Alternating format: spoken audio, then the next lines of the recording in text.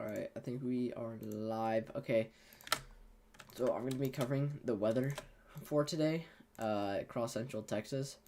Sure, it shouldn't really be going like too crazy on it, but I will be covering it.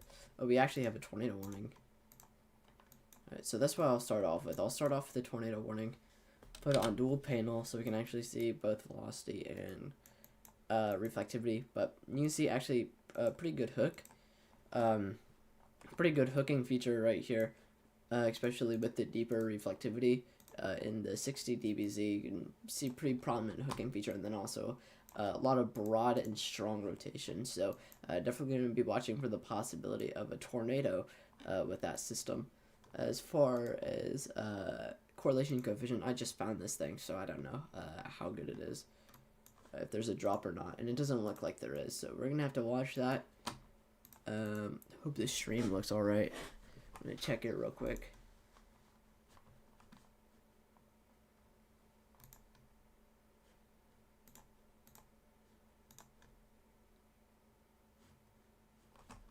Alright, yeah, this stream looks alright. Actually, I think it looks really good. That actually looks really good for the stream. Actually, quite proud of how it looks. That's actually really nice. Okay, so we're watching this for the possibility of a tornado. Because we do have the rotation, and you can also see that hooking feature in the deeper reflectivity like that, and then also the broad rotation, pretty strong as well. So kind of watching for the possibility of a tornado here with this storm. I'm also gonna go really quickly and get that link for the live stream out real quick.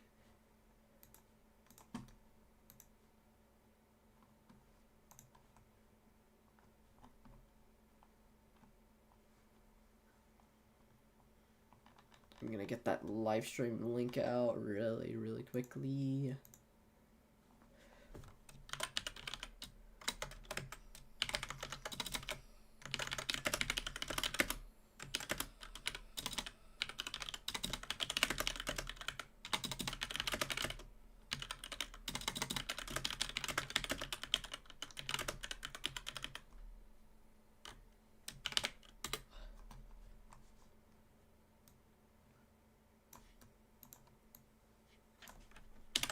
Alright.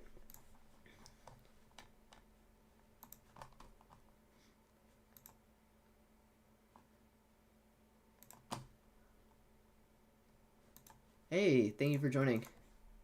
Can you not hear me?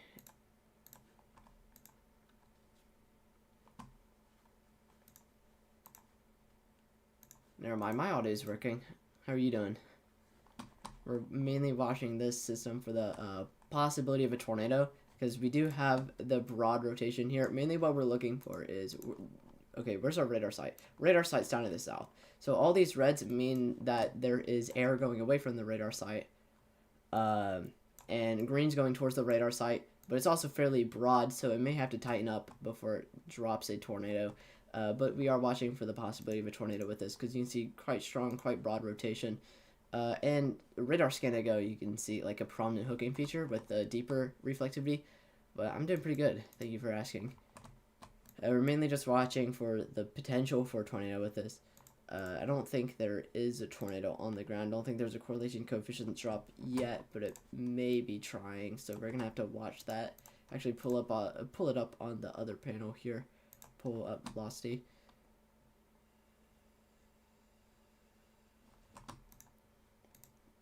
Oh, that's sick. Yeah. It was Project Gladiator weather forecast, and that's me. Thank you for tuning in.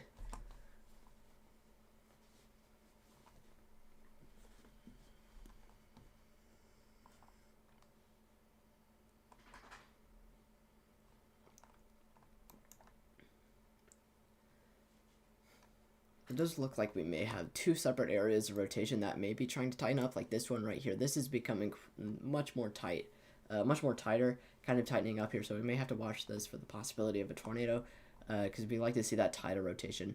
As it tightens up, kind of like condenses a little bit more, if that makes sense. Kind of tries to form a tornado a little bit better. And we also do have this other area that may be trying to rotate away from this as a separate area of rotation. So we're gonna have to watch this. And again, I don't think this is a correlation coefficient drop, but it may be trying to loft at least a little bit of dust. So we're going to have to watch that, see if it deepens in the next radar scan. But again, we have to watch for the possibility of a tornado. Right now, it's mainly tracking through mainly rural areas, with the exception of Interstate 183. So overall, pretty glad that this isn't going directly towards a town or anything. Interstate 183 may be in a little bit more of a weirder situation.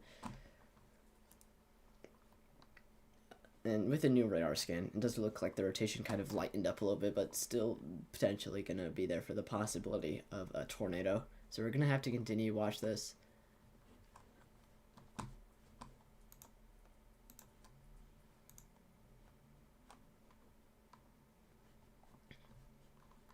But if you do have any questions, please feel free to ask. I'm mainly going to be watching this thing. I don't think there's any other tornado warnings right now.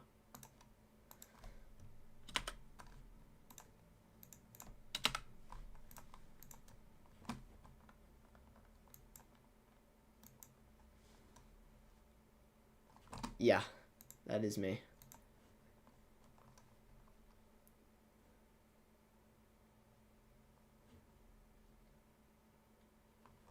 Do indulge in a little bit of Roblox from time to time. Usually just play Twisted.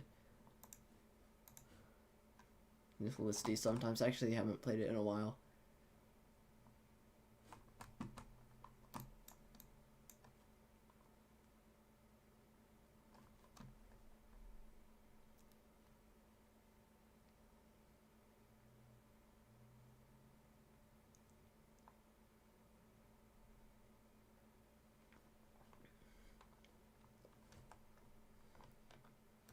I mean, they're just gonna wait for the next radar scan and see how it goes from here, but it still does look like it may have the potential for potentially trying to produce a tornado. Oh yeah, the Chuck Lloyd household. Yeah, I remember that. I don't think there's gonna be any more progression with that, sadly, because I think the like the big dude that was behind a lot of those myths was I think he was like revealed to be a pedophile or something. I don't know if I'm going to be struck down by the YouTube gods for saying that word, but I mean, I think that's what happened to the big dude that was behind a lot of the big myth communities.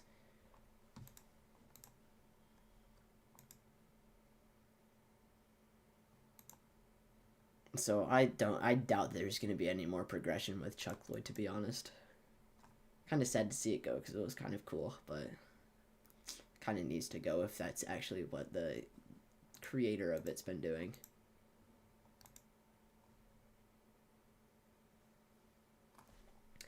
Yeah, I'll consider it. I kind of like did a mass unfriend of everyone because I didn't like really play Roblox that much anymore. Plus, there was just a bunch of people that I didn't really like play Roblox with anymore. So, kind of just did a mass unfriend and left mainly people I know in real life. So, but usually I've kind of just been staying away from Roblox for the majority of it. So.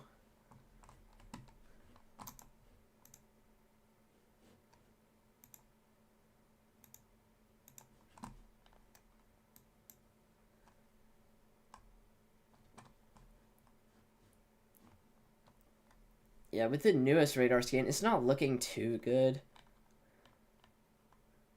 You did an essay on tornadoes a few years back. Was it for a school assignment?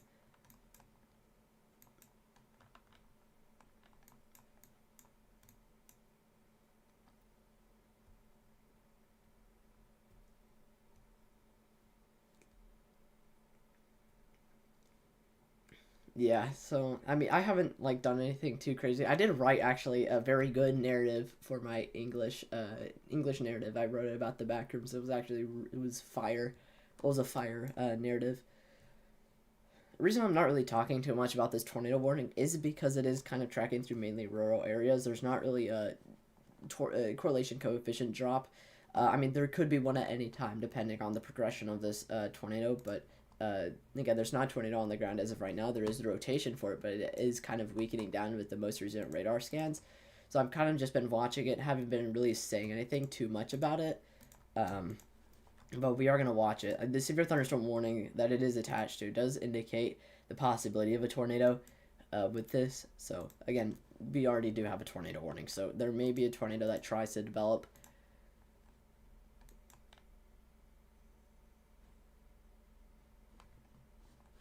Actually gonna switch back to reflectivity here. Oh, that's a lot of hail. So what you're seeing here, mainly in the purple, this is mainly all hail. This is potentially even large hail. So even if there isn't a tornado on the ground, one of the biggest hazards with this is probably going to be large hail, because there's going to be a lot of large hail. The main risk for today actually is going to be the potential for large hail, especially further down south with some of these storms. That is kind of expected a little bit later today. I mean, we do have some storms developing here that we may have to watch. Actually, this cell right here did produce a lot of hail, and it went directly over the radar site. So we're going to have to watch these cells down here for the potential for potentially significant hail, very large hail, and it may also pose a threat to San Antonio, so we're going to have to watch that. I'm pretty sure a lot of the storms that we are expected to see as far as large hail may be a little bit later in the night, but these may be the ones that we may have to watch. The main thing I'm probably going to be watching is going to be this tornado warning. Yeah, it's even getting up to 70 dBz right here. So potentially, again, large hail. Potentially very large hail. Alright, I'll see ya. Thank you for tuning in.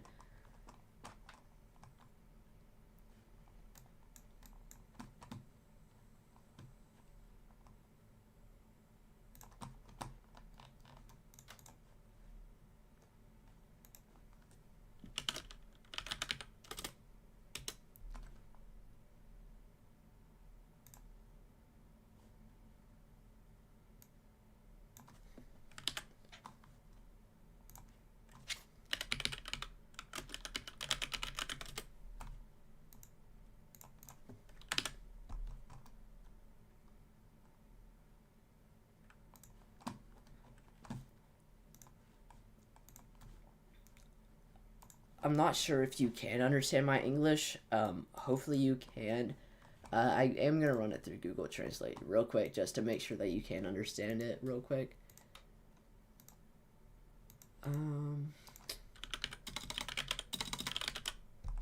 Again, the reason why I'm not really too worried about what's going on as far as the tornado warning, because it is mainly tracking through rural areas, so it isn't really expected to hit anything, plus the radar is looking kind of icky. So that's mainly why I haven't been like talking about it too much.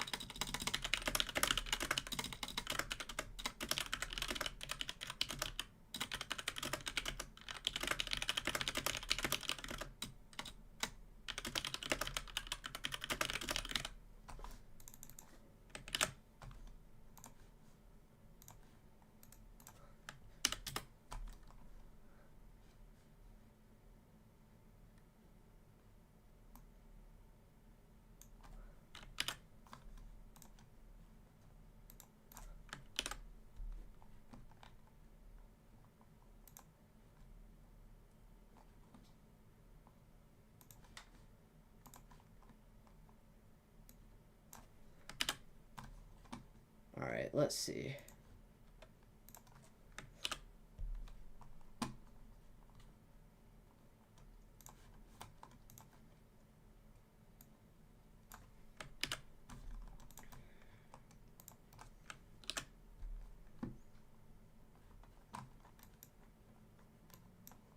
Alright, let's see. Do I have access to radar sites in Puerto Rico so I can check? I do have access to them.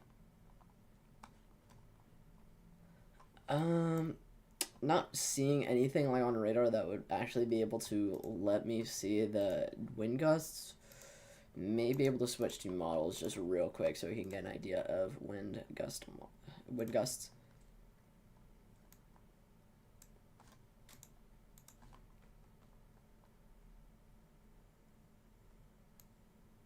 Yeah, it's outside of the coverage zone. I can't get models for damaging wind gusts, sadly, and I don't have Pivotal Weather Plus, so I wouldn't be able to see them regardless, sadly. So sorry about that. I do not want 4-panel. I want 2-panel.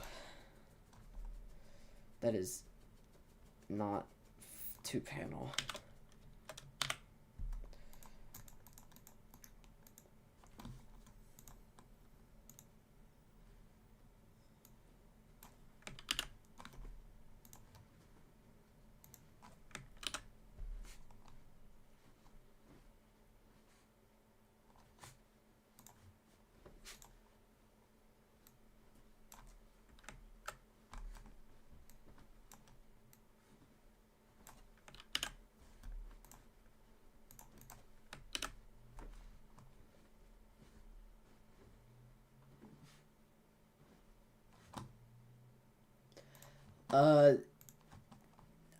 Okay, I'm going to take a guess and say that you can understand English just for the purpose of it, not to be rude or anything. But I've also been running these through Google Translate just to be sure. And I did not know that they had a wind advisory or something as far as wind for Puerto Rico. I don't think I actually have access to warnings for Puerto Rico, so I wouldn't be able to see it. It's getting worse and worse. Why? It's duplicating my frames.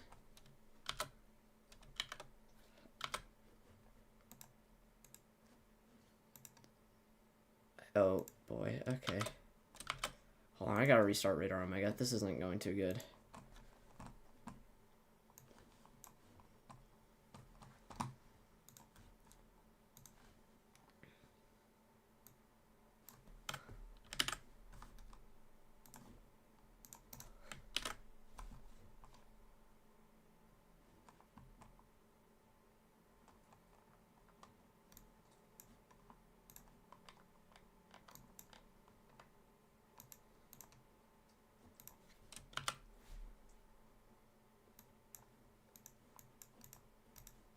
I'm gonna have to watch that. May try to develop rotation right there. Alright, let's see. Unfortunately, I do not have access to warnings or actually models for Puerto Rico outside of GFS models, which are kind of crappy, and I don't really like to use GFS models for a short period of time, unless it's for like a weekly overlook. So unfortunately, I cannot check wind gusts for Puerto Rico. I actually don't even have Pivotal Weather Plus, and I don't have access to them on Radar Omega, so I wouldn't be able to check them, sadly.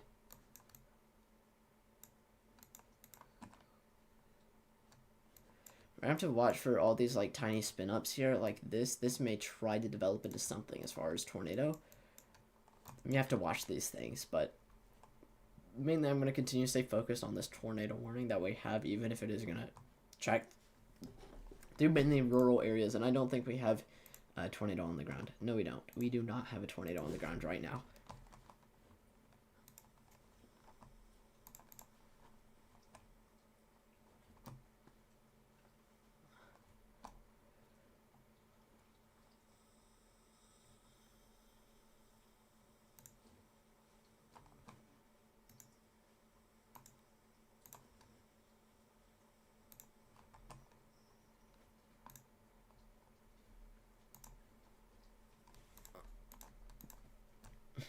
Okay.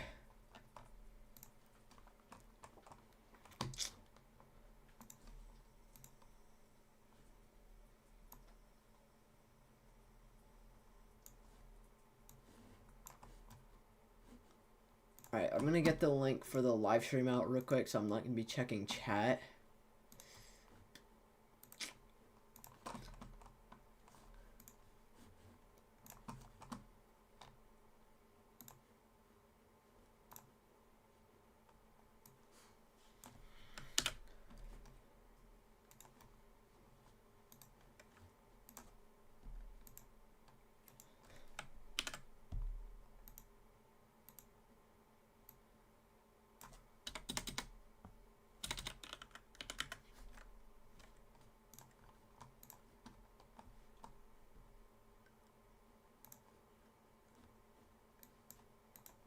Okay.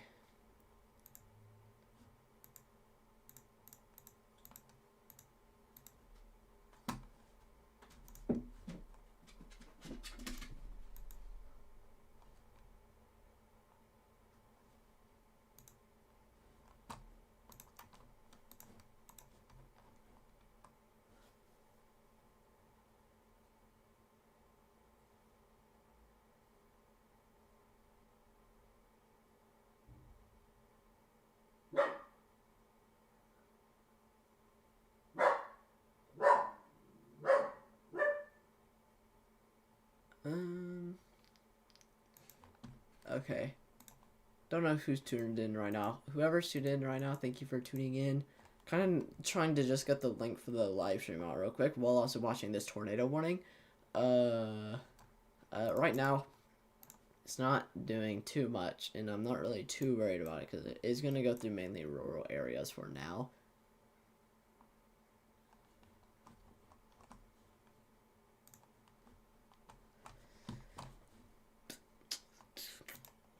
All right.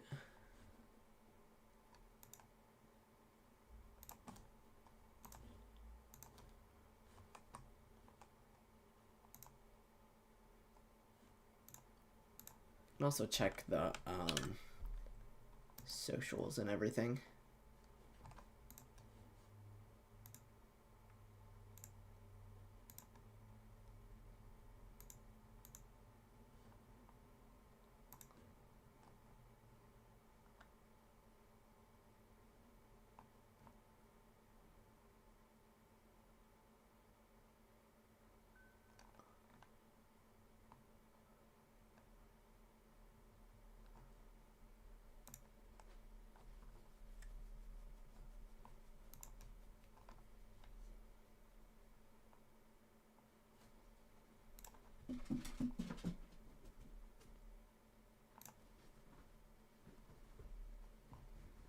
Ooh, so there was a tornado on the ground associated with another supercell that I couldn't go live for, unfortunately. There was a tornado on the ground with it. It actually looked pretty cool.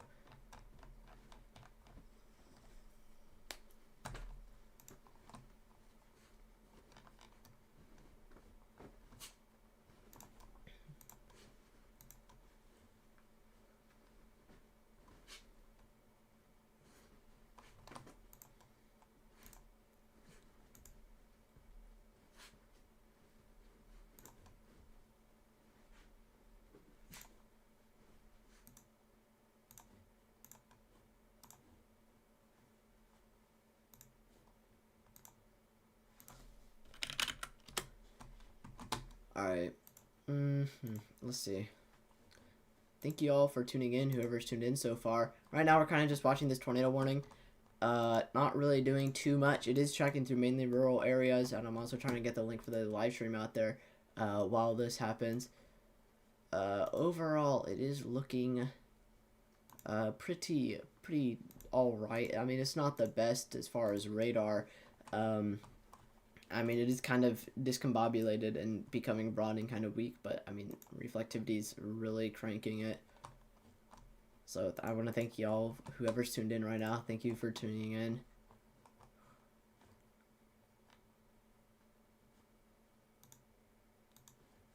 And I don't know if I'll be able to check chat right now because I am getting that live stream link out.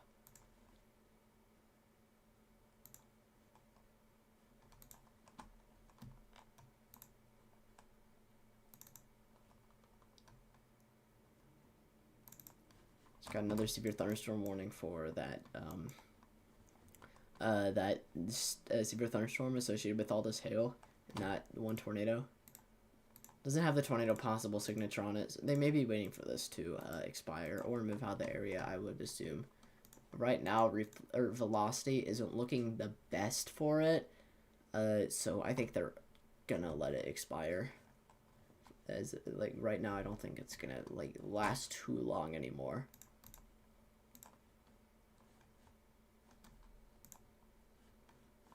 Well, I want to thank whoever's tuned in right now. Thank y'all for tuning in. If you guys have any questions, please feel free to ask.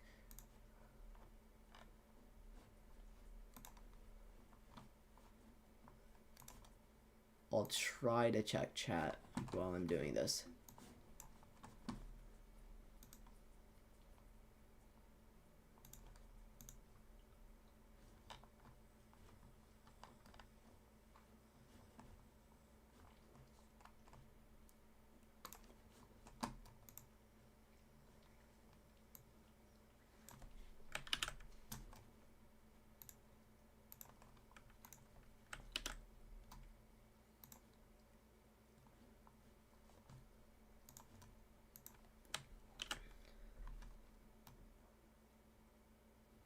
All right, there we go. Got it out. Got the links for the live stream out, so we are good now.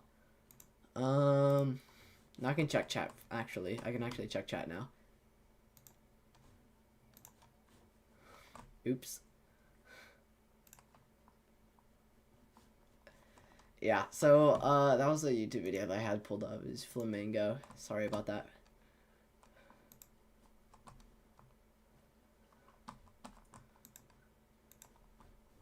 Definitely press the play button. I mean, it was closed, but as soon as you go to the tab, it's just gonna start immediately, and I kind of don't like that. Kind of hate when it does that because you don't want it to start, especially when I'm doing this.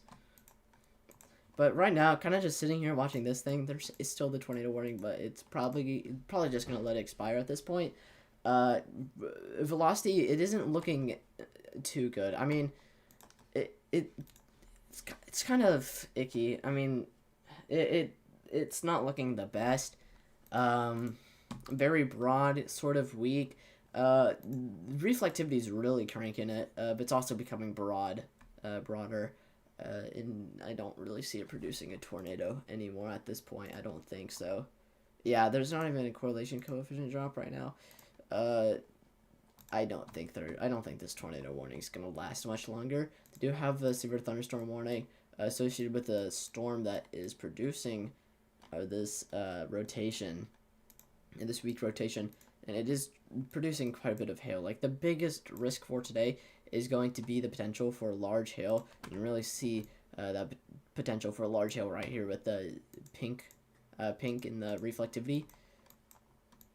And then we also have this line that is extending down into southern Texas, which we may have to watch for the possibility of large hail, as well as the possibility of some smaller spin-ups that may try to produce the potential for a tornado. It is extending pretty far down. There are some smaller, more robust embedded supercells like this. See it producing hail, as well as potentially trying to form a hook and maybe even rotation. So we do have to watch for these sort of things. And then we also have to watch for these more isolated storms that may be further down to the south.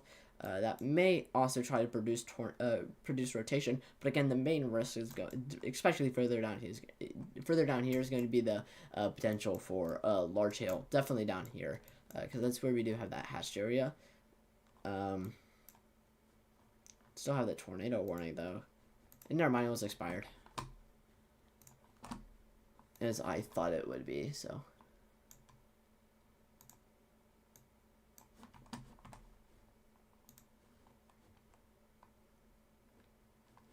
Going to update the live stream stuff real quick so it doesn't say on tornado warning. Should be, I think, 3 severe thunderstorm warnings, 0 tornado warnings.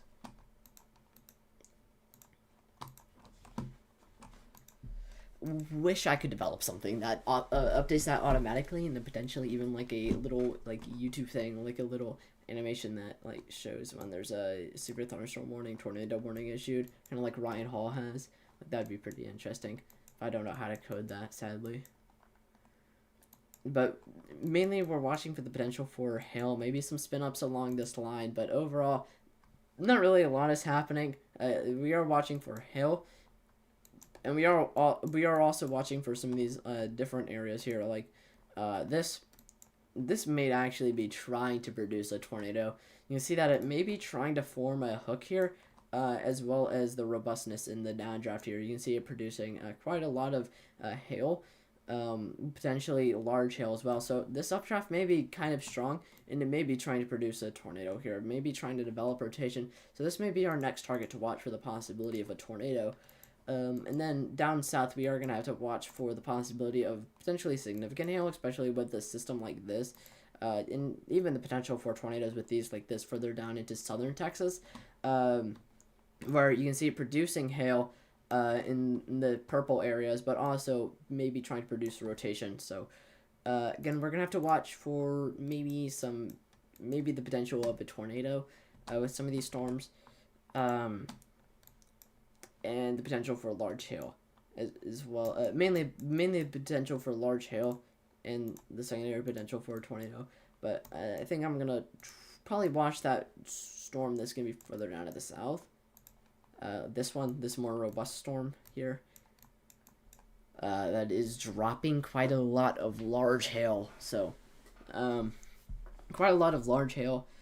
Again, quite a lot of large hail may be indicating that the updraft is pretty strong, leading to that large hail. And then also, you can see it trying to form a hook here. So, we're going to have to watch maybe for the possibility of a tornado that may develop with this. I'm going to try to grab a Kit Kat because I haven't really had anything to eat today outside of a burger.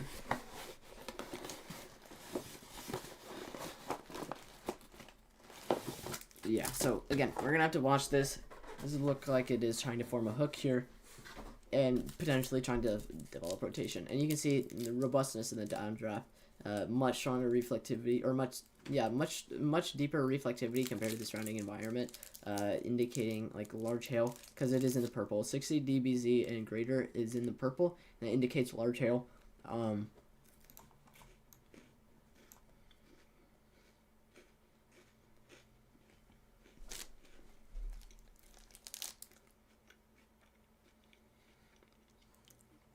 In this area, and that may indicate a strong updraft because it's able to loft hail or rain particles so far up in the atmosphere that they can freeze and fall down as a large hail. So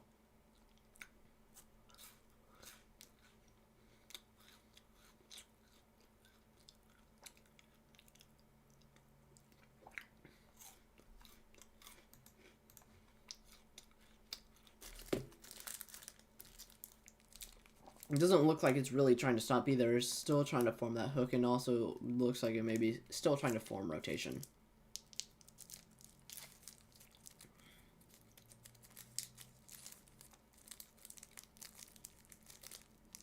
So we're going to have to watch for the possibility of a tornado with this.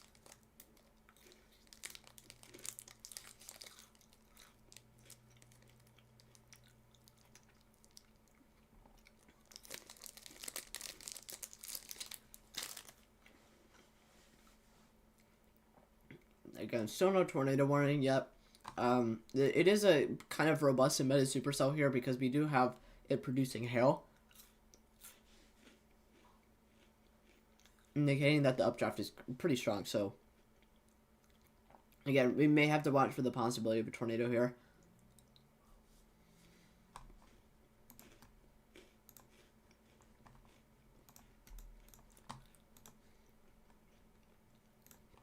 Actually check correlation coefficient, see if there's any drop, and there isn't. I'm mainly going to see if I can wait or see if they'll issue tornado warning for this eventually. Right now, rotation's kind of on the weaker end, so they may not issue one just yet.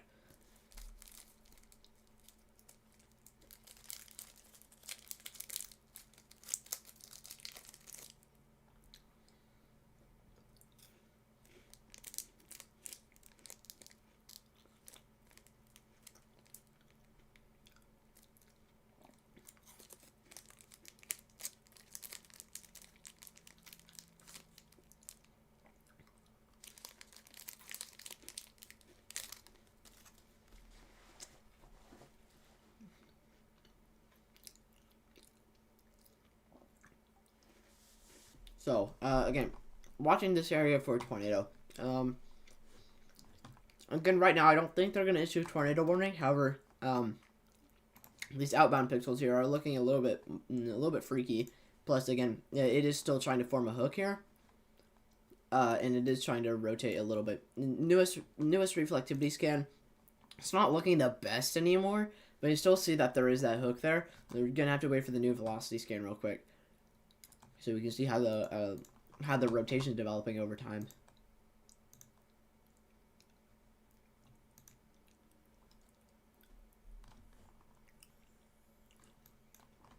Yeah, it's not looking the best anymore, as kind of expected with that decrease in the overall like robustness and organization of the hook. We'd had a significant decrease in the amount of rotation that we had.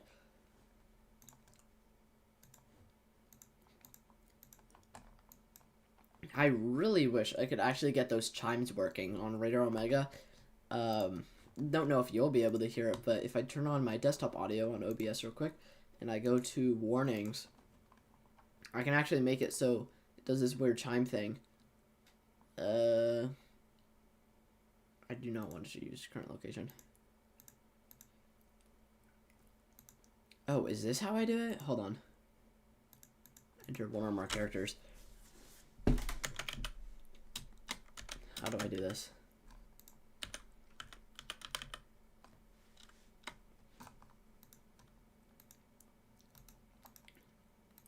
Oh, custom location. Okay, so as far as like, yeah.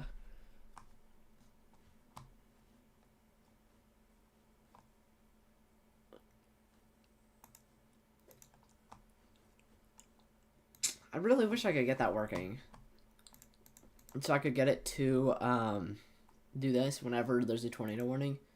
Make that sound so we can actually hear when it is. And I can do the same thing with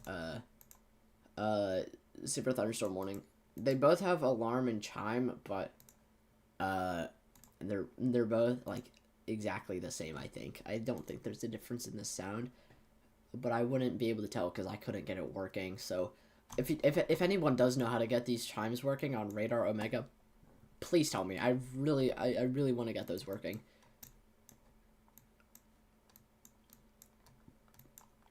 Wow, you can see quite a lot of hail here. Very large hail associated here. It is tracking through mainly rural areas. Actually, no, it may impact Coleman. Coleman may have to take shelter. And Santa Ana may have to take shelter. We do have large hail on the way.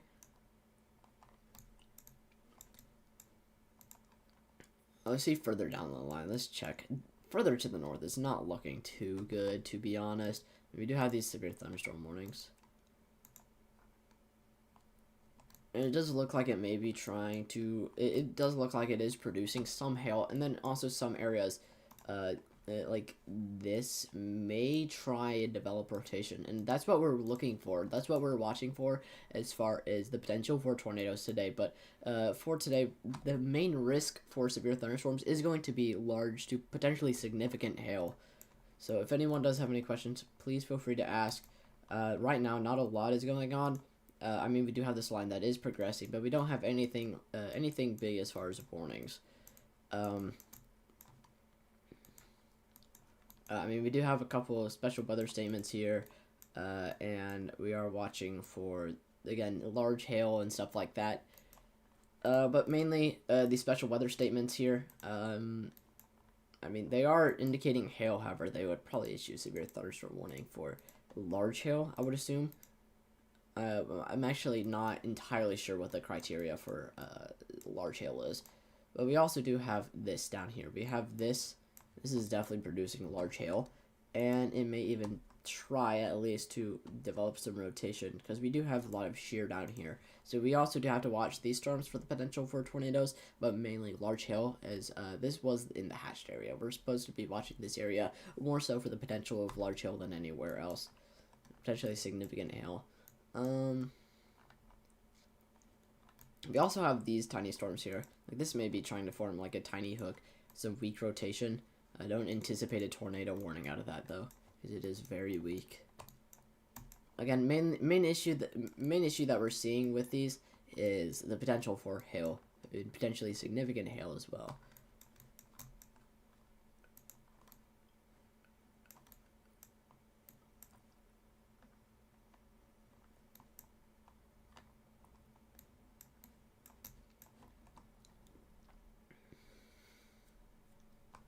So if anyone does have any questions, please feel free to ask.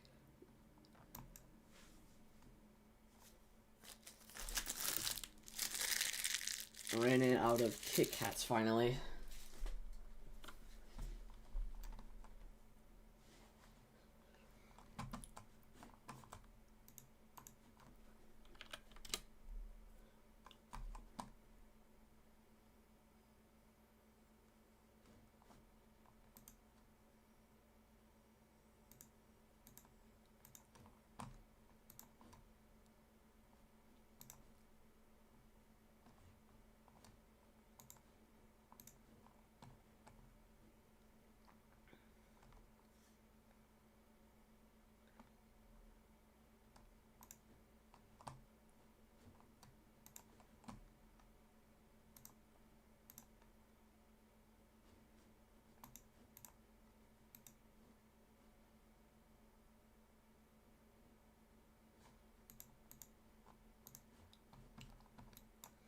So yeah, right now, I mean, not a lot is happening. I mean, we do have some severe thunderstorm warnings. I think I'm probably gonna watch this cell right here because that's mainly what we're looking for as far as severe thunderstorm warnings, and also the possibility of some isolated damaging wind gusts. Like right here, we probably have some strong damaging wind gusts, potentially 40-50 miles per hour in strength. So yeah, we may have some strong damaging wind gusts that may come out of that, as well as what you see in purple, like areas like this, that's all large hail. So that's also what we're looking for. Mainly the risk for large hail for today.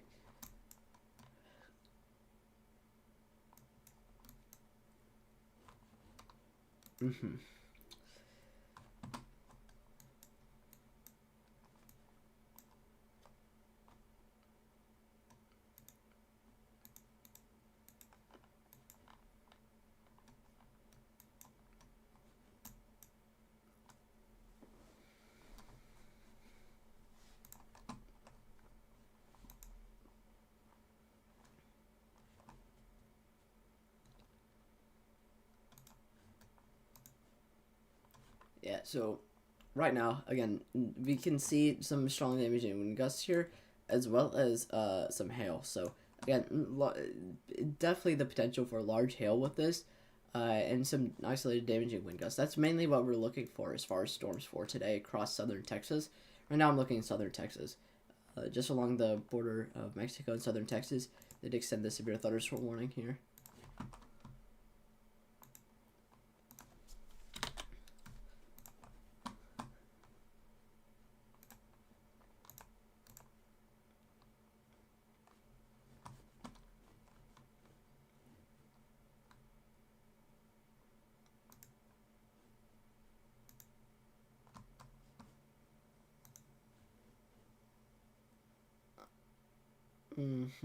Yeah.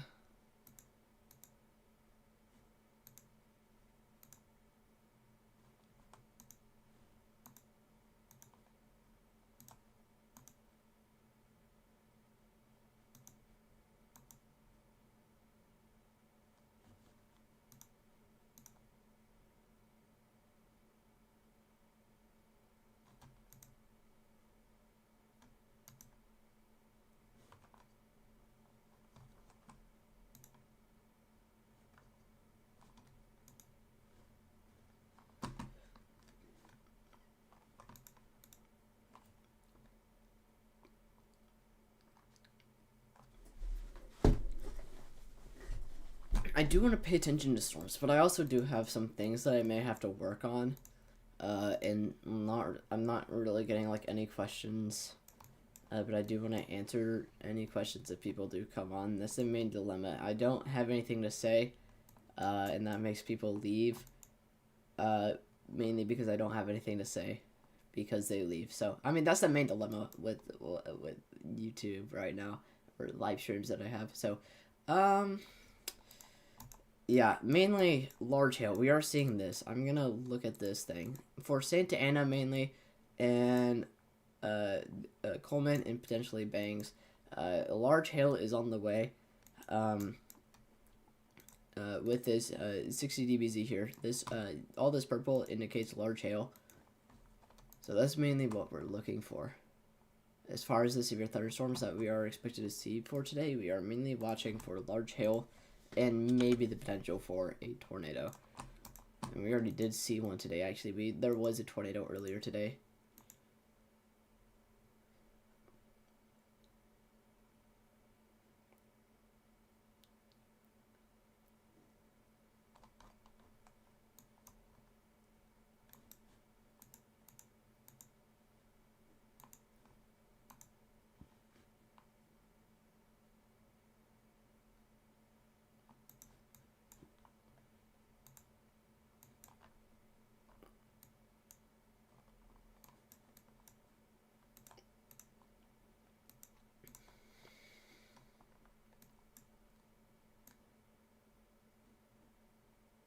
Think they might extend another severe thunderstorm warning for right here. We may get like a 4-panel thing here with the severe thunderstorm warning. So it does look like we may have some damaging winds up here that may lead to a severe thunderstorm warning extended further north, including Archer City. mainly in kind of like in this area, I would assume, I would think, because that's the main path of the damaging winds. Surprised they haven't done that already, actually.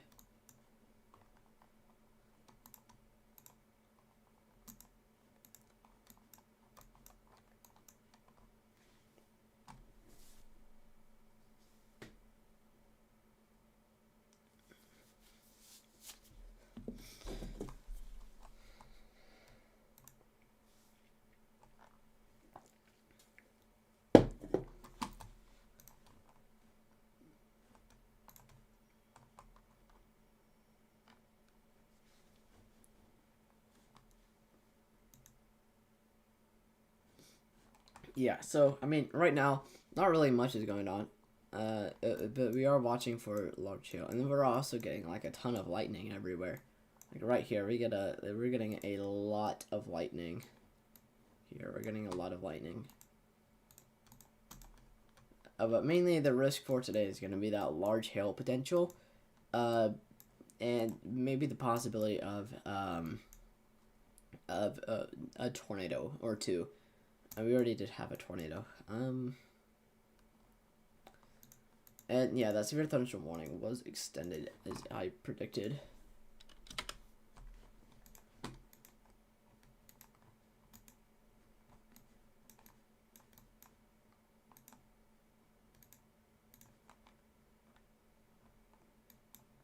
Yeah, like as I mentioned previously, we are watching for the potential for damaging winds. This doesn't look like rotation. This looks like it's more damaging winds than rotation. And then we're also looking for large hail. It's kind of a weird storm shape, to be honest. I'm not really sure what's going on with it. I kind of want to look at the progression of it. The last couple of frames. It's kind of weird.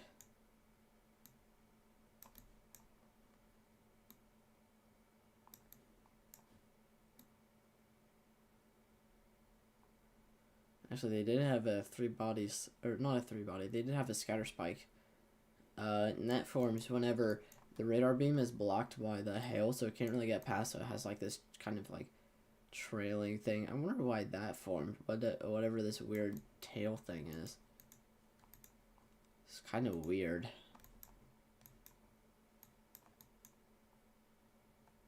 Notice that a lot on storms with a large hail like that. They have this weird like tail thing down in the south. It's not a hook. Like usually it hooks backwards or it just has a very odd shape.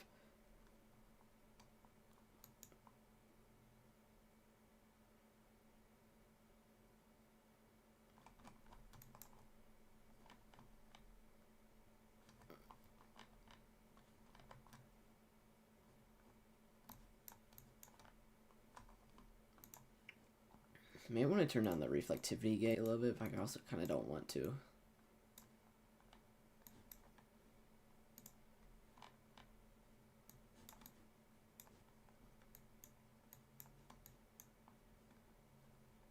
I'm going to turn it down to see how it looks.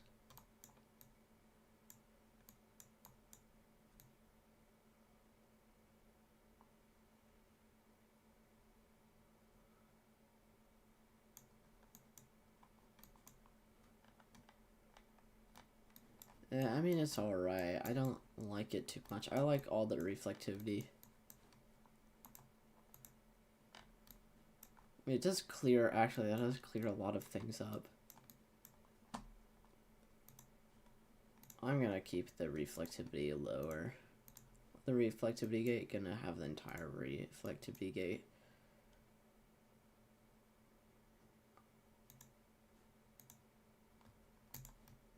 What about color tables? We have the default. Have another one. This one. This is kind of weird. It's kind of weird color table.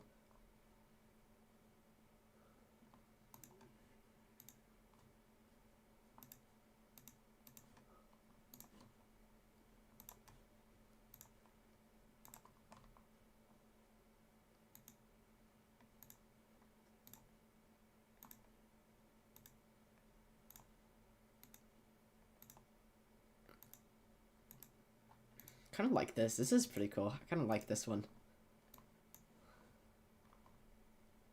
Only thing I would do is probably like move 60 dBz a little bit further down. I kind of like this one.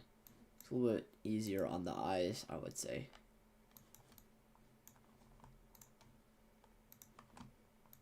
I think it also makes things like look a little bit less than what they really are, so I'm probably gonna switch it back.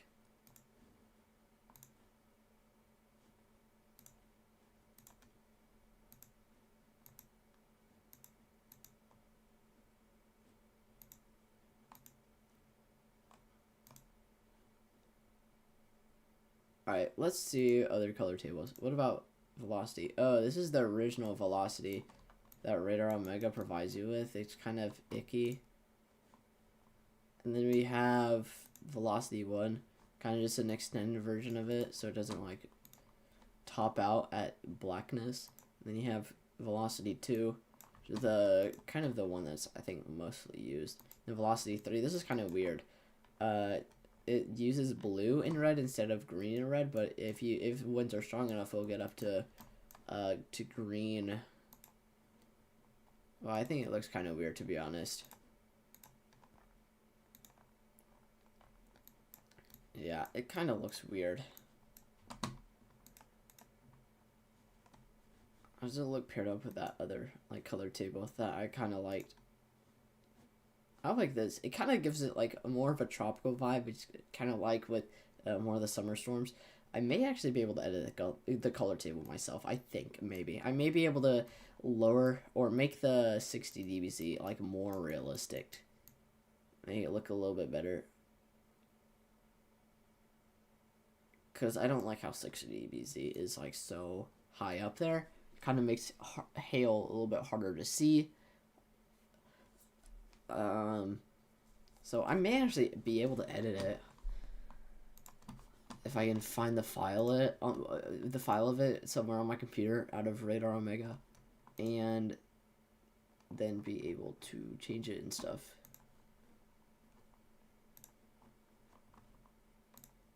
I want to thank whoever's tuned in right now. Thank you for tuning in. If you have any questions, please feel free to ask. Not really a lot is going on as of right now, so I haven't really been watching everything. This is weird. I'm not sure what this velocity color table is. This is new though. This is kind of odd. I don't know. Let me know which one you think it looks best. I think this one looks best in my personal opinion. I think it also fits well with the tropical feel of this reflectivity color table.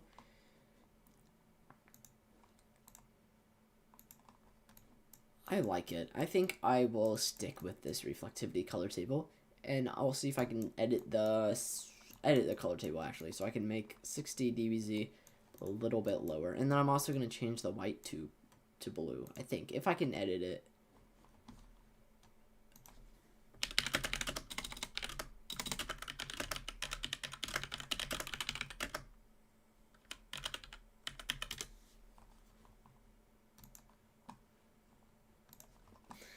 Don't know if you could hear that, but I did look up a video on how to do it.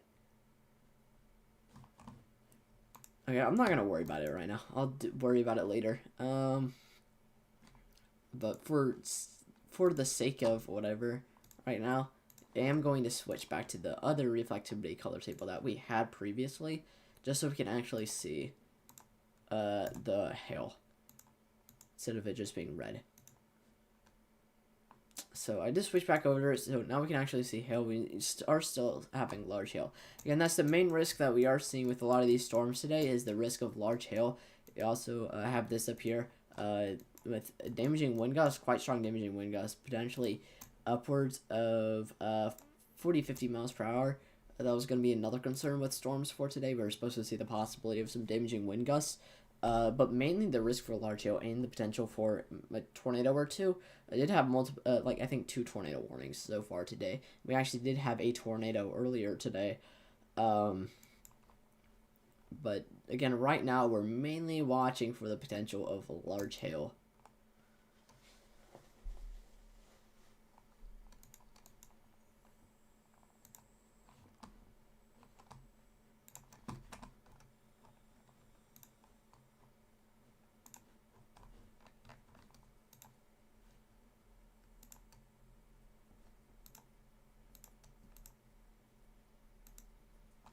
So if you guys do have any questions, please feel free to ask. Kind of just sitting around here waiting.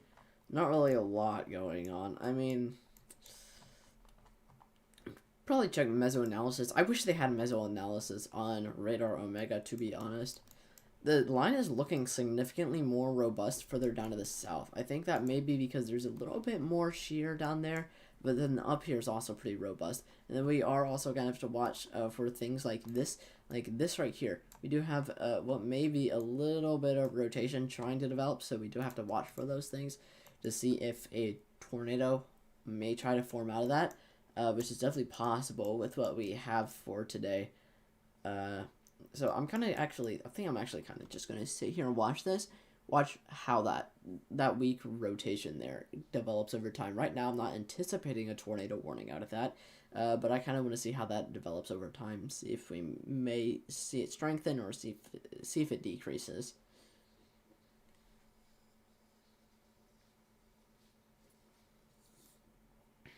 But overall, not a lot going on. I'm going to see... yeah, I'm gonna mute desktop audio. Gonna watch that one video while also watching Radar Omega. But I really want to edit my color table.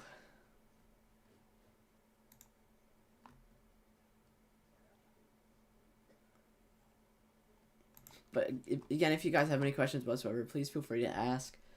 I am completely open to questions as far as what's going on, as far as severe thunderstorms. Yeah, right now, not a lot is going on, but we can also check the line further down south, see what it may be doing. Again, like I said, it's looking a little bit more robust, especially further down to the south. There's a little bit better shear, so it's a little bit more of a hail potential this far south. But again, still also the potential for some damaging wind gusts with that line, and the potential for potentially a tornado. At least a weak one. We actually did have a tornado earlier today, and then again we're watching for this mainly. I'm actually going to zoom in on it a little bit more. This may be what I'm going to watch. I'm going to wait for the next radar scan.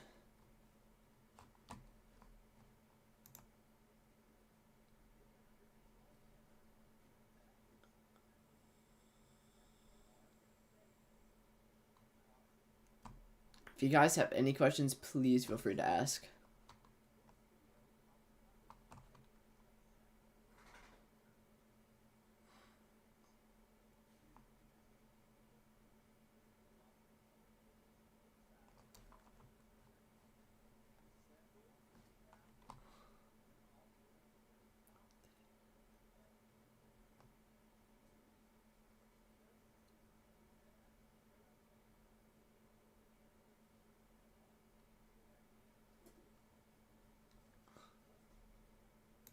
Yeah, so again, still waiting on that new radar scan as far as velocity, see what it may look like.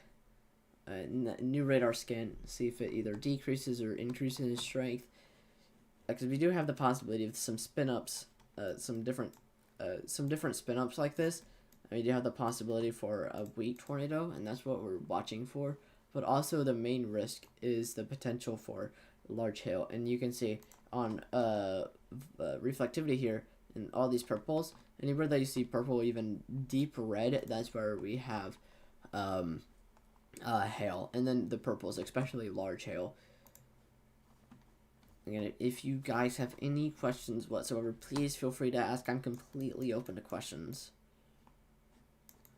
And I really encourage questions.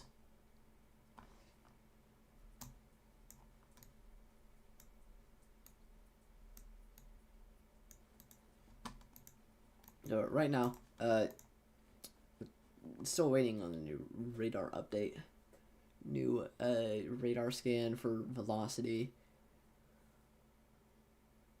It's a little bit small. It's a little bit more on the lower end side of things. Just want to see if it increases or decreases with a new scan.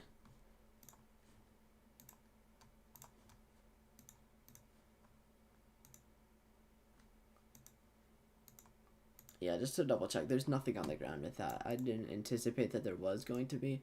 Oh yeah, with the new scan, it's still rotating a little bit, but it's also looking a little less than it was previously, but it's kind of around that same intensity. So I'm gonna continue to watch that over time, see how that may develop.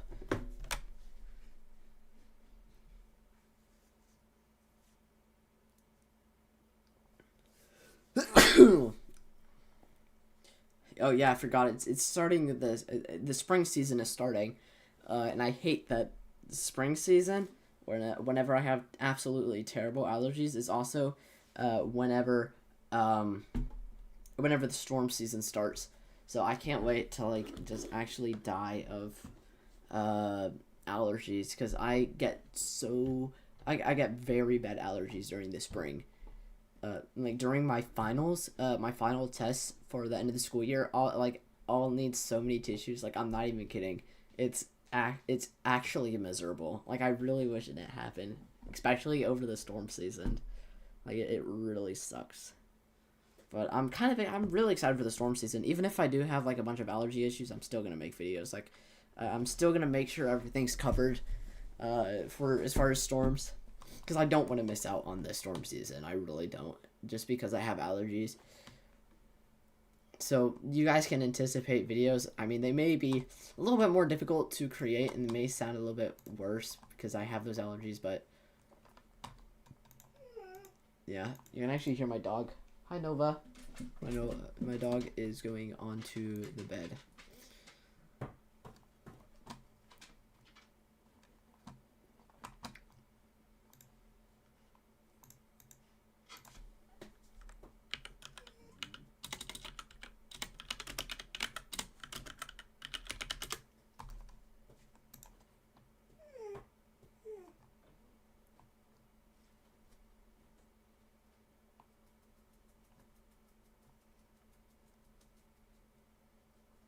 Ooh, palette suite. I can use palette suite, apparently. Okay, so guys, if you guys have any questions whatsoever, please feel free to ask. Right now, I'm kind of not really doing all that much because there's not really a whole lot that I'm looking for, or a whole lot that's currently going on.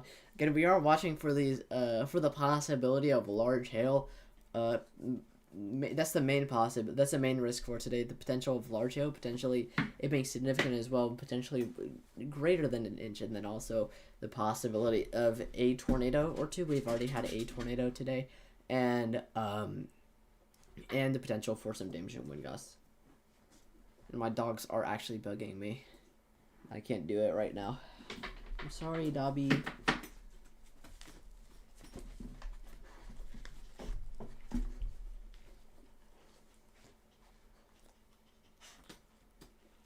Yeah, my dogs like to do this. Kind of hate having to do this right now because my dogs are just gonna bug me. Especially this one. Isn't that right, Dobby? You're gonna bug the snot out of me, aren't you?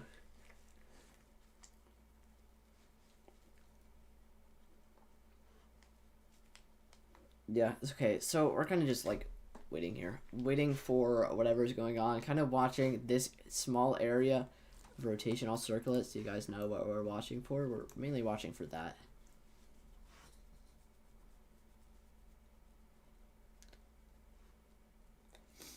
Watching to see how that area of rotation progresses. See if it decreases or increases in strength overall. Dobby, I can't have you up here right now. See if it decreases or increases in strength over the next couple of radar scans. See if there may be a tornado possibility with this. But as of right now, I'm not anticipating a tornado warning with this, as it is kind of on the lower end side of things.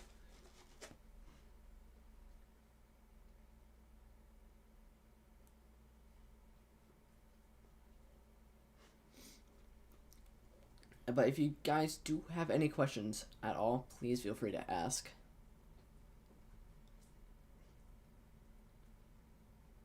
Like, I really encourage questions. Oh, I may have gotten the wrong thing. Oh, never mind. Top chat and live chat, I think they're the same thing. I'm just gonna put it to live chat, just to be sure, just in case. Make sure I'm not missing anything in chat. I couldn't tell if I was. I really hope I'm not.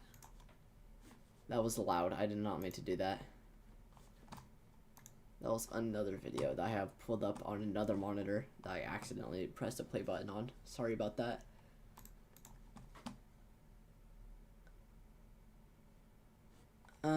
Yeah, kind of just watching that area of rotation. I'll actually zoom in on it a little bit better, see how it goes from here. Still waiting on that new radar scan. Right now, it's still not anticipating all that much of a tornado warning from this, but that's why we're watching it. Let's see how it progresses over time, see if it increases, decreases in strength, and see where it may go from here. What we're currently watching, we are currently watching this area of rotation kind of to the southwest of Electra, Texas. It's a really sick name for a town, actually, but if you live in Electra, I mean, do stay weather alert, because you do have the possibility of some strong damaging wind gusts and potentially some large hail. I don't really anticipate all that much of a tornado risk with this, depending on the next radar scan, but it's good to stay aware, as there is a area of rotation, at least, and it does look like it may be trying to at least strengthen or tighten up a little bit. It does look like it may have gotten a little bit better from the last radar scan. Let's see if there's anything further down the line. See if there's anything else that we may have to watch. Anything that I'm missing just in case. And it doesn't look like there is. It doesn't look like it. I mean, we do have this area that we may have to watch, especially with the more organization, the line further down to the south. But we may have to watch like these areas here where we may have a little bit of a notch that develops. And then we also have to watch down here, especially because this is where we are expected to be watching for the possibility of large hail, and then maybe a little bit more of a better tornado risk further down to this area.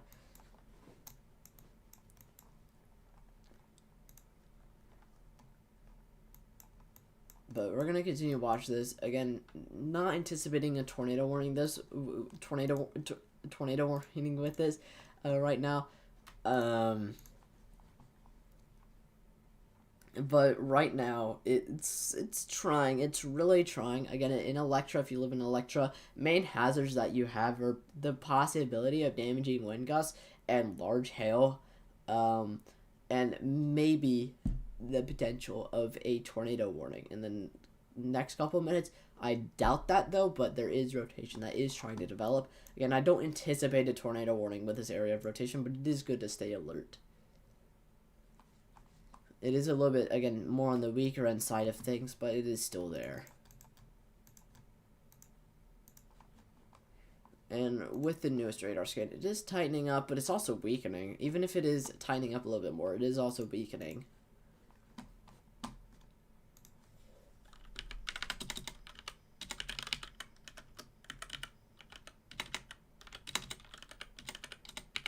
I'm gonna look for that palette editor app real quick.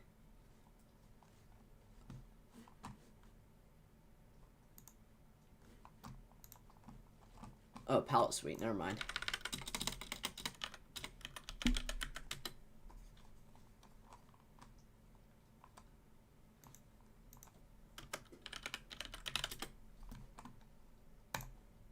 Palatalizer.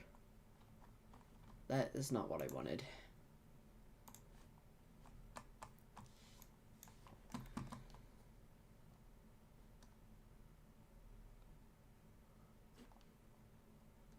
Oh, they found it. Found the link. Palette suite. Yay.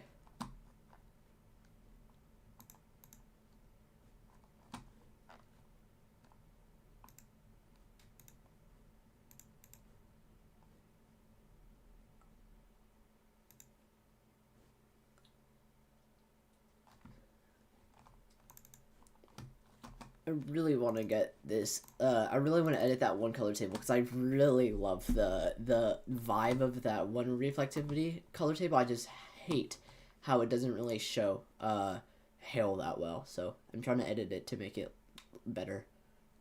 But if I can get it working, I will change to that color table, and hopefully it will look better as far as hail.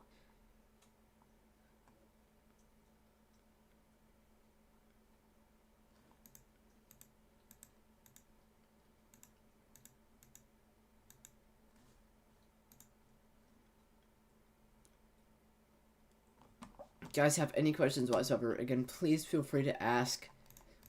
I'll be here for a while. Again, we're still watching this small area of potentially developing rotation, at least trying to develop. Again, I don't anticipate a tornado warning with this. Again, if you live in Electra, main risks for you are probably damaging wind gusts and the potential for large hail, mainly the large hail part.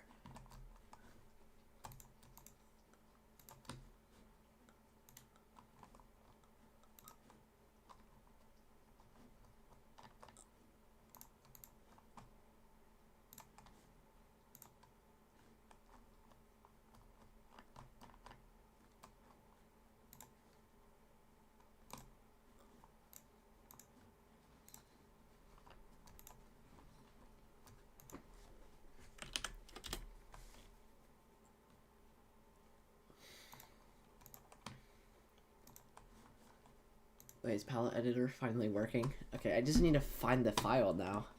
That's the main thing I need to do. I'm gonna check the line real quick. I want to make sure I'm checking everything before I actually start trying to change that file. And make sure I'm just up to date on everything as far as what's going on. I feel like they should put a radar site somewhere in the Oklahoma panhandle, at least like somewhere right here, because there's kind of a big radar dead zone there, or at least somewhat of a radar dead zone. I mean, you can still see. Why are there no severe T-storms watches in Travis and Williams County? Is that in Texas? I think it would be in Texas. I would have to look up where that is real quick, and then I'll give you an answer.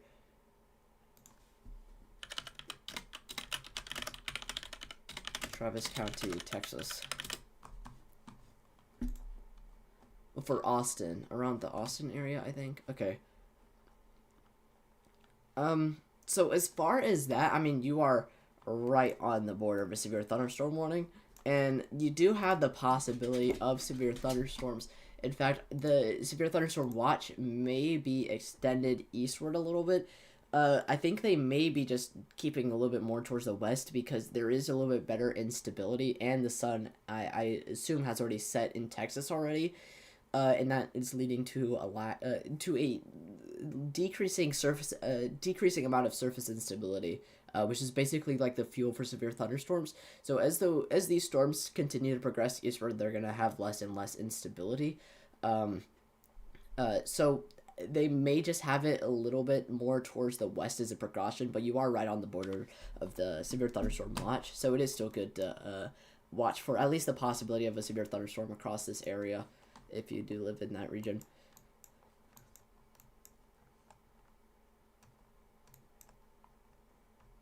Yeah, so whenever the sun sets, you get that lack of instability, that lack of surface instability, because you don't have the daytime heating. And that is expected as it does move closer into eastern Texas.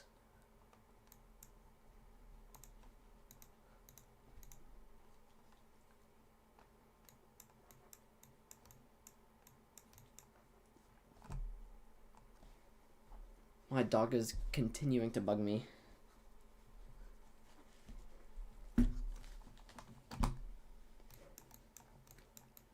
Mainly what we're watching for right now is like these tiny spin-ups right here. These tiny notches in the line of storms where you have this area of rotation. That makes more sense. Yeah, I mean, we actually did have, I think, more instability than what we thought. I can actually check mesoanalysis. We did have a little bit more fuel for storms than what we thought, I think. I'm going to check mesoanalysis so we can see actually how much instability we currently have.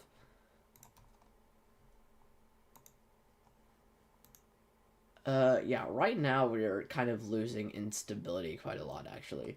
Right now we are seeing instability that is hardly reaching 1,000, actually. I mean, we do have some 1,000s all over the place, but overall it's kind of lowering down a little bit. So as we progress further into the night and these storms progress eastward, they're gonna have less and less instability.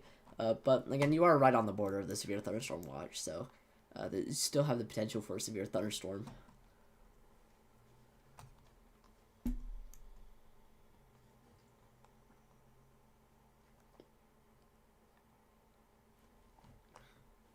Actually, I'm going to keep mesoanalysis pulled up just in case.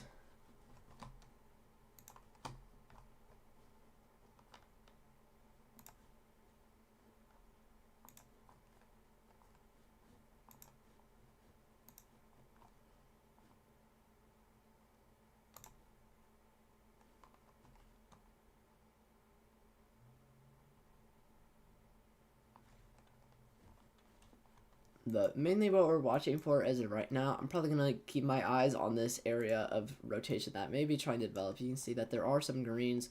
Where's the radar site, actually? I need to figure out where that is. Okay, so we do have the greens towards the radar site, reds away from the radar site, in a counterclockwise fashion here. So we do have a little bit of weak rotation at least developing, and you can see that there is a little bit of a notch in the line. So there may be developing rotation trying to form. This looks great. Thank you. There's a lot of yellow everywhere because I turned on the fill opacity for the severe thunderstorm warnings. The visuals? Oh, thank you. Yeah, I did actually put a lot of time if you into the live stream elements. If you recognize it, you may be able to recognize it from the camera test I did like a week ago, or 2 weeks ago, and it kind of just chopped out the radar and socials area. So I still need to find like a way to make it so that the severe thunderstorm warning and tornado warning count update automatically, and then I also want to make it so there's like a thing that pops up whenever there's a tornado or severe thunderstorm warning. That would be pretty cool. So those are the next things on my bucket list, I would say, to figure out how to do those. Actually, I think that may be one of the last things. I don't really think it's all that necessary. I would like it.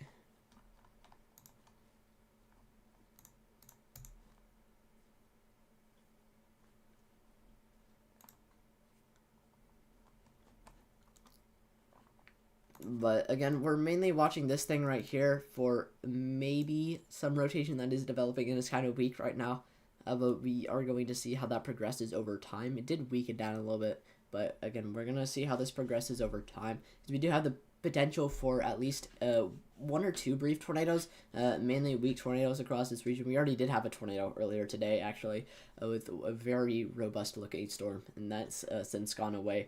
But again, we do have the possibility of like 1 or 2 brief tornadoes. And that's mainly what we're watching for at this point. We're watching for the possibility of 1 or 2 brief tornadoes. And the biggest risk for today is going to be the possibility for large hail. That's what we're mainly looking for. The tornado risk is kind of more of a secondary thing, but that's also kind of the thing that has been kind of happening the most as of today. It's kind of the risk for tornadoes. At least that's the main thing I kind of look for in severe weather coverage. We also have this line here. This is also looking pretty robust, so we have to watch this for the possibility of some spin up because it does look a lot more organized than further up north, because we do have much better instability further down south. It's actually able to use up whatever is left of the instability of the 1000s. And then we also do have a couple severe thunderstorm warnings further down here. This is a damaging wind risk. This is actually some fairly strong damaging winds. I'm probably actually going to focus on that for a little bit. We also have this, mainly a hail risk. There may be some rotation trying in there, but it's not really in an area that would really be all that much of a concern. So a little bit more of a damaging wind risk. But you can see strong damaging wind gusts with these. Potentially upwards of 60 miles per hour. That was actually not expected as far as damaging winds for today. We are not expected to see damaging wind gusts that may get that strong.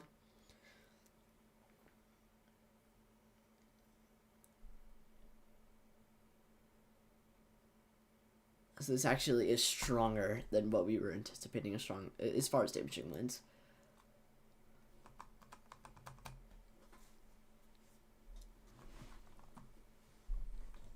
Alright, so I'm going to keep an eye on this, and I'm also going to try to get that color palette working thing. Color palette thing. If I can find a link to the color tables.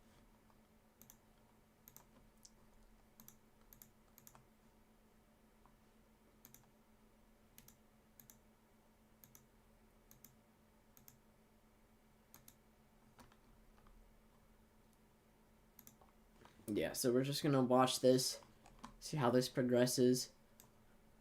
Again, strong damaging wind gusts, upwards of 60 miles per hour. Again, potentially damaging to life and or property.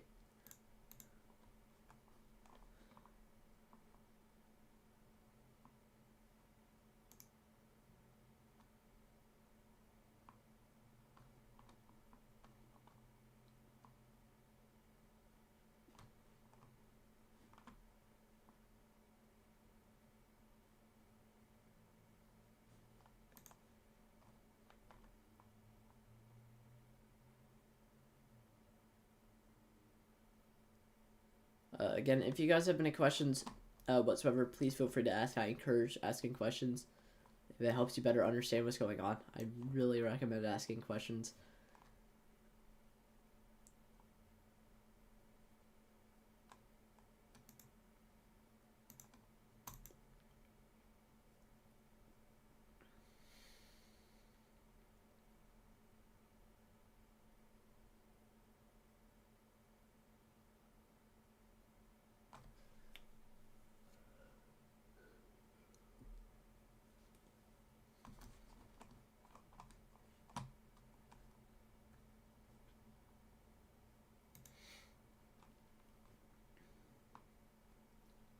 Where is it? I've been looking for it all across my computer.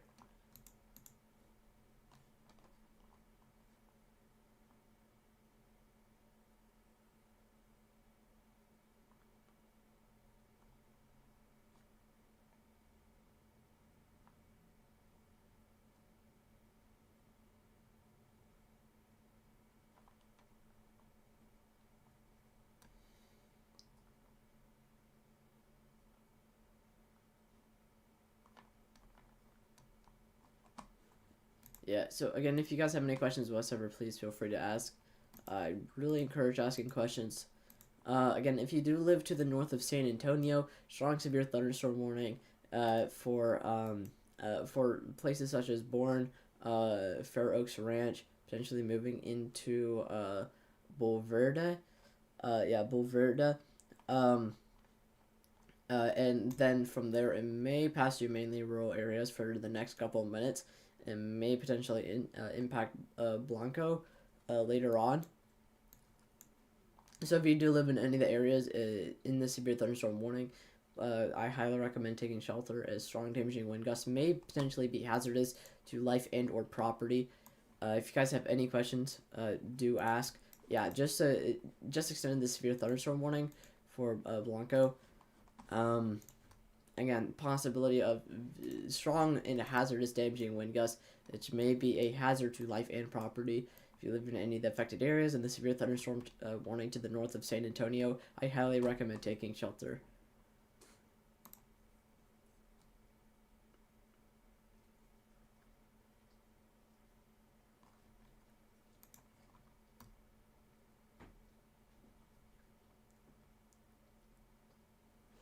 Because again, strong damaging wind gusts upwards of 60 miles per hour. I did not mean to turn that off. Now I may have to start Radar Omega if it screws up on me. No, it didn't. I think.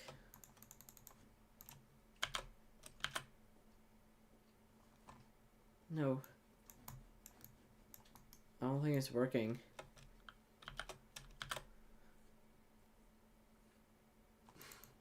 No, come on, please, Radar Omega. Okay, I'm just gonna restart Radar Omega. So we can actually see dual panel instead of one panel and half a black screen.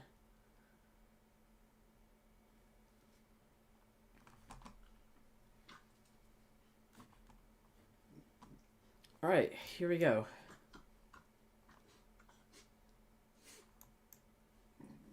Seems we may have lost connection to the stream. Never mind, we're back.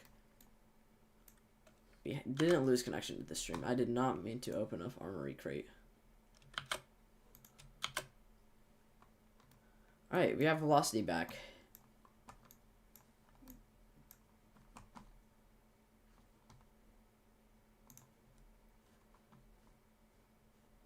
Okay, yeah, okay, we're back. We have Velocity back, and we have the dual panel.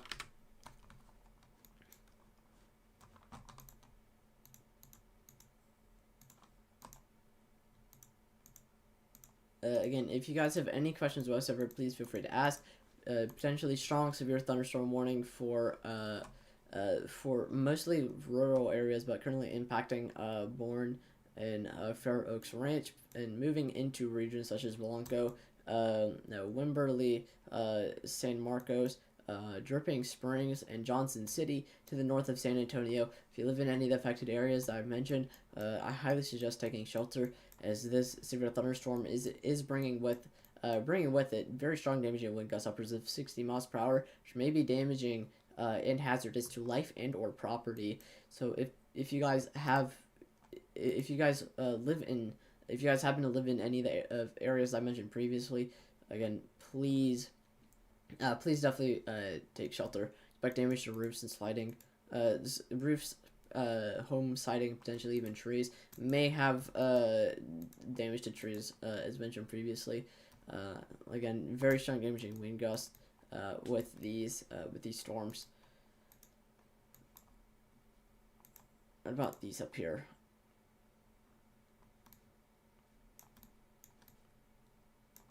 It's not looking like much, I don't think. After these storms do move into the more of the marginal threat area, I'm probably gonna call it a night. But we will have the southern storms after the ones more towards the north move into the marginal threat area. We'll have these storms down to the south because they will be extending back to the slight risk area. Only thing is that this was the last SPC update for the night. I think at 9 p.m. EST. Actually, I think at 8 p.m. EST. The last SPC update. So they did update the hail risk a little bit. It is a little bit more on the smaller side, and they did increase the damaging wind risk to a 15%, probably because of the strong damaging wind gusts that we were seeing. So that's mainly what we're looking at. We're looking at the primary risks of damaging wind gusts and the potential for some large hail potentially being significant in a select area around, more so back into western Texas, around us of the mountains, southwestern Texas, around this region, just to the west of San Antonio, towards the border of Mexico. That's mainly where we're looking for the possibility of large hail, but again, we're also watching for the possibility of damaging wind gusts, and then the secondary possibility of the one or two brief tornadoes. We already did have a tornado today, and we did have another tornado warning that I don't think produced a tornado. So, and we have seen multiple spin-ups across this line. So again, we do have the possibility for tornadoes for today. But again, if you do live in any of the affected areas that may be impacted by the severe thunderstorm warning to the north of San Antonio, such as Blanco, Dripping Springs, San Marcos, or Johnson City, again, I highly recommend that you take shelter because this severe thunderstorm is very hazardous and may potentially pose a risk to life and or property. So I highly suggest taking shelter if you live in any of the affected areas.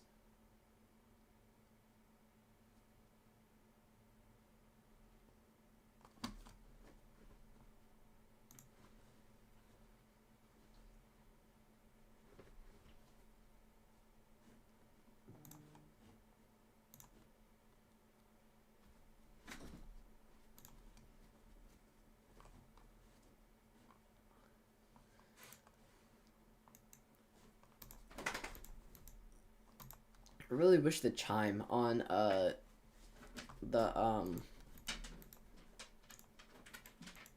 really wish the chime on Radar Mega worked. That's kind of annoying that it doesn't. Again, if you live in any of the affected areas, please take shelter immediately. This is a potentially very hazardous severe thunderstorm, and may lead to may be threatening to life and or property. And it should bring wind gusts upwards of 60 miles per hour. I can't really talk right now. It's kind of late. But again, strong damaging wind gusts associated with a severe thunderstorm. If you live in any affected areas to the north of San Antonio, such as Blanco, Wimberley, San Marcos, Dripping Springs, or Johnson City, please take shelter immediately, as these damaging wind gusts are potentially going to be quite strong and may do damage to life and or property. I really hope you can hear me because I'm getting a bunch of warnings from OBS and YouTube that my stream is having a hard time.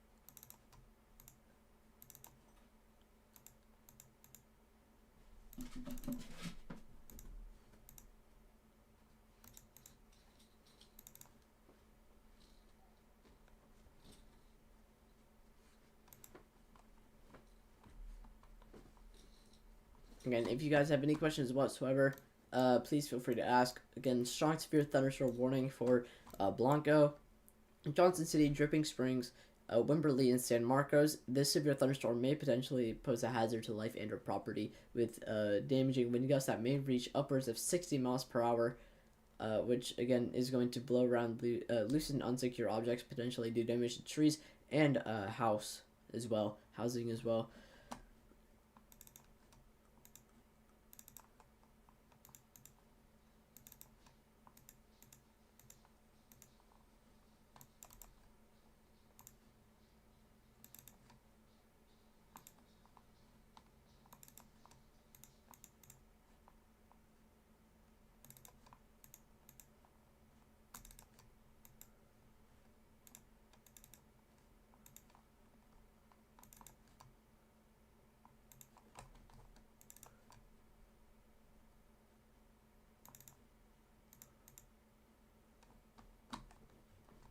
Again, if you guys have any questions whatsoever, please feel free to ask.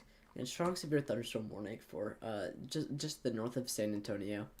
Is not really a good thing going on here.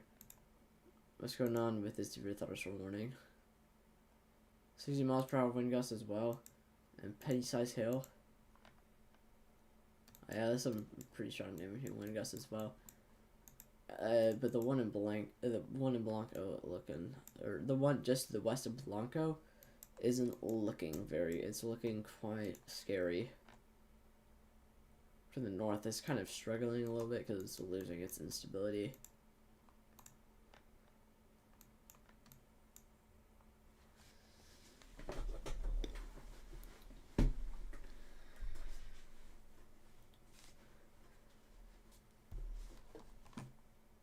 If you guys have any questions whatsoever, please feel free to ask. I'm completely open to questions.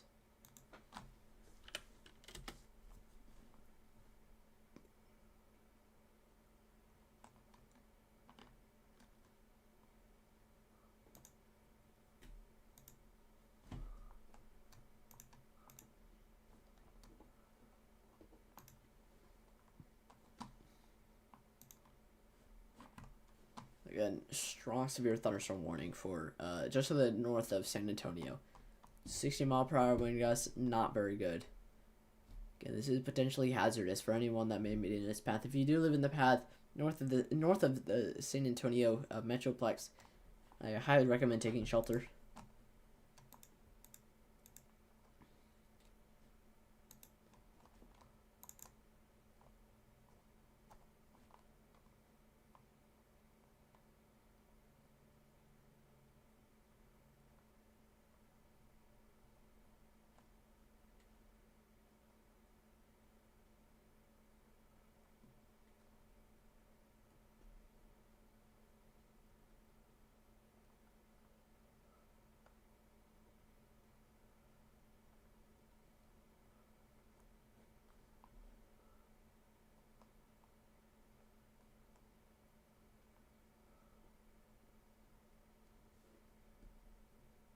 Yeah, so again, strong severe thunderstorm warning right now.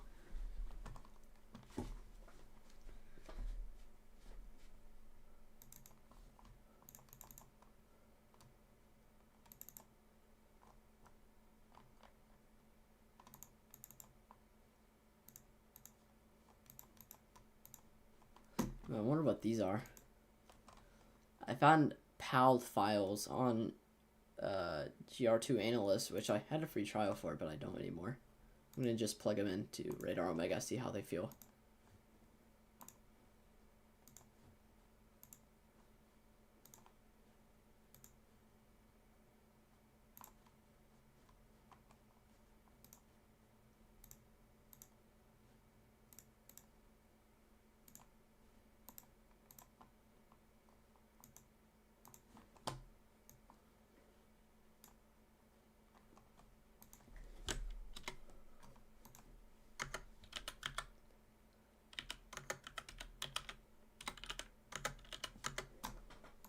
Upload. Let's see what this one is. Color table was successfully uploaded. Let's see. Ooh, it actually worked. So this is the one that kind of just ripped from GR2 Analyst. I actually like this quite a lot. This looks pretty good. It's actually a pretty good one. I like this. I'm not gonna lie.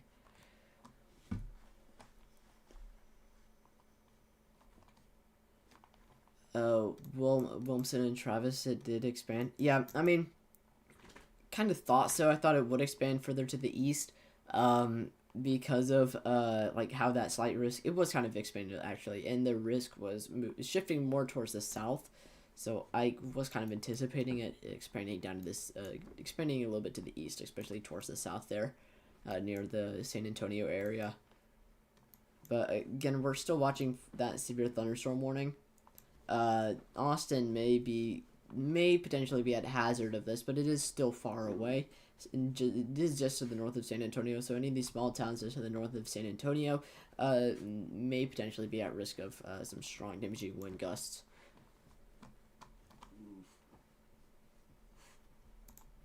I'm going to continue to try and upload these color tables. Actually, how about I do this in another monitor so it's not screwing with your guys' weather stuff.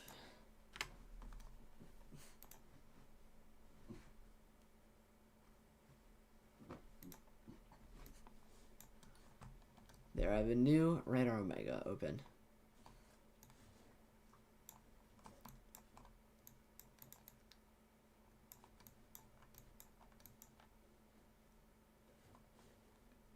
Switch this color table back actually just really quick. It's not going to be too much of a issue. I like this. It goes up to 60 dBz almost immediately for large hail. Or it goes up to pink. I like that.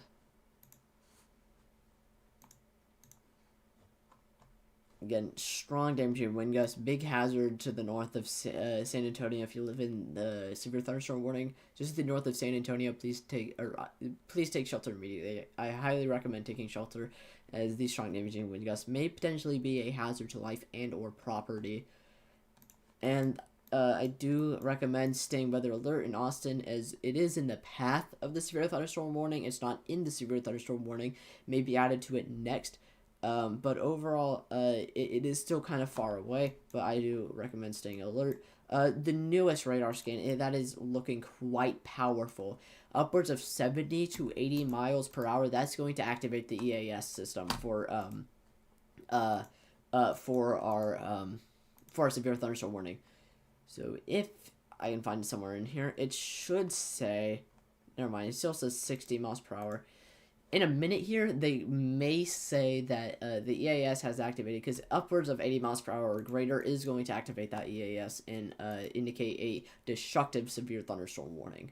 So they may get that out here in a moment, because especially with the new radar scan, like this is looking very, very beefy.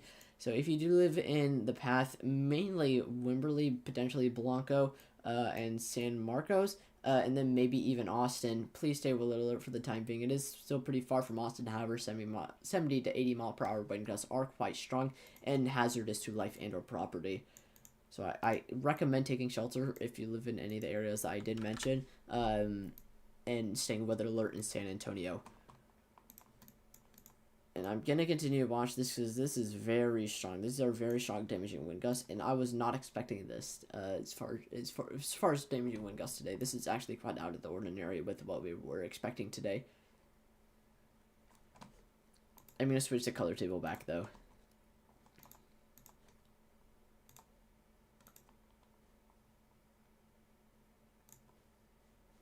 There.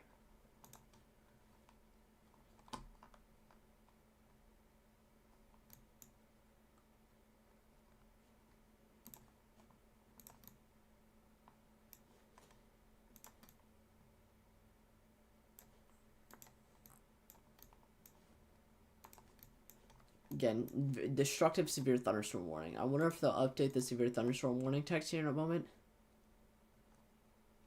60 miles per hour, radar indicated. Yeah, still no update on the severe thunderstorm warning. But again, destructive, damaging wind gusts just to the north of San Antonio, in a kind of bad spot because it is kind of heavily populated, especially that close to San Antonio.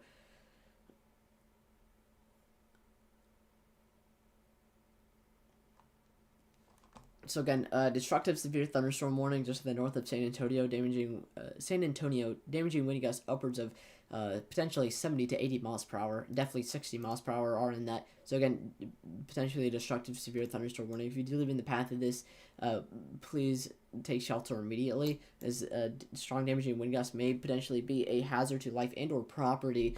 And Austin, if you live in Austin, you are still miles away from it. By about I think I don't want that. I want this. You're still around. Oh, wait, how do I get the reading? Oh, around 50 miles away from it. So it is still pretty far away. However, this is a quick moving system, and it may still be in the path, even if it isn't in the severe thunderstorm warning yet. So Austin, if you live in Austin, definitely make sure you're staying weather alert for the time being if you're tuning into the stream. Again, strong damaging wind gusts, potentially destructive severe thunderstorm warning right now.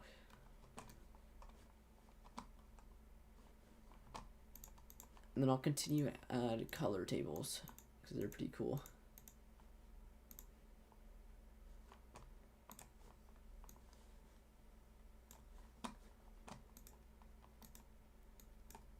Again, 70-80 mile per hour wind gusts just to the north of San Antonio, in a kind of a bad spot because these are heavily populated areas.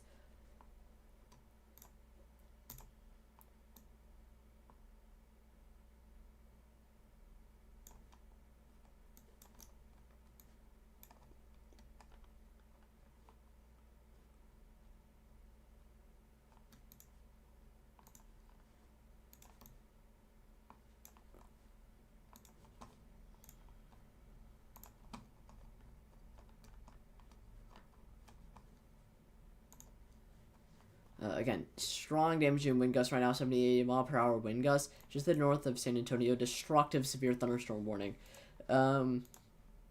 Still no update on the severe thunderstorm warning text yet, but again, radar indicated 70 to 80 mile per hour wind gusts. Very, very strong.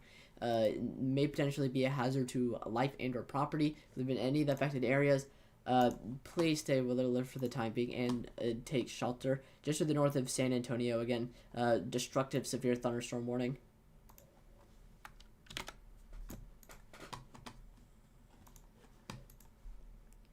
Very strong damaging wind gusts. Again, these are strong damaging wind gusts here. 60, 70 mile per hour wind gusts. Definitely going to do damage to potentially houses, like siding, roofs, potentially even vehicles, and potentially even trees as well. We may get trees that may be downed because of this. So again, potentially hazardous severe thunderstorm warning here. Destructive severe thunderstorm warning. Wind gusts upwards of 70-80 mile per hour. 70-80 mile per hour. Definitely may take down trees, may take down power lines. Definitely could knock out power and things like that. Again, if you live in if you live in the affected area, this is just to the north of San Antonio and kind of a heavily populated area, so we don't really like to see this. Has decreased with the most recent radar scan, so it may just go down to 60 miles per hour. But again, that was quite freaky for a moment there, because we may have definitely gotten like close to 60, 70, or 70, 80 mile per hours. So again, it is looking quite freaky again. Not as destructive as what the velocity was saying earlier, but again, still strong damaging wind gusts associated with this storm, with this severe thunderstorm warning. And you can tell that it is strong damage and wind gusts because it isn't in that line formation anymore. That's not really a good color. You can tell it's a strong damage and wind gust because it's not in that line formation anymore. It's kind of in the like bow shape here, and what that bowing is there is winds traveling faster than the rest of the line. This system is moving faster than the rest of the line because the winds are so strong. So that kind of gives it that little bow shape, and that's how you can tell strong damage and wind gusts on reflectivity without looking at velocity. But even on velocity, strong damage and wind gusts potentially upwards of 60 miles per hour. So again, if you do live in Wimberley, Blanco, Dripping Springs, Johnson City, San Marcos, I recommend taking shelter, as these may potentially be dangerous. And if you live in Austin, you're potentially in the path. You're not in the severe thunderstorm yet. It's still multiple miles away. However, it is good to stay weather alert because it is approaching, even if it is kind of far away. They did update the severe thunderstorm warning a little bit, but it's still 60 mile per hour wind gusts.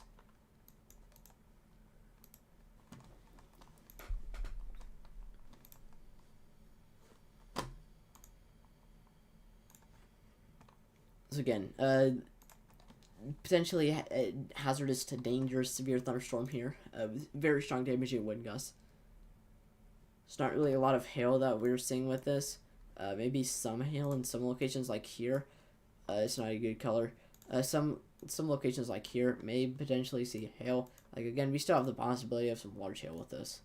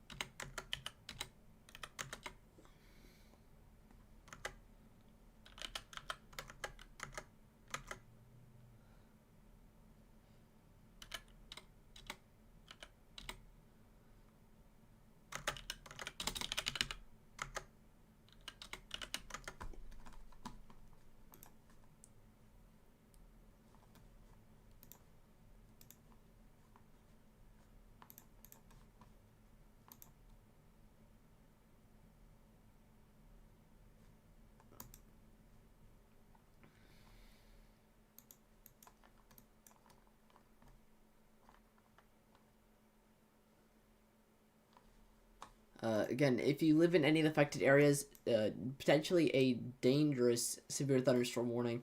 Damaging wind gusts upwards of 60 miles per hour here. Just to the north of San Antonio, to moving into more of the northwest now. Again, damaging wind gusts upwards of 60 miles per hour, potentially going to be hazardous to property, and potentially do damage to housing, potentially trees and loose unsecured items outside. Again, strong severe thunderstorm potentially. Again, if you live in Blanco, Wimberley, Dripping Springs, San Marcos, I recommend taking shelter, as these damaging wind gusts may potentially be very hazardous.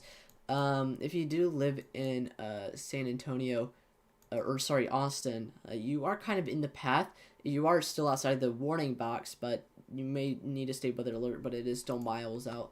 Thank you for covering Texas.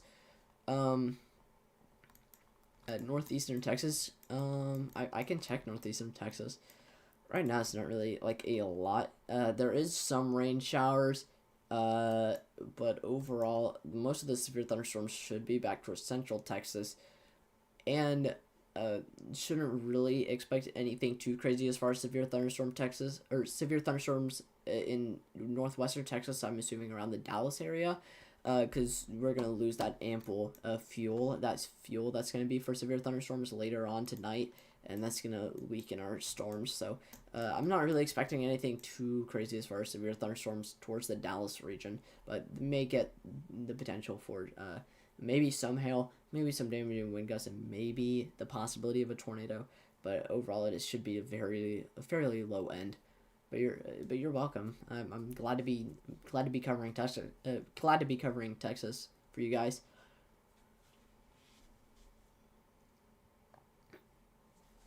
But again, as mentioned previously, potentially a dangerous and hazardous severe thunderstorm here, just to the northeast of San Antonio, moving through potentially populated areas.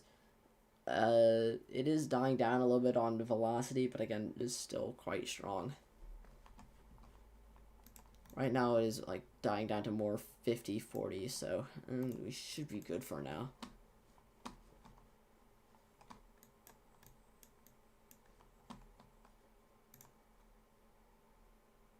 But if you guys have any questions, please feel free to ask. I'm always open to questions.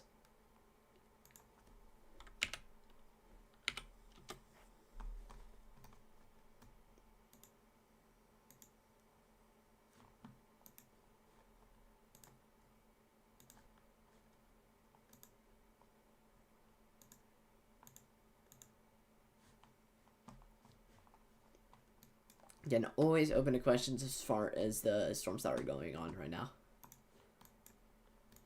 And check the rest of the line. Check some of these other storms that are ongoing. This one, 64 mile per hour wind gust. Yeah, so it's quite strong wind gusts down here as well. Potentially going to impact Titan, Texas. Mainly through the rural area south of San Antonio, though, I think. We also got these special weather statements. Wow, that line is actually looking much more organized than what I previously thought. To the north is getting a little bit lower, but we're seeing a mainly wind-driven severe thunderstorm risk here, or severe thunderstorm warning for northern Texas into southern Oklahoma. And then we also have this very organized line here, sort of organized. It's very organized here. And we're going to have to watch this for the possibility of some spin-ups along this line, maybe the potential for a tornado along this line. We already did have a tornado earlier today, as well as the potential for some large hail and some damaging wind gusts as well. And then we're also watching for some large hail with some of these more scattered storms further down to the south. I'm probably going to be focusing more so on this storm down here for now. I'm actually going to take a break just really quickly. I will be right back. It should just be like a minute or two.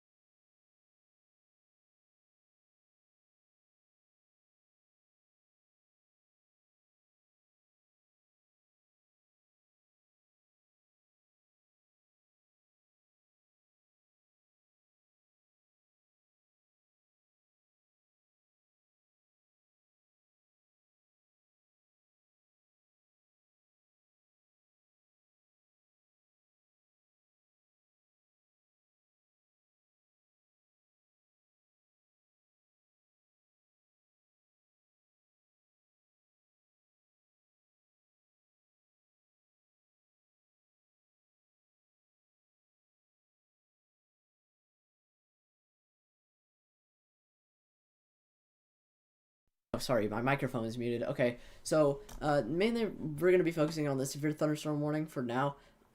This one does have some strong damaging wind gusts. We did have a 60-mile-per-hour wind gust recorded further back, and also some hail as well, some large hail with this as well. So we are seeing some large hail as well as some strong damaging wind gusts. That's the main thing we're looking for as far as these storms, and maybe the potential for some spin up and potential for a weak tornado. But right now, it's just mainly looking like damaging wind gusts and the potential for a large hail. So mainly what we're looking for. Mainly this towns that are going to be impacted or in the direct path of this storm is probably going to be around Titan, a small town of Titan, Texas. So if you do live in Titan, Texas, if you're tuning in from Titan, Texas, please take the necessary precautions for that large hail that may be on its way.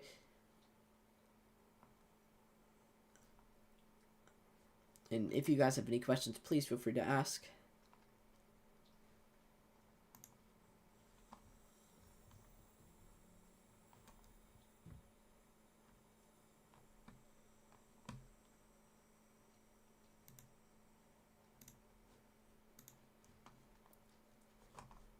Always open for the questions.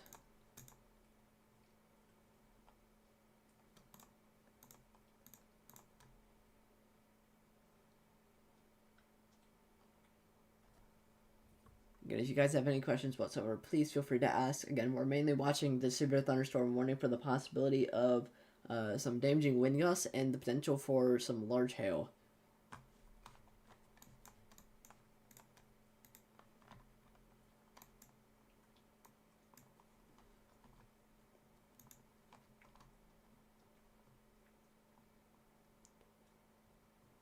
Mainly targeting the town of Titan, Texas. Again, strong damaging wind gusts and the potential for large hail. If you live in Titan, Texas, don't recommend being outside right now.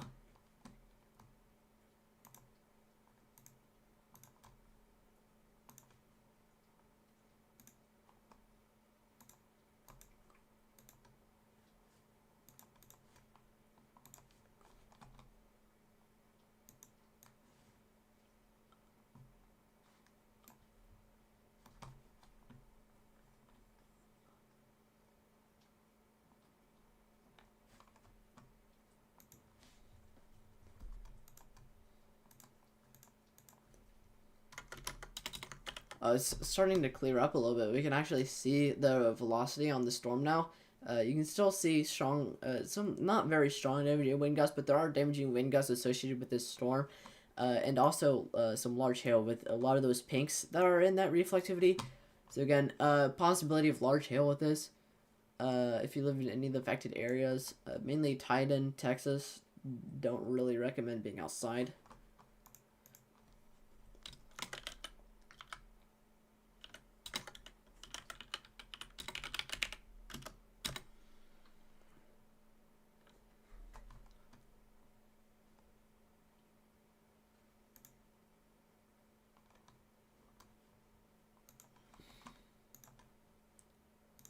GR2 analysts put on their velocity, downloaded their velocity, imported their velocity color table into Radar Omega. Ew, it kind of doesn't look good as far as the color table. Haven't even turned it on though. Oh, okay. It's not very good. I mean, it's okay. It's not the best, to be honest. Definitely could be better.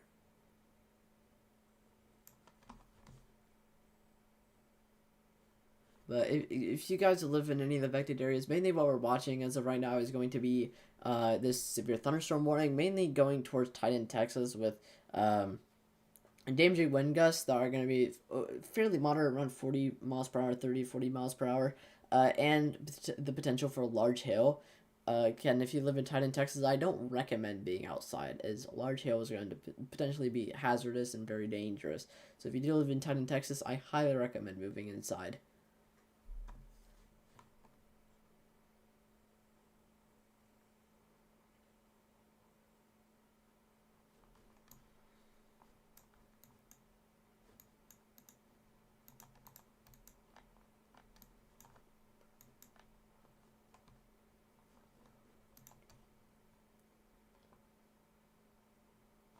Again, Titan, Texas, in the path of a severe thunderstorm warning, which may potentially bring large hail and damaging wind gusts.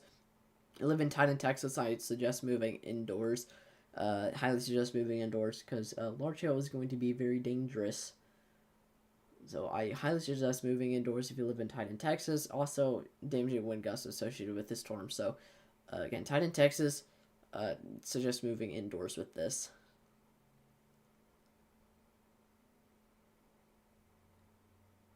If you guys have any questions whatsoever, please feel free to ask. I'm always open to questions. I don't know if our live stream's like having issues, but it kind of looks like it is.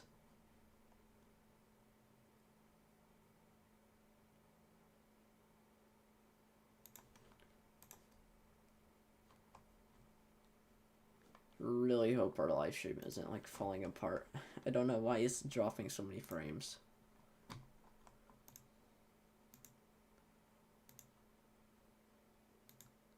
Now it's gone. Okay. If there's any issues with the stream, can you guys please let me know?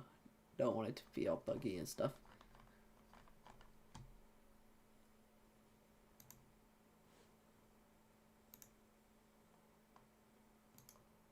And if you live in Titan, Texas, potentially strong damaging, not strong damaging wind gusts.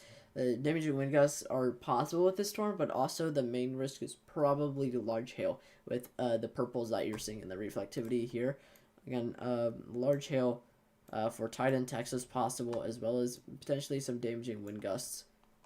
That's mainly what we're looking for.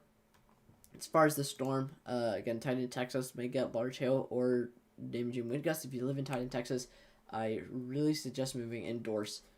The large hail is going to be dangerous.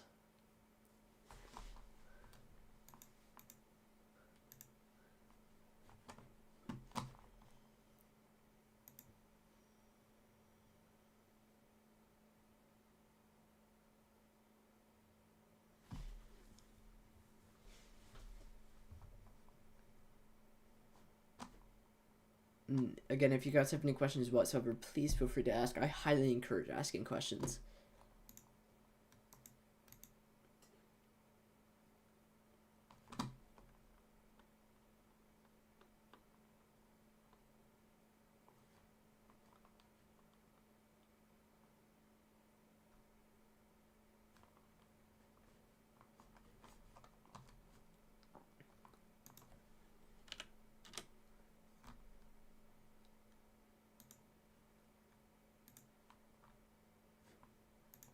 We actually finally broke 170 subscribers. Which is pretty good.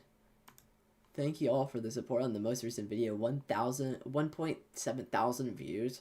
The weekly overlook. That's actually quite wild. I was not expecting that. Thank you guys a lot for that. Yeah, I couldn't appreciate the support more.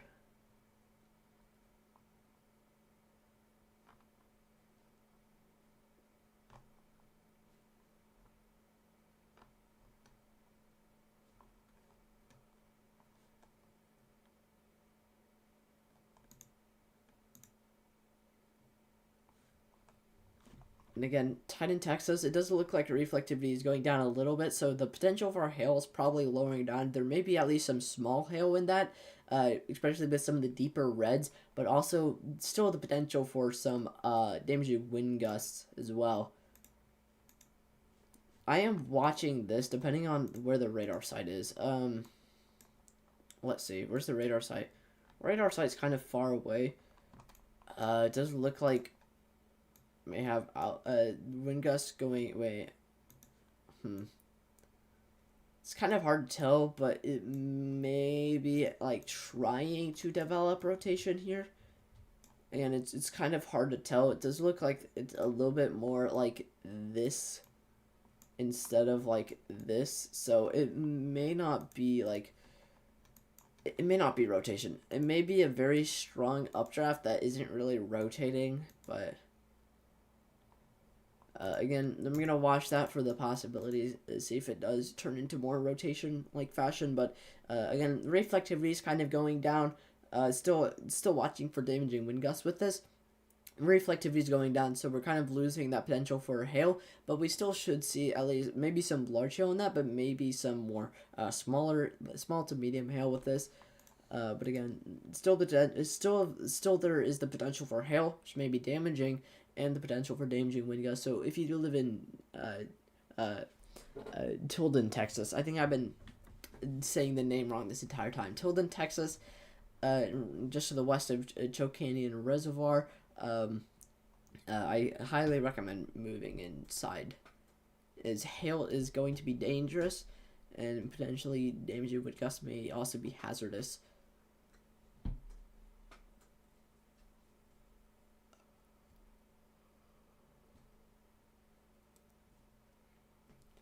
I don't know if you guys heard, but today was also Groundhog Day, so if you didn't know, if the groundhog sees the shadow, that means that there's going to be 6 more months of winter. And if he doesn't see a shadow, then there's going to be an early spring. I think starting February 2nd, if he doesn't see a shadow.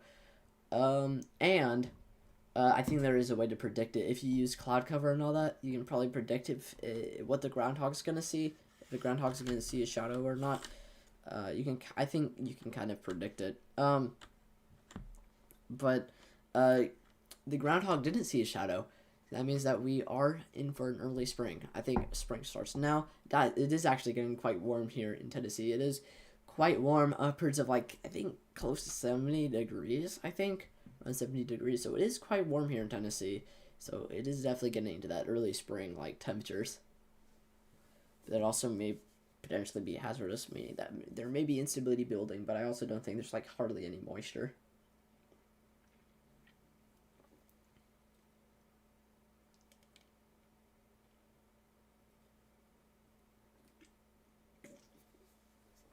Again, Tilden, Texas, reflectivity is going down. Severe thunderstorms still probably hail with that, as well as some damaging wind gusts. Probably gonna turn away from that storm for a little while. We are seeing some potentially hazardous, damaging wind gusts with this severe thunderstorm to the northwest of San Antonio, for Wimberley, northeast of San Antonio, San Marcos, mainly just Wimberley. And it is kind of looking kind of icky on radar. I'm not gonna lie, it is looking a little bit more yucky. It's not looking the best, to be honest.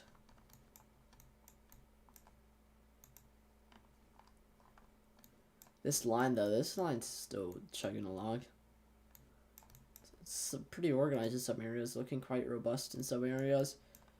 It is approaching the Dallas area.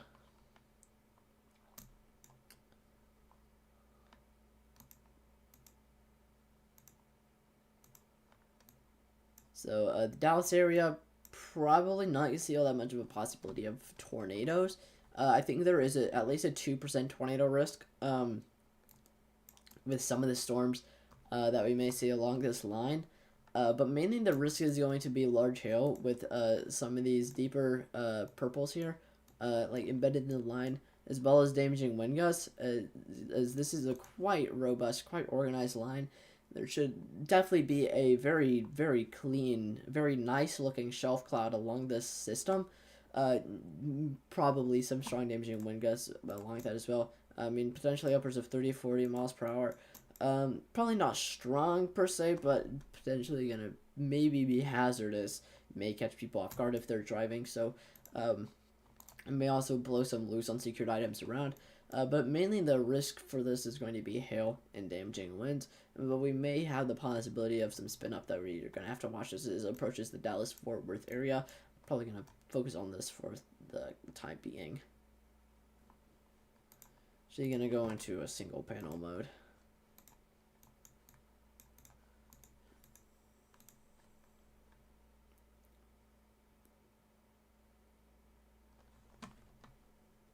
Actually, I do have a friend in Dallas, so I'm going to let him know real quick.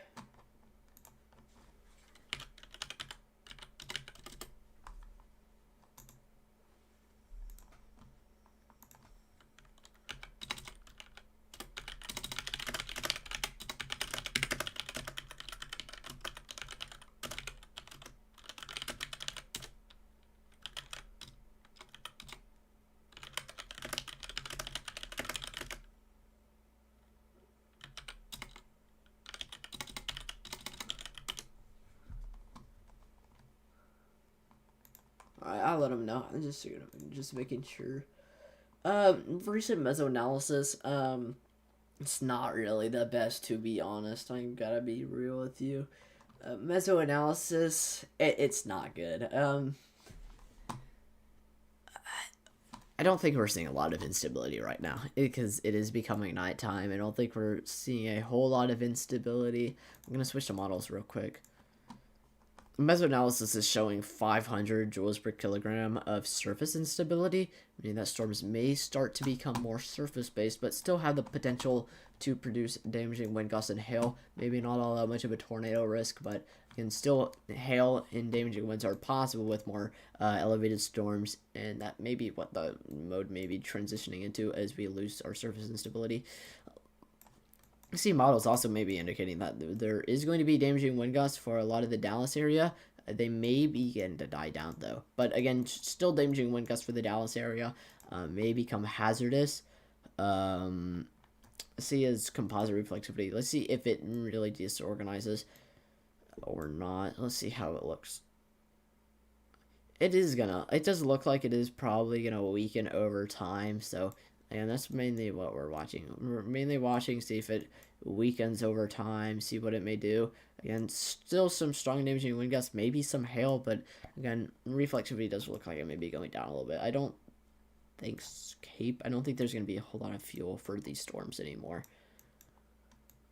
Yeah, there's not going to be a lot of anything. So storms may transition to a little bit more of an elevated mode as we lose that surface cape, but I mean, surface cape is still there, so it's probably still going to be able to tap into that, become surface based instead of elevated, because we at least do have that surface cape. Overall, doing an awesome job, Gladiator. Awesome analysis. Thank you. Yeah, One Nation Weather and Beyond. I did check out some of your videos. I really like how they are kind of a little bit more on the shorter side. I think you did have that one. Actually, I'm pretty sure you posted on that today. I was too busy trying to get my video out, so I didn't really look at it, but I do like what you're doing with the other channel. Thank you for tuning in.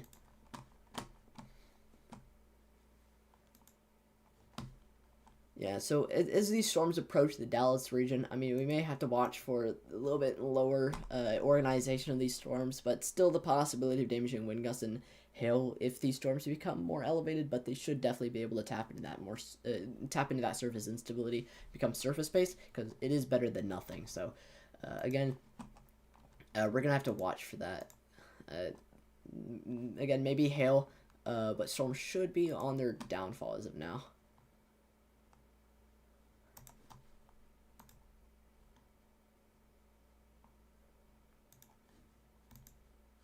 Again, anyone that's tuned in right now, I highly suggest you check out One Nation Weather's channel.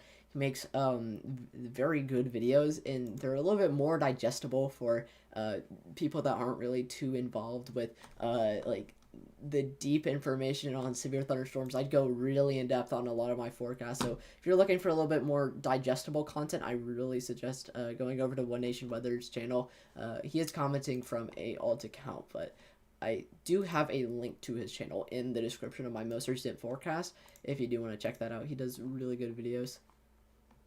And he also has the second channel for shorter videos.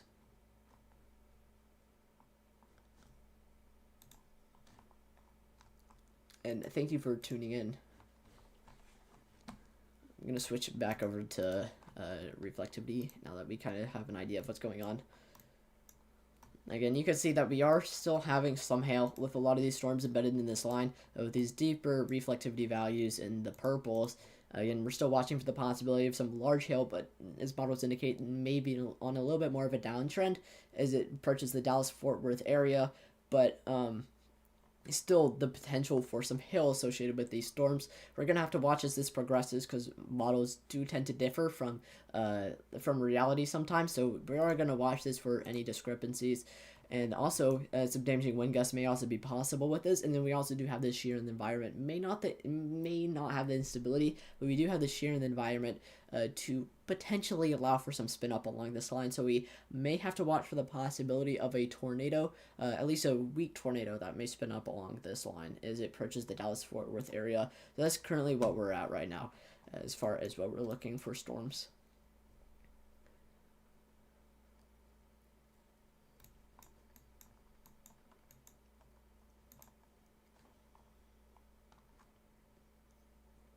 So again, Dallas-Fort Worth area,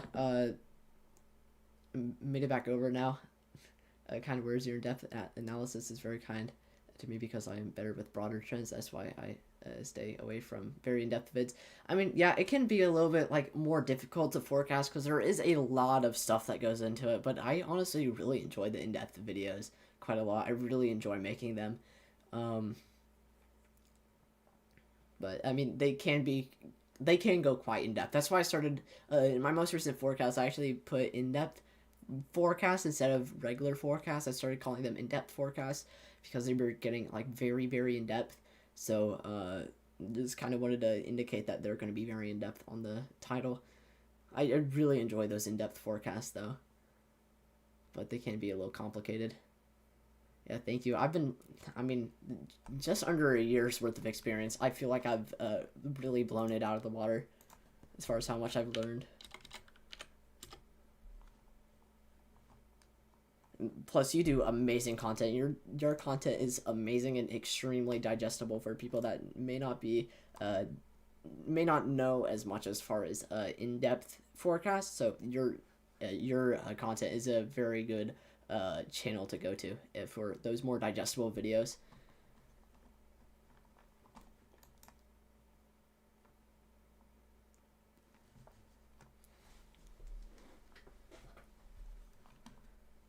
Don't know if you guys want the dual panel. I kind of just been looking at reflectivity until we get something that we're kind of watching for. May not stick with may not stick with velocity all that much, because I mean we do know that there's the possibility with damaging winds with this, mainly around 40 to 50 miles per hour, unless we get a severe thunderstorm warning that I may turn on velocity. But right now, I'm getting annoyed by missing the snow and my thunderstorms in South Carolina. I mean, wasn't there that like surface low that did pass through? I think like towards the middle of last week, I think, but I don't know what that really did. I don't think that did really too much. I didn't really look at it too much, so I'm not sure what that did. I think there was a couple rain showers, but I'm honestly really excited for the summer. I can't wait for just the insane amount of instability that's gonna be everywhere and severe thunderstorms. Like I genuinely cannot wait. Plus, I should actually like start storm chasing this summer, so.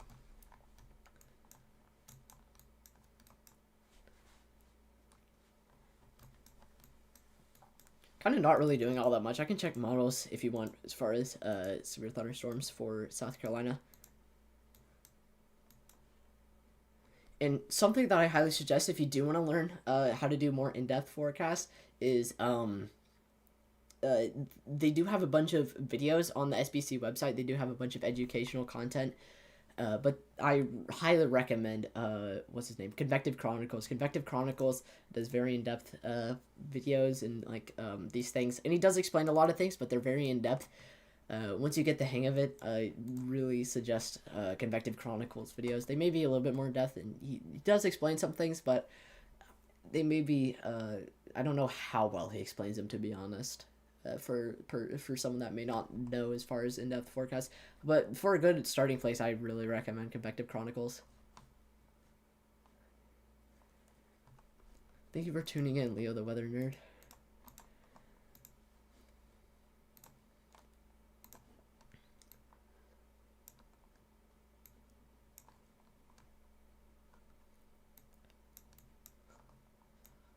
Kind of hoping for some of those rain showers that I may get later this week. Potentially around the 9th. Not sure how well they'll do though. Because they're still kind of far out. So I'm just going to watch for those. Kind of hope that I may have a severe risk with that. I've kind of been wanting severe thunderstorms.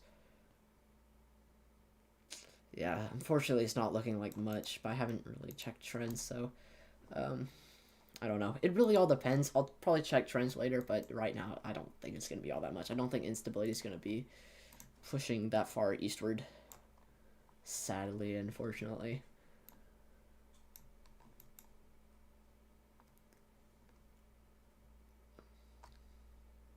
Come on, you can do it, dew points. I mean, there may be something, but I don't know. We're gonna have to wait for see. Wait to see. It's still kind of far out, but I'll let you know. Plus, I haven't checked trends, so I don't know how well this is trending. This system in particular. Let's switch over to radar again.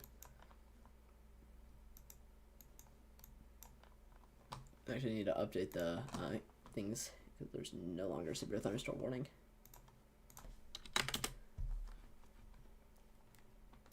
I've actually been looking for something to I'm trying to figure out how to make it so severe thunderstorm warning count and tornado warning count will update automatically, and I also kind of want like a element that will like, or this like kind of notification that will pop up.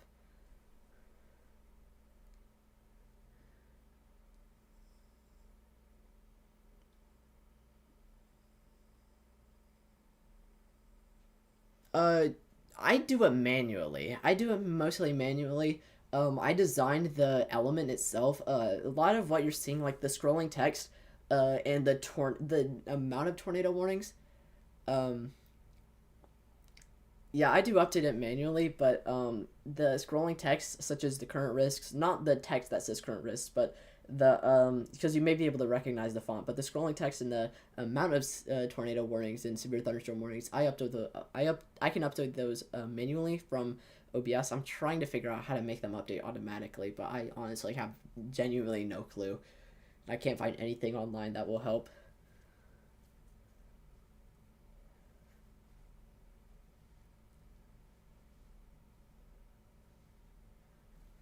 Yeah, I mean, if you need any help setting up like different elements for live streams, feel free to hit me up. I can help you set those up.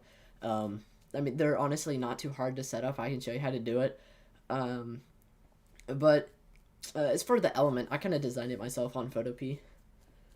I really love Photopea. Even if it's a free website, it's pretty good. I mean, sharing helps a lot. Thank you a lot for just sharing the GoFundMe, Leo the Weather Nerd. I mean, that really helps a lot as far as getting the GoFundMe out there. So I really appreciate you sharing. I bet it could be coding based on it, based to make it automatically.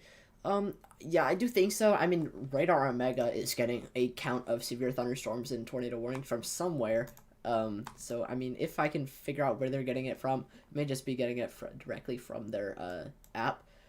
But I'm pretty sure there's an API or somewhere that I can just grab the amount of severe thunderstorm warnings from and just have it display. But I honestly have absolutely no idea how to do coding or any of that, so I don't know.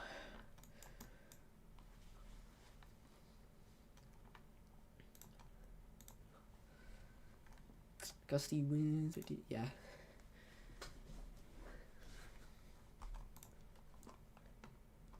Then I also kind of want something like that Ryan Hall has, where he has like a notification that indicates if there's a tornado warning or severe thunderstorm warning that pops up. That'd be pretty cool.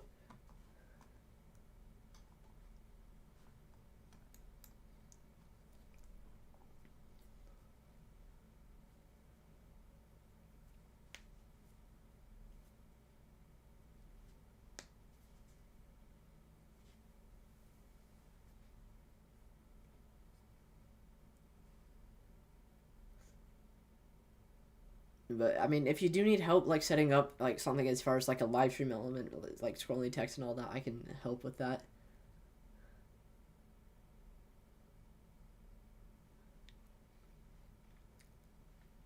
I'm all for it, Leo. I mean, chase your dreams. That's what I started doing, honestly. I mean, if you have the plans for what you want to do in life, then execute them. I mean, if they sit around, then they're not really gonna get anywhere. So by all means, I highly suggest creating a YouTube channel if you really want to. Like, I highly suggest doing it if you really want to. And I may be able to help with, tune in, help with some weather information. But if you really want to create a YouTube channel, then by all means, go for it.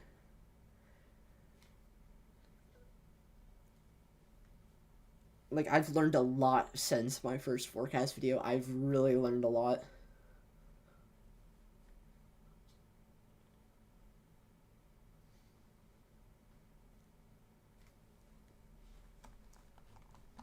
But if you guys have any questions about what's currently going on as far as these storms, please feel free to ask. I'm always open to questions with these storms. I'm going to pull up... I'm actually... Wait, where did my meso analysis go?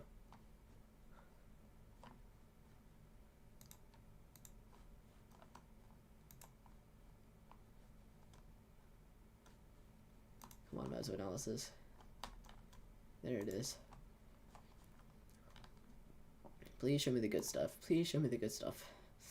500 cape is not the good stuff.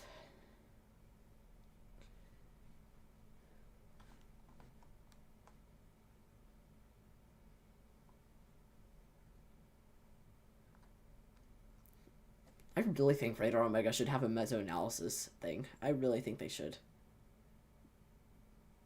But they don't, unfortunately. They don't even have wind vectors. It's kind of a bummer.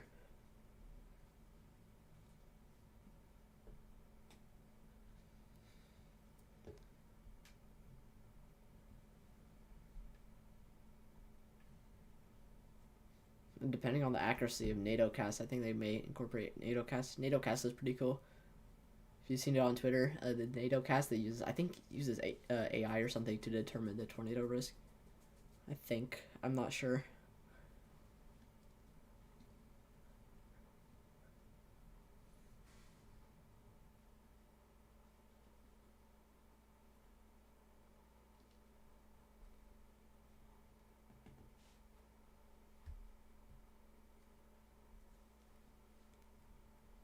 But if you guys have any questions so far, as far as these storms, please feel free to ask. I've just been sitting here and watching these things.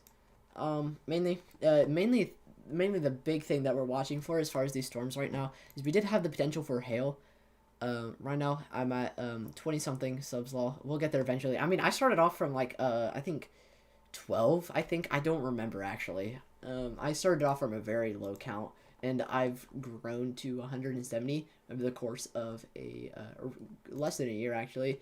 1 year anniversary is coming up in I think less than two months. I think 2 months. I think actually that's actually crazy fast.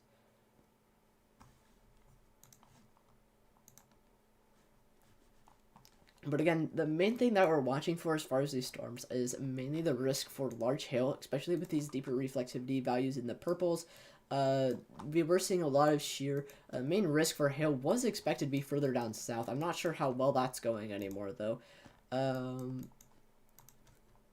Yeah, I'm not sure how well that's going anymore. We hardly see anything above, like, 50 dBz, I think. I mean, we do have 50 dBz, but it's kind of scattered all over the place.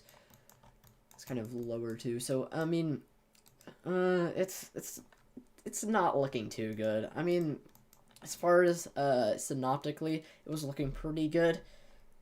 Now it's not. Now it's kind of not, because it's kind of getting late. It was kind of expected this late. I was thinking that those temperatures were supposed to drop down to like the low 60s, and I was thinking that might choke storms out a little bit later into the night. So I think that's actually what they're doing now. So unfortunately, we're not gonna have a lot of cape, I think, because mesoanalysis says 5,000 cape surface. So storm should be able to tap into that surface cape because it's better than nothing. But not sure how well it's gonna serve us though.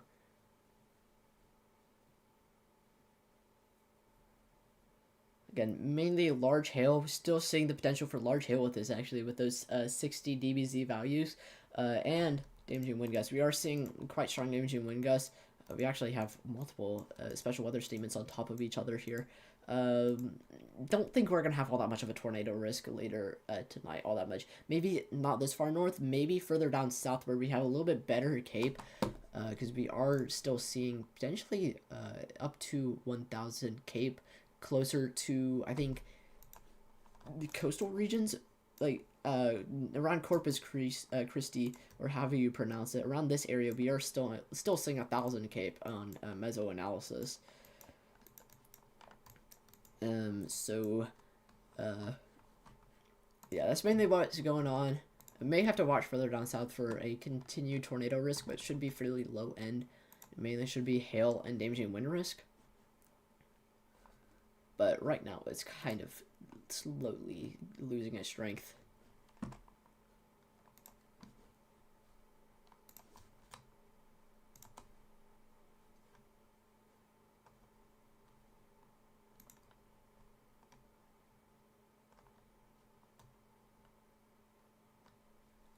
But I want to thank everyone who's tuned in so far. It's been a pretty good stream, I'm not going to lie. Probably one of the better streams I've had. I want to thank Leo. I don't know if One Nation Weather's still here, but I want to thank One Nation for tuning in. This has been a pretty good stream. Not sure how long I'll stream, though.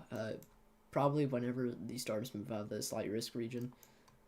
These down south are already looking kind of icky. They're not looking the best. Kind of all over the place, kind of disorganized and weak. But we're still seeing that hail risk for the Texas region, or just to the west of the Dallas-Fort Worth area. And some damaging wind gusts, potentially around 40-50 miles per hour. That's the primary risks. Probably not going to see all that much of a tornado risk because we have so little instability. Maybe some weak spin up though, but I shouldn't really see a lot.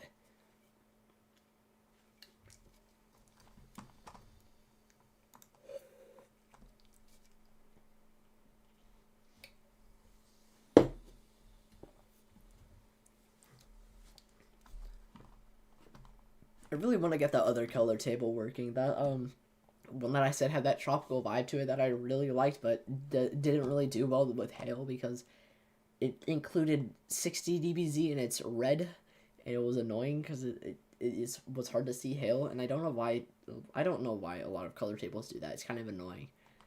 Just make 60 dBz purple, please. It's not that difficult.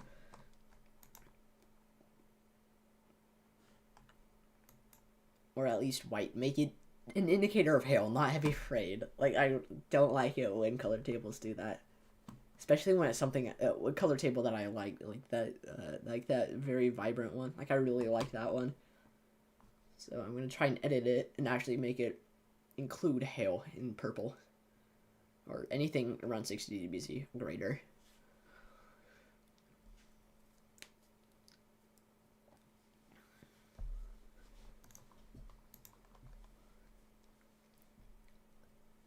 So I want to thank whoever's tuned in so far, whoever has tuned in so far. I want to thank you all for tuning in. Don't know if Leo or One Nation Weather's still here, but again, I want to thank you guys for tuning in. Been a pretty good stream, if I do say so myself. I'll definitely subscribe to Leo. I'll definitely subscribe to you.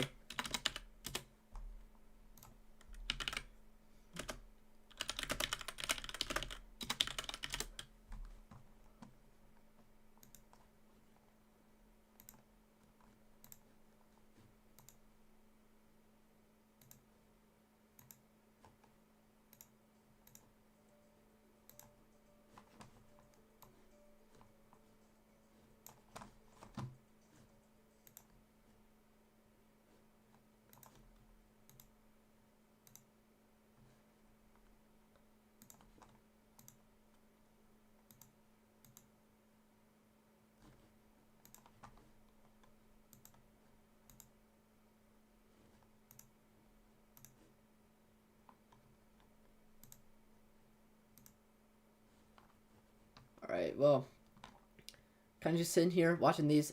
Not really too concerned about these more discrete rain showers that may be popping up ahead of the line. Mainly because they're not going to have a lot of instability. They're not robust whatsoever, and I don't expect them to become robust whatsoever. These are very weak rain showers. They're just a little bit of rain. May feed into the may feed into the line, but it also may introduce cooler air ahead of it, and may potentially lead to decreased instability and may lead to the downfall of this system overall. Quick question before I go: which live streaming platform do you use, and how do you create your thumbnails?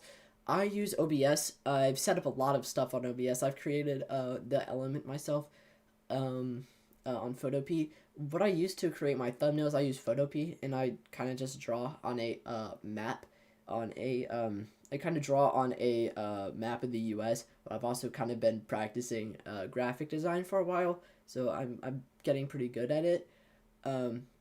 Kind of just draw all over. I kind of just draw the risk all over the map, and I use that as my thumbnail. I also use BeFunky. BeFunky is another website that allows me to put text and images on the images. Yeah, Photopea is basically a free version of Photoshop, but it's in the browser, but it gets the job done. It's really powerful, and I love it.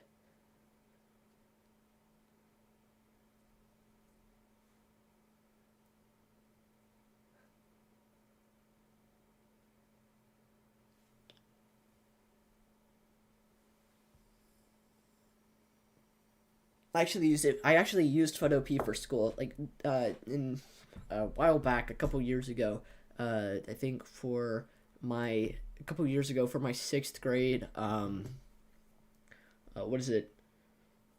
Trying to remember the name of the class. It was it was digital art or something. It was like digital art and photography, I think, or something like that. And we used Photopea to edit the photos and stuff. It was pretty cool. That's how that's how I developed my love for Photopea.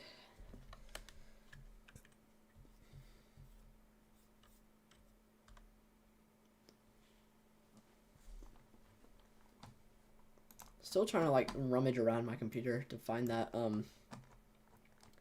that one color table in Radar Omega that I liked, so I can fix it, make it better. It kind of sucks right now. I want GR2 analyst. I want Radar Omega.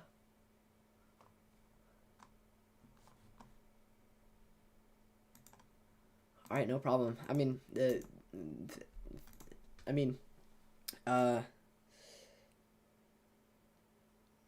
always happy to help.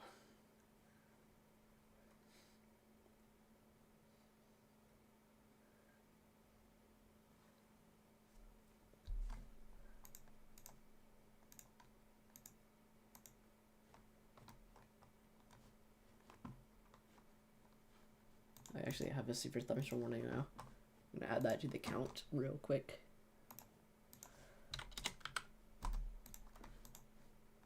This is the first stream I actually used this element. I am loving it. I am loving this element. Where's the secret thunderstorm warning? Oh, it's right here. Oh, they're getting it ahead of time. It's still in Mexico. But that's huge hail. That's a lot of hail. That's a large hail. Very large hail. Upwards of 70 dBz. That's very large hail right there. So as this moves into mainly rural areas of Texas, not really too concerned of it. But this is going to have to be watched because this is very large hail.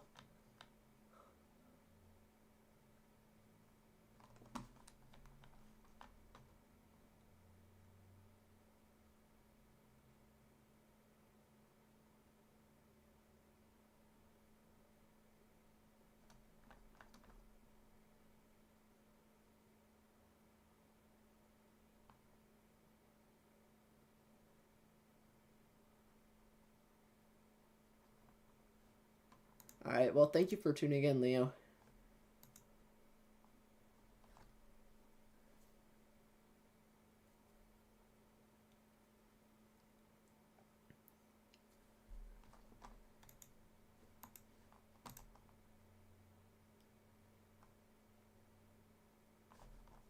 Really appreciate it.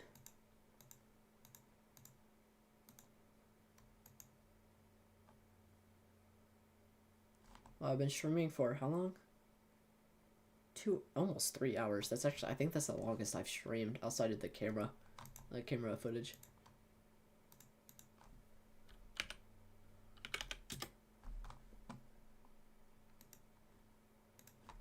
Not sure how long that one Chicago live stream went with the outbreak around the Chicago Metroplex area. It Ooh, that was almost 4 hours. Okay. I've been streaming pretty long time. I want to thank you for tuning in, though. I have absolutely no problem helping you. If you have any questions, please feel free to ask.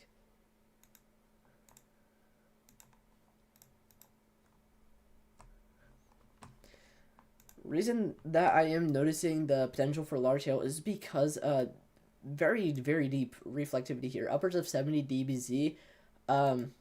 It is kind of far away from the radar site, though. The radar site, I think, is over 100 miles away. I can actually check.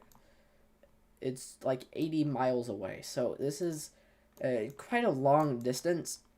So there's potentially a little bit of contamination.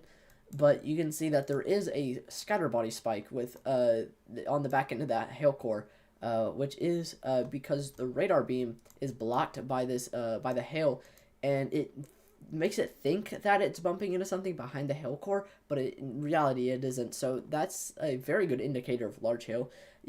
It can be a good indicator of tornadic debris also if there's a lot of debris in the air, because it can act the same way as a hail core kind of on radar. But again, there's potentially huge hail with this. Potentially very large hail with this storm. And it's still in Mexico right now. And as it does move into the U.S., I don't expect it to be all that much of a hazard to any populated areas just yet. But it is going to potentially move towards the Encinal area. Sorry, I'm having trouble pronouncing. I'm having a little bit more extra time having trouble pronouncing these town names because it is kind of late at night, and I've kind of been doing this for a while. Actually, it feels like midnight, and it's only 10 p.m., so that's actually quite wild for me. But again, we're gonna have some time between Encinal, Texas, and this storm. But again, there is potentially massive hail with this system, and it is further backed up by the scatter body spike to the south. As that moves into the U.S. and towards Encinal, you guys are gonna have to watch for the possibility of large hail. But we do have some time to see how this may progress over time. See if it decreases, see if it increases in overall intensity. But again, we're gonna have to watch this over time. Encinal, I suggest staying weather alert for the time being. But it's still quite a ways out. But again, please stay weather alert for the time being, because this may lead to potentially hazardous situation, as there is a lot of hail, a lot of big hail in that system. I'm trying to find it here. Kind of want to look at it on our volumetric.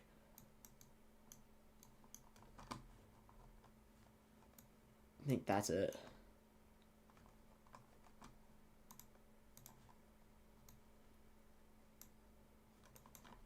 Yeah, this is it. Yeah, you can see how strong that updraft is. You can really see that updraft.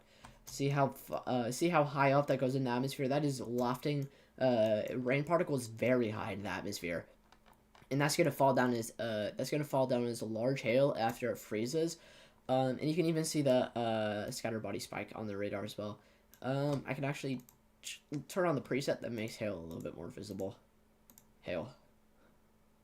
Yeah, okay, yeah, this is that's a lot of hail. So, again, very large hail associated with this storm. If you live in Encinal, Texas, again, you do have some time until this system does move towards your location. However, I would start potentially preparing, potentially moving inside, and staying weather alert for the time being, because this is very large hail, but we do have time to see how it progresses. As it does move into the U.S., because it's still in Mexico right now. But again, I highly suggest beginning to stay weather alert in Encinal. I can also look at it in a split section here. Yeah, that is a lot of hail. You can really see that hail shaft on radar there. That is quite vigorous. Yeah, you can really see that hail shaft. There's definitely massive hail in this storm.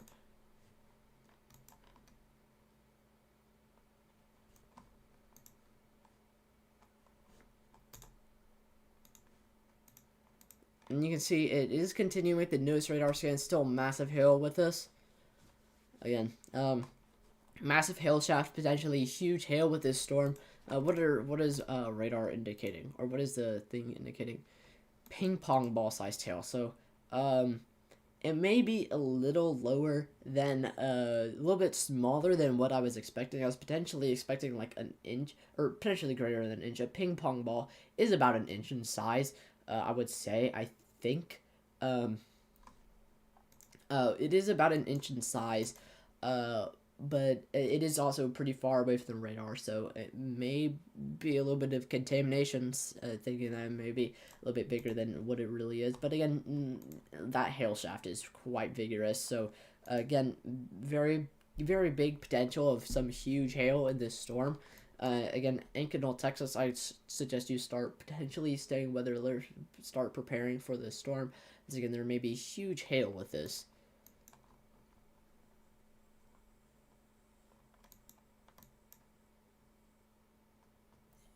Again, it's further backed up by that that scatter body spike there, or whatever it's called, the scatter body scatter spike, the thing that prevents the radar beam from getting past the hail core.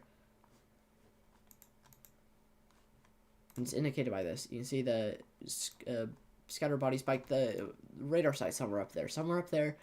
Oh wait, that's behind the element. You can't see that. Somewhere up there. Hope that's within the element. And again, very, very deep reflectivity, upwards of 70 dBz, so potentially massive hail with a storm. Again, potentially greater than an inch. Again, Ankeny, Texas, still in Mexico. You do have quite a bit of time before it does move towards Ankeny, Texas. You're also not in the warning just yet. They may extend as it does move closer to Ankeny, Texas, but right now it is kind of far away, and we do have a little bit more time to see how the storm progresses on radar over time. But overall, it is a quite rigorous storm. This is producing large hail. So Ankeny, Texas, I highly suggest you start preparing, staying weather alert, as huge hail may be coming your way. If you guys have any questions, please feel free to ask. And with the newest radar scan, it's just not stopping you. There's still the scatter body spike and also 70 dBz. So huge hail with this storm.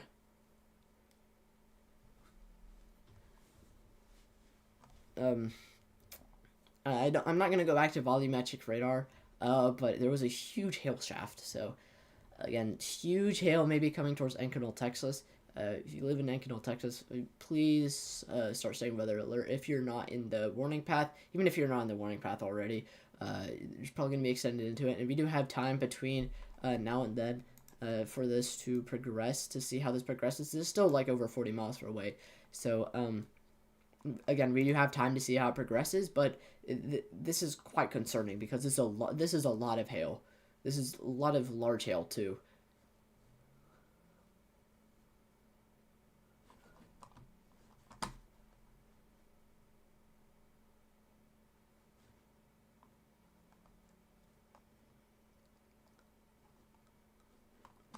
Again, Ankeny, Texas, please stay weather alert for the time being. Huge hail.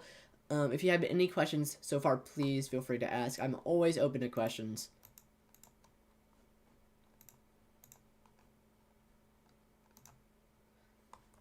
And with the newest radar scan, it's just going to continue. It's still 70 dBz plus. How high is it getting, actually? I'm curious.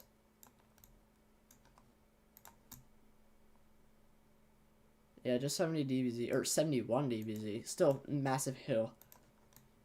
71 dBz is when whenever you get, like, I think upwards of an inch or so, I think. I'm not entirely sure, but I do know that it does indicate massive hail. So, again, Ankeny, Texas, right in the warning path of massive hail.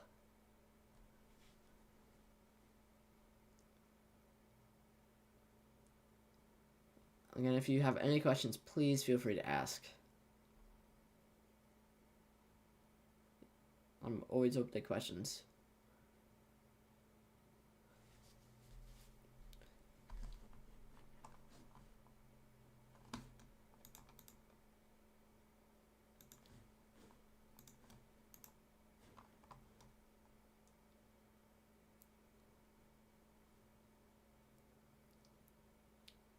Getting very close to 3 hours of stream time.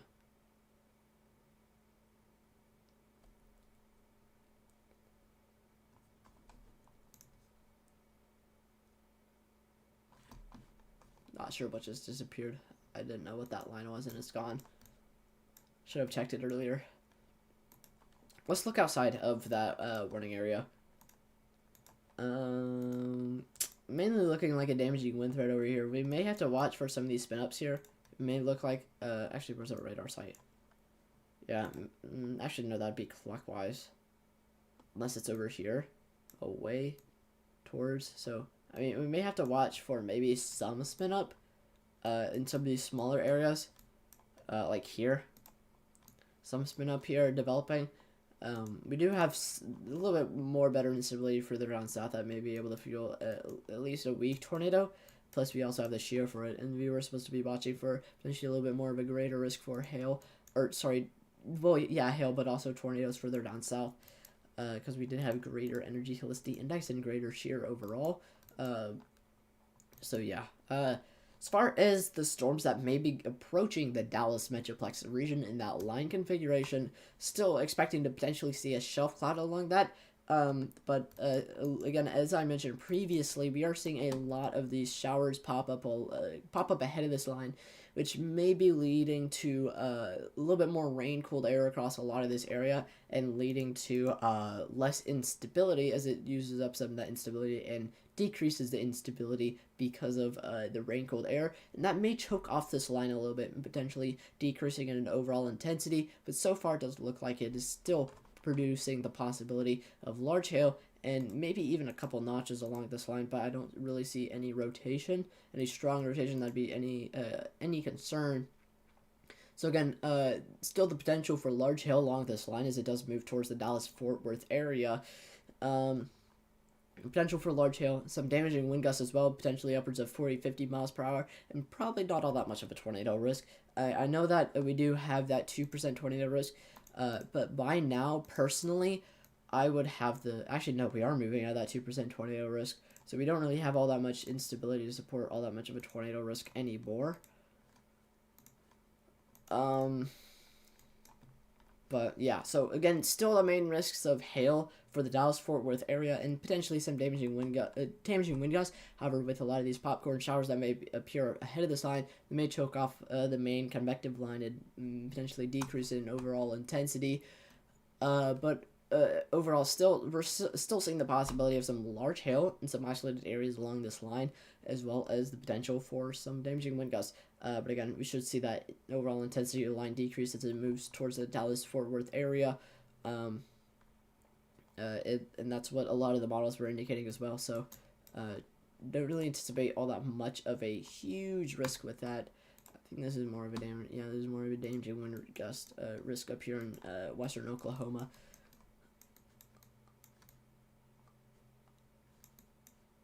Probably not gonna really cover Dallas too much. Let's go down to this one absolute monster of a storm that's producing a ton of hail. Still a very wide, actually. It's getting much wider. Still a very deep, very wide scatter body spike here, just to the south of the hail core, with the radar site being to the north. So as the radar beam passes through the radar the hail core, that because of how thick the hail is, how big the hail is, the radar beam thinks there's something behind the hail core, but in reality there isn't. So that's why we have that area of higher reflectivity, but still low but higher reflectivity, which isn't associated with any rainfall to the south or on the opposite side of the hail core from the radar site. And that indicates large hail. That indicates really large hail. And regardless of that, we still have very, very deep reflectivity here, upwards of 70 dBz, and you can see it just got even deeper. Very, very long scatter body spike here. Let's see how long that spike is actually.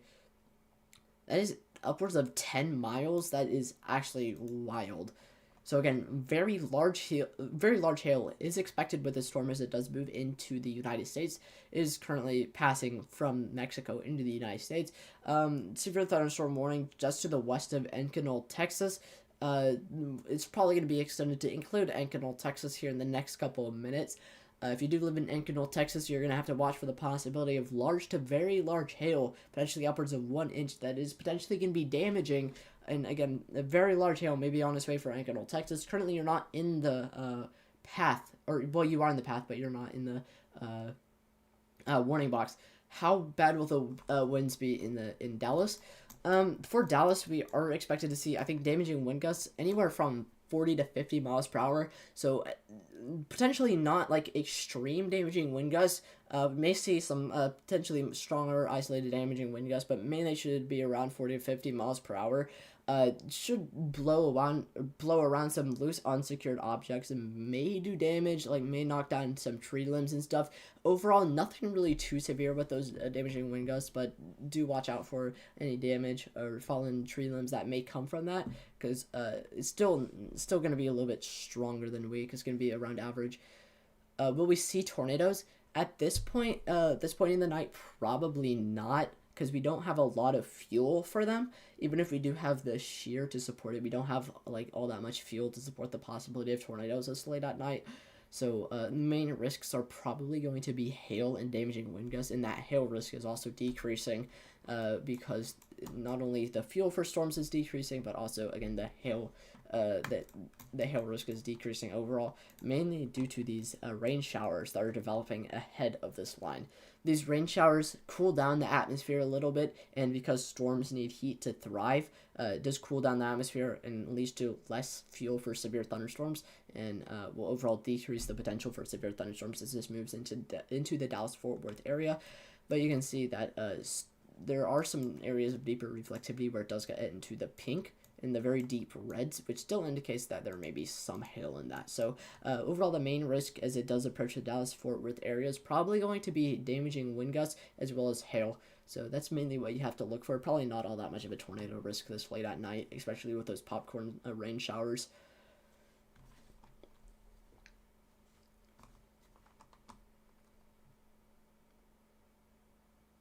But I'm going to switch back over to, actually, let's take a look at this one. Ooh, this looks like it's going to be more of a damaging wind gust threat. Oops, did not mean base velocity. Oh, wow. Okay, yeah, so we are seeing some pretty strong damaging wind gusts with this severe thunderstorm as well. You really see the bowing, or the bow shape in the reflectivity here. You really see the bow shape, meaning that there's a lot of strong winds that are turning it into that bow shape. Okay, what time will we get, will it get rainy? I can check for you real quick. So if the line is moving at around 30 miles per hour, or 35 miles per hour, I can estimate using this fun tool here.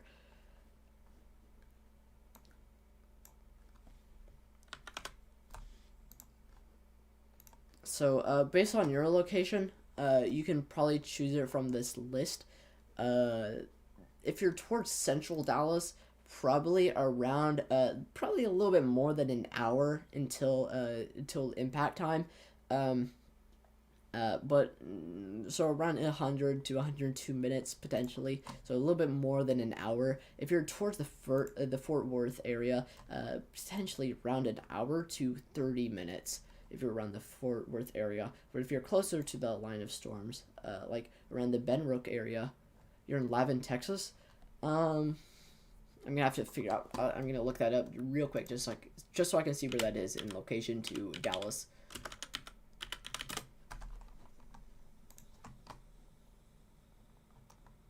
All right, so you're on the northwest side of Dallas.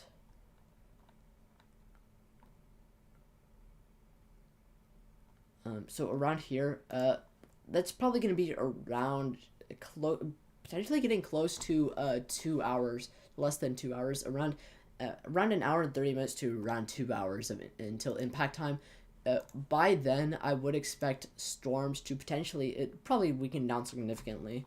So maybe a little bit more of a damaging wind gust threat. You may be able to see some lingering small hail, but overall it should be more of a damaging wind gust threat by then.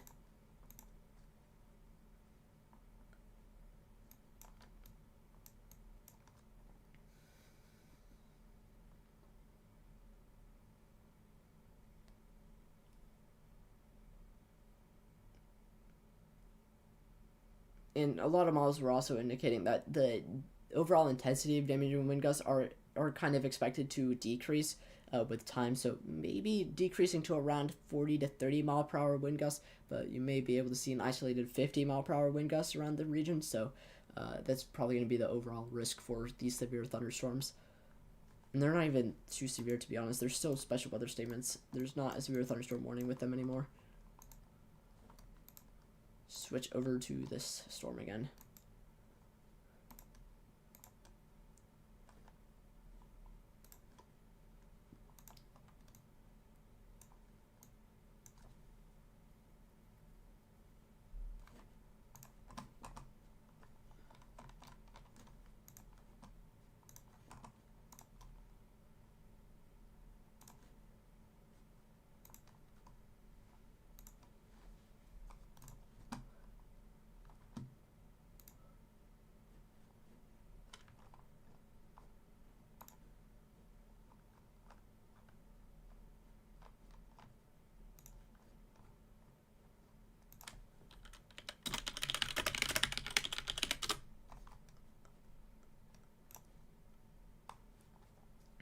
Yeah, I'm mainly gonna watch this storm down here. We are not seeing those 70 dBz anymore in that hail core, but we still have that scatter body spike to the south of it. It's still indicating that we may have some large hail with that, in just 60 dBz alone is going to indicate large hail.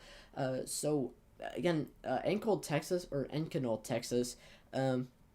You're on the path for large hail. You're in the path of a storm that is producing large hail. Even if you're not in the warning box yet, you're still in the path. It's still a ways away, so we're still watching to see how this is going to progress over time. See if it increases or decreases in intensity. But so far, Encinal, Texas is seeing risk of potentially very large hail.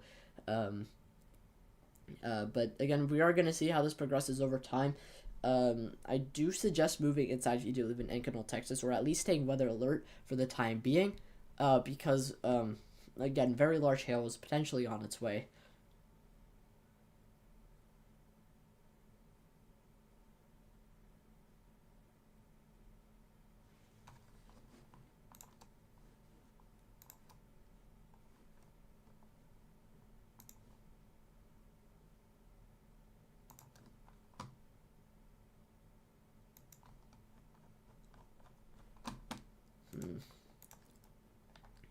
I'm noticing this. I do know that Caleb Edwards, you do have Radar Omega Radar Scope, because you post a picture of it in the Discord. I am noticing that there may be a little bit of rotation trying to develop, at least to the south of that. It may also be trying to form a little bit of a hook, so we may have to watch for the possibility of a tornado associated with this storm.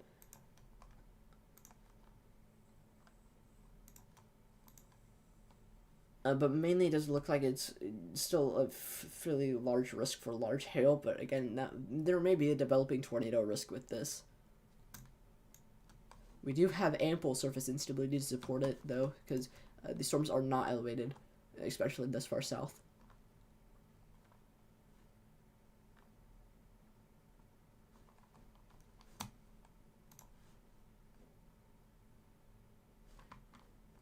So Encinal, Texas, may be a developing tornado risk. I'm still on the edge about the developing tornado risk. We're gonna watch that develop over time, so don't get too concerned about the developing tornado risk until I say that there may be a tornado warning or something.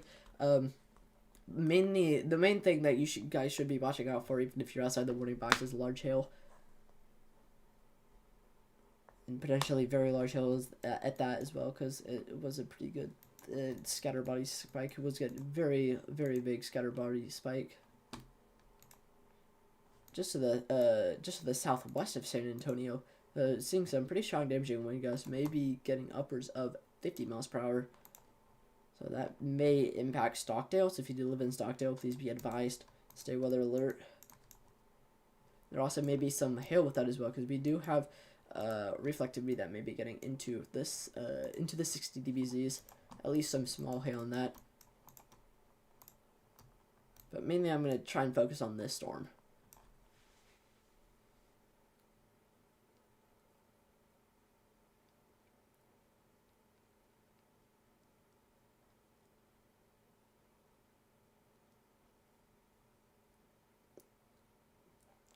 Again, Ankeny, Texas potentially might see large hail upcoming, as well as that maybe developing tornado risk. We're watching that develop closely. And again, main risk is going to be the large hail. We're still watching that tornado risk. That hasn't really fully verified yet, so we're still watching that. But mainly, as of right now, we are watching for the main possibility of large hail. I'm actually going to put on dual panel just in case. I should need to update this for thunderstorm count on the live stream.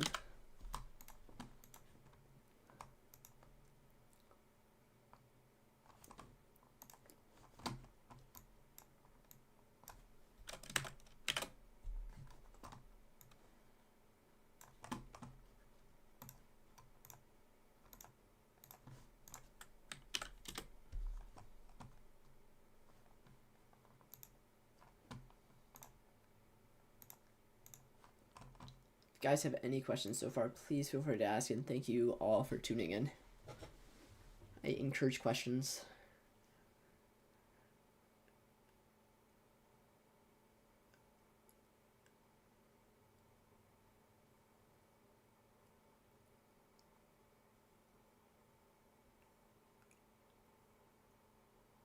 Actually, I'm curious, where is the Chaser Summit? I know it's in Dallas, but don't have any hopes of going to it, unfortunately, because it's already happening and stuck in Tennessee.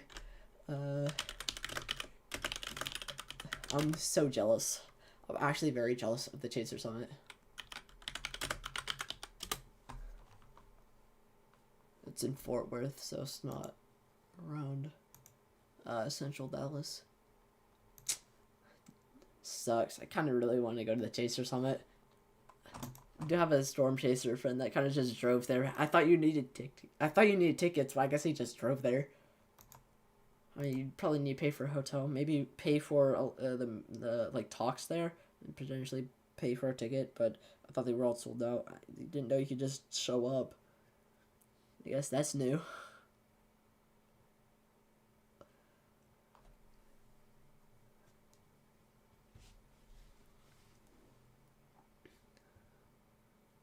I wonder how many chasers that went to the Chaser Summit are actually storm chasing this right now. Or how many chasers didn't go to the Chaser Summit, but storm chased this. Thought about going to the Chaser Summit, but didn't. Just decided to storm chase and they're going to go home after this. Or how many chasers just don't care about the storms at all around the Chaser Summit.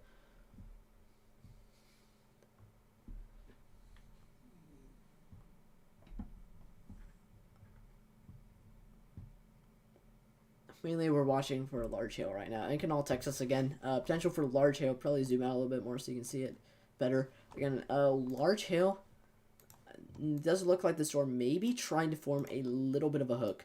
We're watching that for maybe the possibility of a developing tornado risk, and there also may be a little bit of rotation. But mainly the main risk right now for Ankeny, Texas is probably going to be large hail associated with that, with those 60 dBz.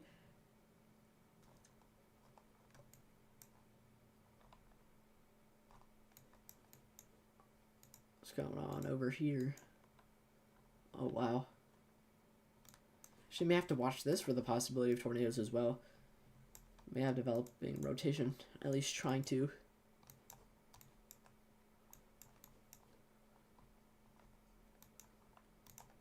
Mainly gonna watch this storm, I think. Yeah, it's kind of hook's not looking the best newest radar scan, but still large hail with that. Again, Ankeny, Texas, large hail might be on its way.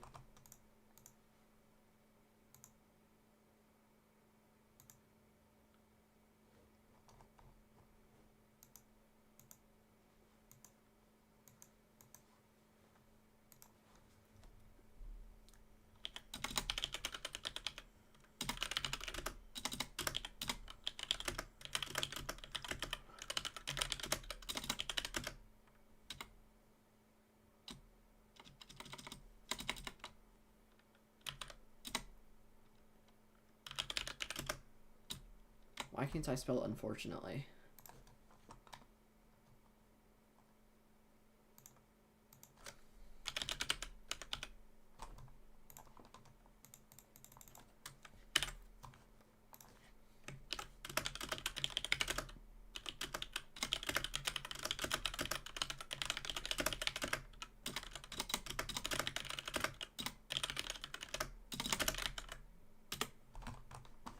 Yeah, I am watching that rotation develop. It is getting quite vigorous.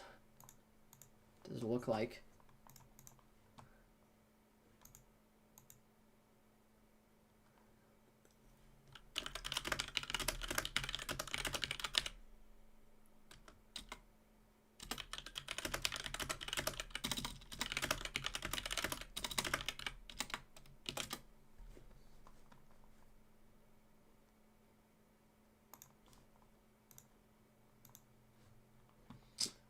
Alright, well, again, mainly in Canal, Texas, we are watching for the possibility of some large hail. Again, it is going back up to 70 dBz here, so that is indicating fairly large hail, potentially upwards of 1 inch. Severe thunderstorm warning is indicating, I think, ping pong ball sized hail. Yeah, ping pong ball sized hail, 60-mile-per-hour wind gust. And we may also be watching the potential for a tornado develop with this as well, as we may have developing rotation. Radar site is to the north, so all these greens, all these strong greens going towards the radar site, all these strong reds going away from the radar site in a clockwise fashion, indicating rotation to the south of that hail core. So again, we may have to watch for the possibility of a tornado with this storm as it moves towards Encinal, Texas. Again, Encinal, Texas, you aren't currently in the warning box, but I do highly suggest staying advised as of now, because you are in the path of a potentially dangerous storm with a very large hail and maybe a developing tornado risk. But again, Encinal, Texas, please stay weather alert for the time being, even if you aren't currently in the warning box. Again, very large hail may be associated with the storm, and that does continue with the newest radar scan as well. Still 70 dBz of reflectivity, indicating a large hail, and then also some quite vigorous rotation.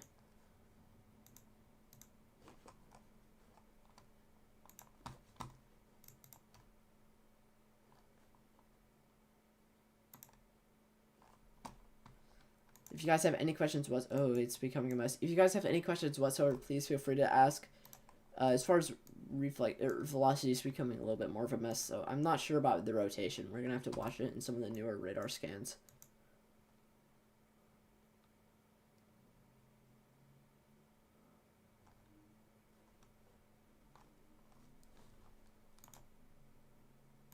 Also check that other severe thunderstorm warning up here. There's more of a damaging wind risk.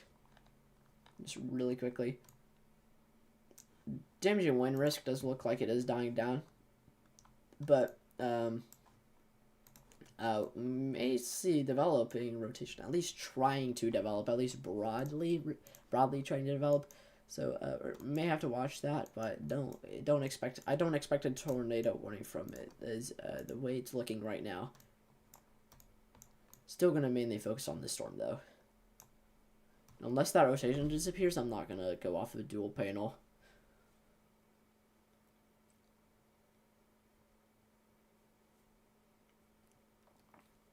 If you guys have any questions whatsoever, please feel free to ask. I highly encourage questions for these storms.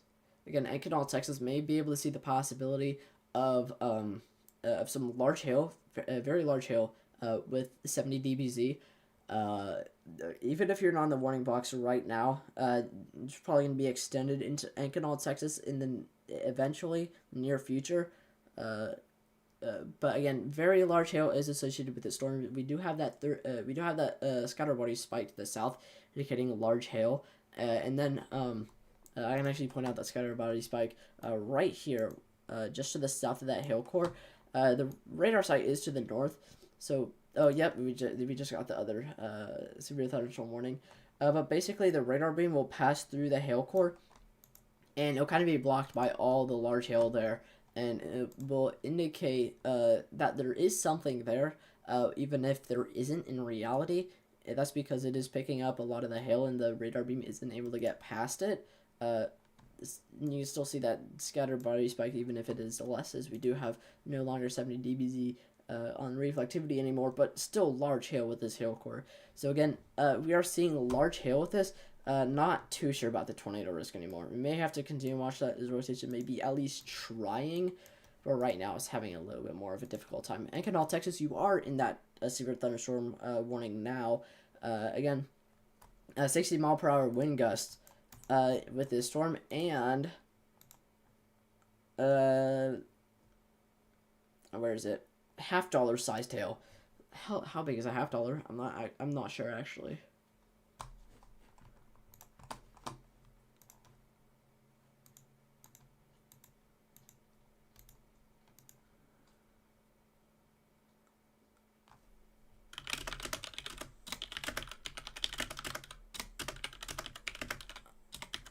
How big is a $half? I'm not sure.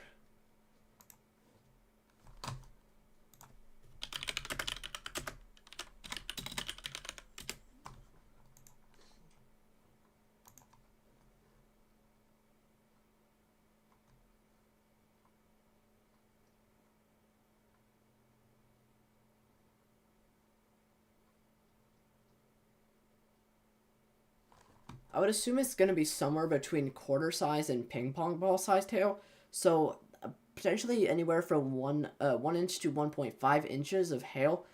So again, definitely could see the potential for large hail with this system potentially greater than an inch. Again, okay, $half sized hail is actually 1.25 inches. I just figured that out. Again, potentially large hail with the system, potentially greater than an inch. And that is going to be going towards Ankanaw, Texas. And again, we are watching for the possibility of maybe a tornado risk developing with this, as we may have a little bit of rotation developing down to the south of this storm. But again, large hail is associated with the storm, and that's going to be the biggest risk for Ankanaw, Texas as of right now. Again, potentially huge hail associated with this. If you live in Ankanaw, Texas, please stay with it alert for the time being, and I highly suggest moving indoors.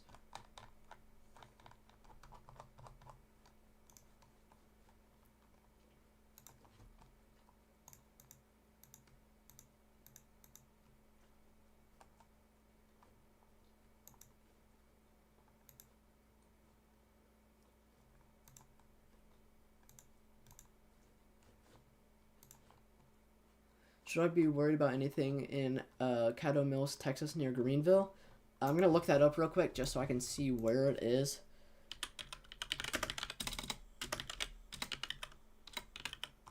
And then I'll give you a response. Currently looking it up. See where it is on the map. Caddo Mills? Okay, that's a little bit more towards Dallas. Okay, I see where that is. Let me switch to the radar site for Dallas. Actually, where are my radar sites? They're right here. Okay, so as far as that goes, we are seeing this line of storms that is continuing to progress across the Dallas-Fort Worth area. However, I did mention this earlier. This is expected to decrease with time and overall intensity. We are expected to see these rain showers that develop ahead of this line. That is going to cool down the atmosphere and lead to less fuel for storms overall, and cause them to overall decrease in intensity. For the area that you are mentioning, we shouldn't really see anything too crazy with that, but we may be able to see the possibility of some damaging wind gusts, probably around 30 to 40 miles per hour, maybe 50 miles per hour, and maybe some small hail, but overall, we shouldn't really see anything too severe. But again, there may be the potential for some damaging wind gusts and the potential for some small hail. But again, not really anything too severe. Shouldn't really see anything as far as tornadoes.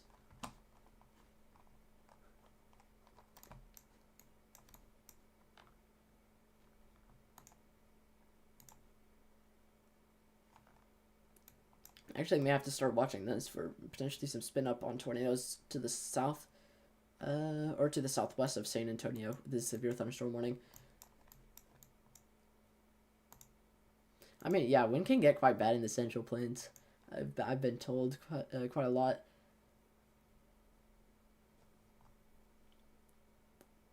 But it should decrease in overall intensity by the time it gets there. So hopefully it shouldn't be too bad by the time it arrives.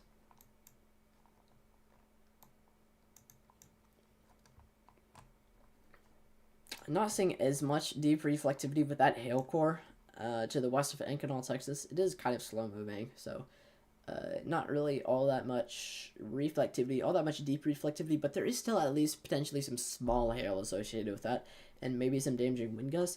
We also may have to watch for some rotation that may try to develop but overall it's not looking too good as far as overall intensity.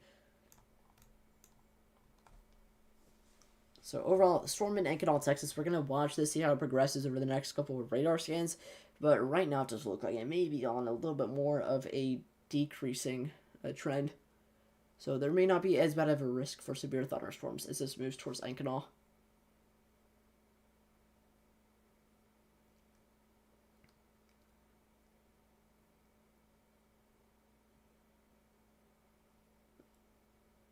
But if you guys have any questions, please feel free to ask. Main thing I may watch is probably for a potential increase in the hail core. See if the overall amount of hail that we may see with this storm increases from the pea size to penny size, and see if rotation may increase in strength. Still not expecting a tornado warning with how the rotation looks right now, but it may increase with time, and that's what we're looking for. We're trying to see if it will increase or decrease with time. Same with the hail core, see if it will increase with intensity, decrease in intensity. Right now it doesn't look like it's on a little bit more of a downtrend, so it may not see all that much of a risk for hail anymore for Encinal, Texas, but as of right now it does look like we may still at least see the potential for pea-sized hail to potentially penny-sized hail across Encinal, Texas. Did you know from personal experience that dB or reflectivity values around what we're seeing in that hail core is around penny to pea-sized hail, so not really all that much of a huge hail risk with that anymore, but again, there is still going to be hail with that, and potentially very heavy rainfall, and then again, we are watching for the potential of rotation, but this is very slow moving. You do have a lot of time before it does impact Encinal, but it is good to be prepared. If you guys have any questions, please feel free to ask.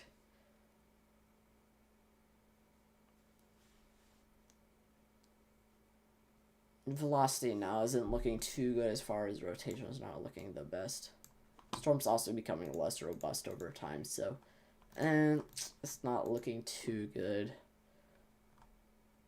I may watch it, but I'm probably going to switch over to... Actually, no, I'll stick with it for a couple more radar scans, but then I may switch over to the other severe thunderstorm warning that we have further north.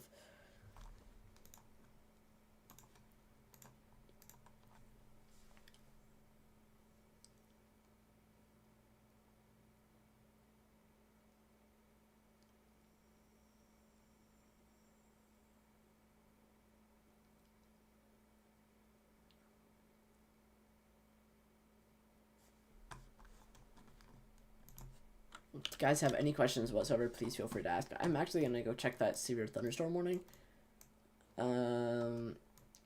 It's over here. Again, it does look like it's going to be a little bit more of a damaging wind risk. Yeah, it is. It's more of a damaging wind risk.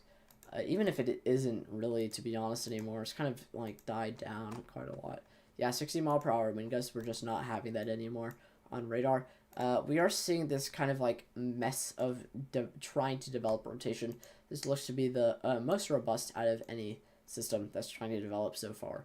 So, again, may have to watch for the potential of developing rotation with this. We still have the possibility of at least one or two brief tornadoes with some of the storms that we may see further down south.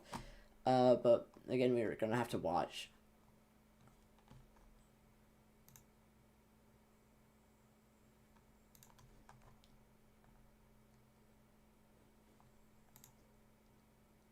Max velocity is less than 2,500 subscribers from 100,000. Max velocity is pretty good. If you haven't checked out Max velocity, honestly, I'm not really too sure about him anymore. I mean, he does pretty good. He does really good forecasts. He does really good in-depth forecasts pretty far. And it's very digestible for someone that doesn't like really do very in-depth weather forecasting like I do.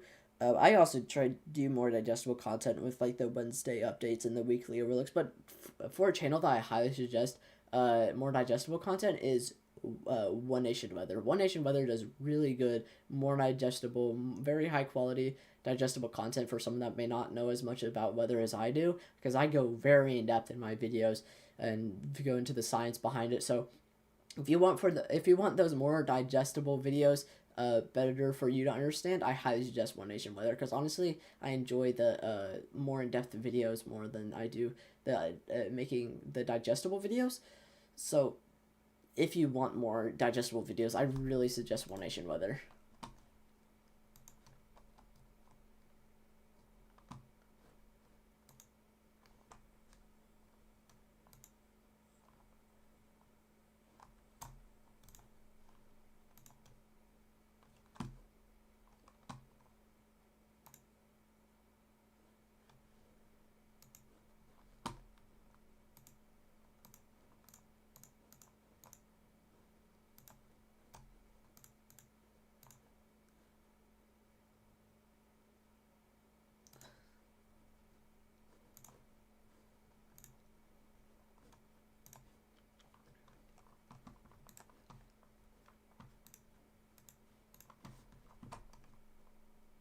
Yeah, right now, not really much is going on. Let's check that one severe thunderstorm warning.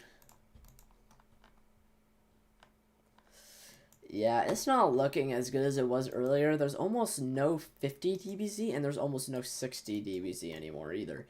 There is some 50 dBz, and there is at least one pixel of 60 dBz, but it's as low as it goes on the 60 dBz scale. So overall, we aren't really expected to see too much hail with this anymore. But we still may be able to see the possibility of maybe some pea-sized hail with this storm across maybe going towards Encinal, Texas. But again, we are having that rotation that may develop down to the south there. We are going to have to watch that because that is kind of cranking. We may have to watch that.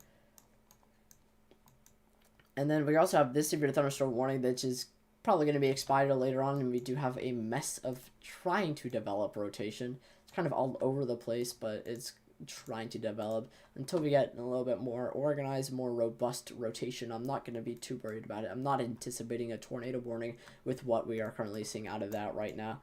I think I'm just going to go switch over to Dallas real quick. Yeah, Dallas is doing all right. I mean, you can see that it is not as organized as it was previously because of all those rain showers. That's kind of choking the system a little bit, leading to a little bit more rain-cooled air, a little bit less instability ahead of that line, and it's kind of choking it a little bit. Still, there's the potential for some damaging wind gusts, maybe some pea-sized hail, but right now the hail risk and overall damaging wind risk is decreasing. And there's shouldn't really see all that much of a tornado risk with that at all either. Let's try and focus on the severe thunderstorm warning. Mainly that area of rotation that may be possible.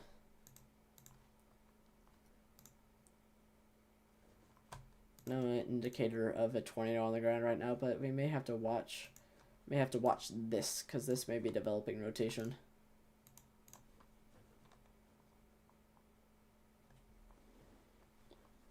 And still indicating that there may be some pea-sized hail as well, so.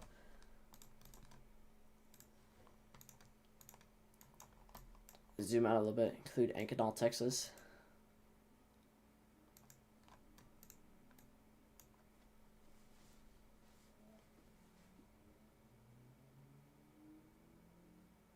Been live streaming for 3 hours and 36 minutes so far. That's quite a long time. Actually, haven't live streamed this long, and we broke 200 views on a live stream. I actually haven't had that many views on a live stream before, so I mean, I think this is pretty much one of my better live streams. I'm not gonna lie. I do like this live stream quite a lot. Actually, no, our Chicago one got 200 views. 204 views. But I want to thank everyone for tuning in so far. I really appreciate the support. If you guys have any questions so far, please feel free to ask. I'm mainly watching this storm towards southern Texas, maybe impacting Encinal, Texas, with maybe some pea-sized hail and maybe some developing rotation that we're watching. So we may have to watch for a potential tornado risk that may develop out of this. But right now, no indicator of a tornado on the ground, but we are watching that. And if you guys have any questions so far, please feel free to ask. I am not opposed to questions whatsoever.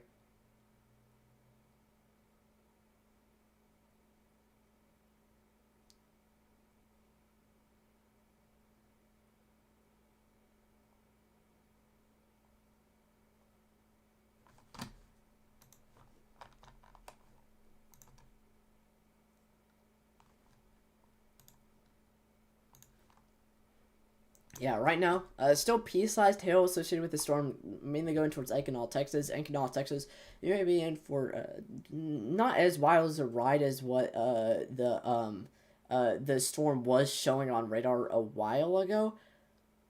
Yeah, I'm still live. I'm still cranking it. Been live for like 3 hours, 36 minutes. The storms that were in a line that did have that one tornado warning is kind of dying down now as it impacts the Dallas Fort Worth area, because there's a bunch of rain showers that are kind of popping up ahead of that line and kind of choking it of instability and heat, because those rain showers are going to be cooling down the environment ahead of this line and leading to less instability overall, and it's kind of becoming disorganized. So we aren't really expecting to see anything too severe come out of this later tonight, as it does move across the Dallas Fort Worth area. May still be able to see the possibility of some damaging winds, maybe some pea-sized hail, but overall we shouldn't really see too much of a worry with that. Definitely not a tornado risk with this later on tonight. We do have 2 severe thunderstorm warnings that we are watching. Mainly this one. This is the one I'm watching right now. This one is kind of a mess right now. It is kind of robust, but again, it's kind of a mess. It's kind of a mess of trying to develop rotation. But the majority of it's broad. I'm not expecting a tornado warning out of that with how it looks as of right now. And then we also have this storm. I've been focusing on this storm for the most part because it is kind of more robust than the other storms that we've been seeing, a little bit more organized. And it is producing potentially some large hail, may have increased in overall intensity, getting up into those 60 dBZs again. So Encinal, Texas, maybe in for a little bit of a wild ride, not as wild as a ride as what the radar was indicating earlier, like around 30 minutes to 20 minutes ago, but still may be able to see some large hail with that, maybe getting close to an inch, potentially 1.25 inches, and then we also may have a little bit of developing rotation that we're going to have to watch for the potential of a tornado risk. So if you guys do have any questions, please feel free to ask. Actually, I should probably pull up meso-analysis, just so I get an idea. Yeah, we almost have no instability whatsoever ahead of the line that's going to be impacting Dallas. We have K values, surface K values upwards of 250, which is nowhere ample for severe thunderstorms. And across southern Texas, we are seeing 1,000 joules per kilogram towards the Corpus Christi area. And then we are seeing 500 joules per kilogram of surface instability around this storm that we're watching. We are currently in like around 500 joules per kilogram, potentially higher than that. It's still ample for severe thunderstorms, still ample for some hail, maybe some spin up in the atmosphere, but overall it's a little bit lower than what we may want for severe thunderstorms. But it is still cranking along, still producing hail, and also producing some rotation that, again, we may have to watch for the possibility of a hail risk, as well as the possibility of a tornado risk with this. I really wish there was meso-analysis on Radar Omega. It would make things so much more handy. I have meso-analysis on another monitor right now.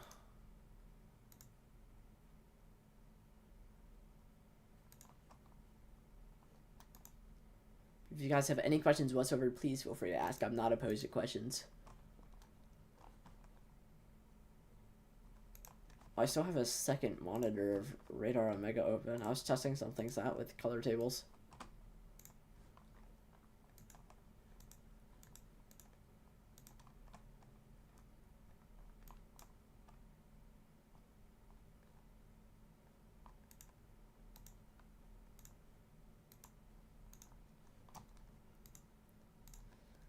Okay, how do you think, or how do you guys feel? Actually, I don't know if I'm using, no, I'm using the right velocity color table.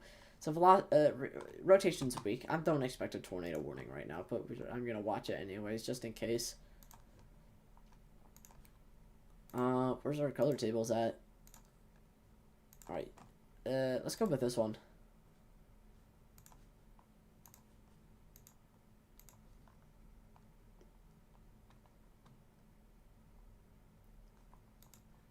So, how do you guys feel about this color table? I think it looks overall a little bit better.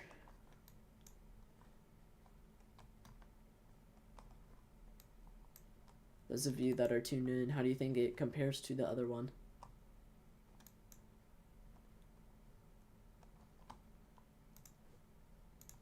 I'm also going to turn on the flashing for the severe thunderstorm warning. I think it looks pretty good.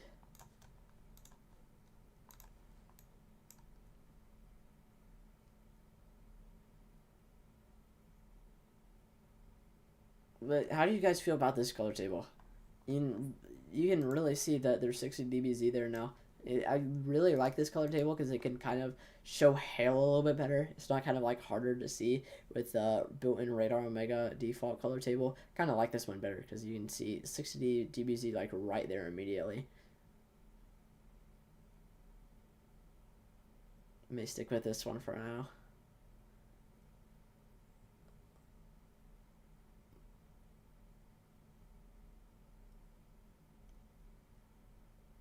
But how do you guys feel about this color table?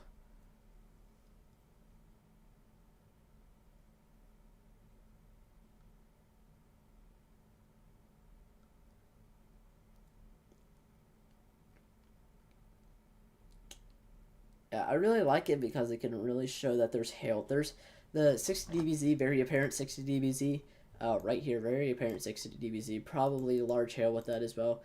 And going towards Encinal, Texas, we've been watching the storm for a while. It's been kind of slow moving, but Encinal, Texas may be in the path of the storm that may be producing large hail, as well as maybe trying to develop rotation. Overall, rotation is a little bit more weak and a little bit more broad. It's also very far away from the radar site, so it's kind of hard to see. I don't expect a tornado warning out of it just yet, but we may have to watch for at least the potential of a developing tornado risk with this. But mainly we're seeing the potential for large hail, potentially upwards of 1 inch to 1.25 inches. Again, Encinal, Texas, in the newest radar scan still shows that threat for large hail with that 60 dBz.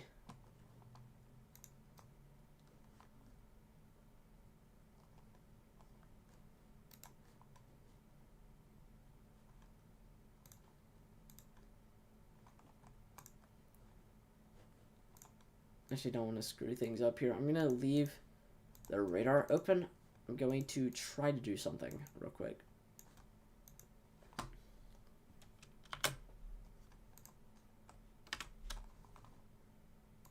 I do want to make a new window, and then I'll switch it back to what it was previously. Sorry about this.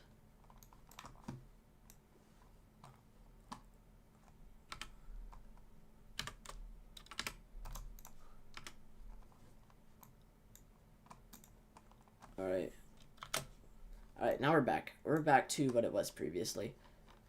Again, you can tell that there is rotation at least trying to develop here to the south of the hail core. So again, we're going to have to watch for at least some possibility of a tornado risk across this region, especially with this storm. Down to 1 severe thunderstorm warning. I'm going to update it on the thing real quick. There.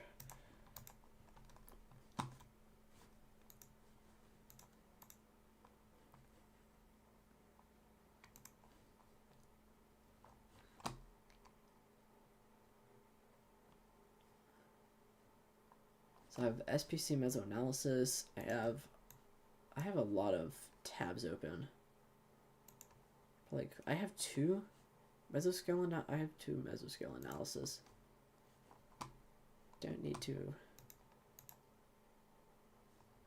I'm gonna leave mesoscale pulled up.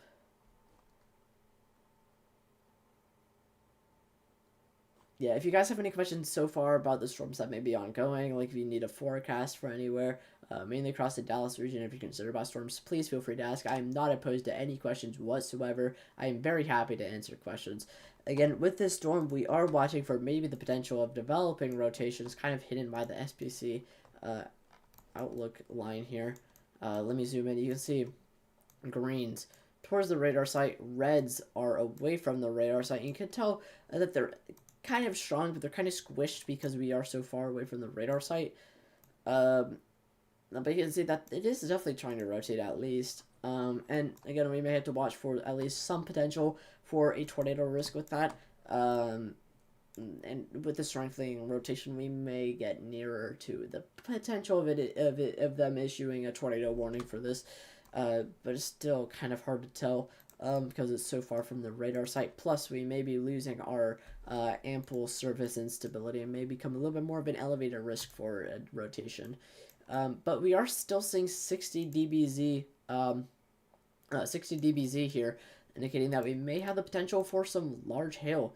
At least pea-sized hail, of course, potentially potentially upwards of half an inch. So we may be able to see maybe some large hail, maybe some small hail with this for Ankanaw, Texas. And then again, that developing tornado risk. That's mainly what we're watching for right now, but I am noticing on the meso-analysis we are kind of having a little bit of a lack of instability to the north of where we are watching this storm.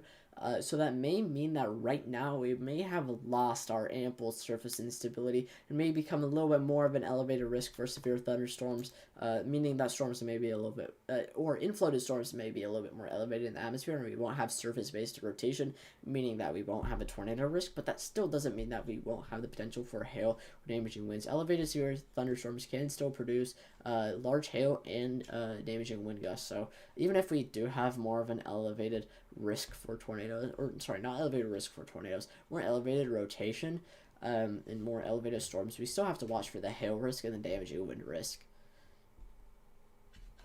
So right now, Ankanaw, Texas, currently in the path of a very slow-moving storm that is producing at least pea-sized hail, potentially half-dollar sized hail, not half-dollar sized hail, half-inch sized hail.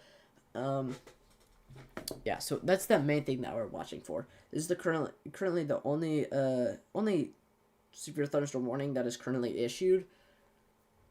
Again, currently the only severe thunderstorm warning that's issued as of right now.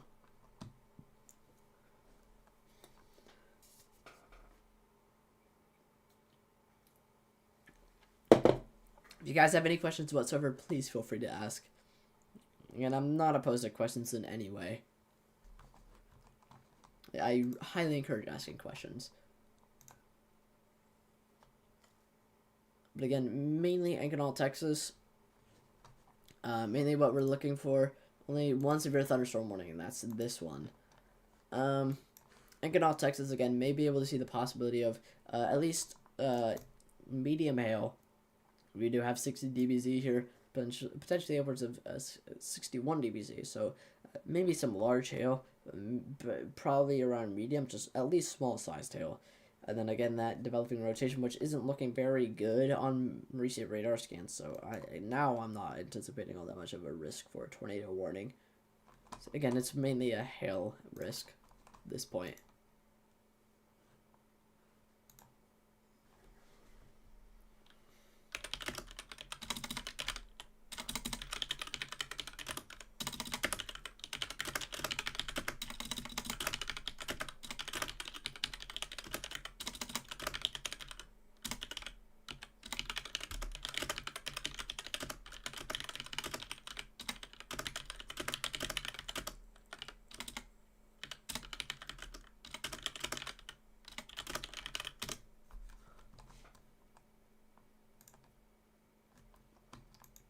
Again, if you guys have any questions whatsoever, please feel free to ask regarding the storms across Texas. Again, I'm not opposed to questions in any way.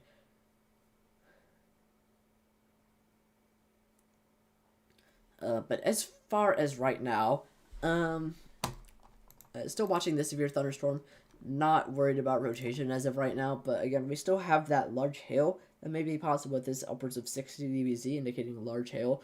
It doesn't look like we have a scattered body spike anymore, so maybe seeing a little bit more medium to small hail. If I were to switch radar, actually, let me switch radar, or not radar, color table. I want to switch color table. Kind of been on a feud with color table for the past couple of hours. Yeah, I mean, it's not very good. I mean, this is more pea-sized hail than large hail, so, I mean, there's still the potential for maybe some damaging hail maybe some medium hail, but this is fairly small and just more so pea-sized. I'm gonna switch color tables. So if you're seeing those lighter purples, it is indicating more of a little bit more of a lower end hail risk. Mainly around pea-sized hail, but whenever it gets dark, that's when it is really intense. So it's kind of reversed. Radar Mega usually starts off with the lighter colors and makes it gets darker. I mean, starts off with the darker colors, it makes it get lighter based on intensity, I think. At least that's the default color table that I'm used to. We don't no longer have 60 dBz anymore. So maybe some pea-sized hail, definitely some heavy rains with that, but overall we're losing our hail threat with this storm.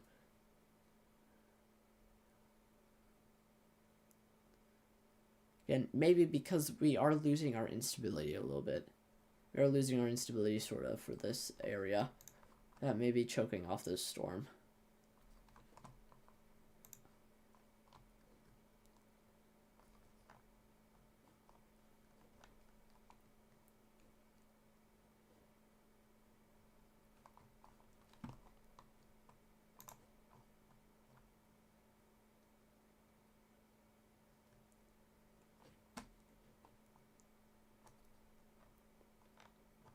We are definitely seeing the shear for tornadoes, but we don't really have the instability. We aren't really expected to see all that much of a risk for tornadoes, especially this late at night. We're losing a lot of our instability. Further down south where we have a little bit better instability, this may still remain above 1,000 joules per kilogram, but instability acts as the fuel for severe thunderstorms and our various threats such as damaging wind gusts, large hail, hail in general, as well as tornadoes. And we are losing almost all of our instability, mainly because it's becoming nighttime, and we're seeing temperatures that are going down mostly to mainly down to the 60s, I think, low 60s, which isn't the best for instability. That's like fairly low end. You get low end instability out of that, and low end fuel for severe thunderstorms.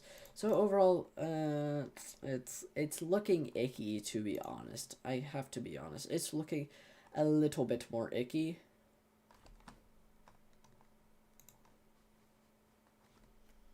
I can check pivotal weather. I may be able to pull up a simulated sounding so you guys can get an idea of what the environment may look like, or maybe I will get an idea of the environment. Soundings are quite complicated, and it's it would take like a whole video to explain them, like 30-minute video to explain soundings. Yeah, we're not seeing all that much of a hail risk with that anymore, so they may let this severe thunderstorm risk expire, because we're also seeing not all that much of a damaging wind risk either. So I think they're going to let this severe thunderstorm warning expire.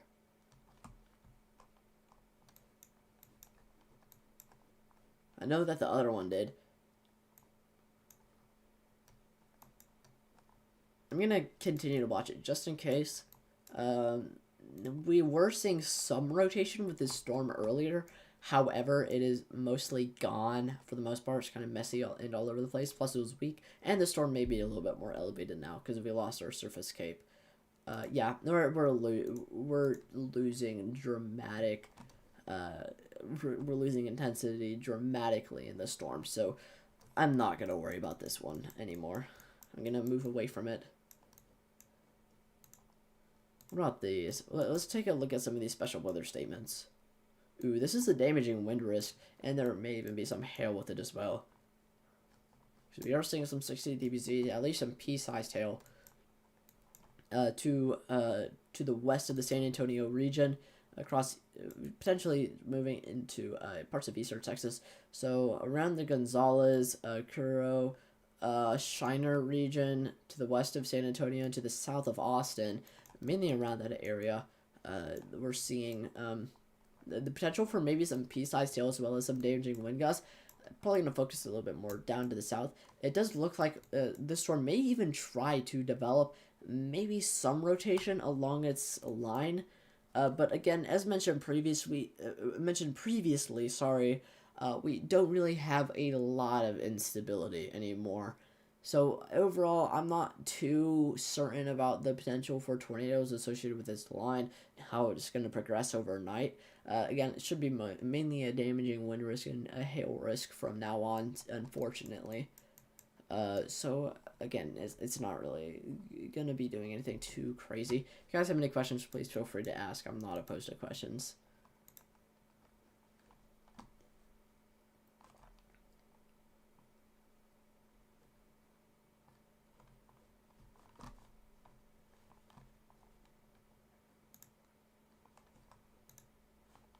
Let's see.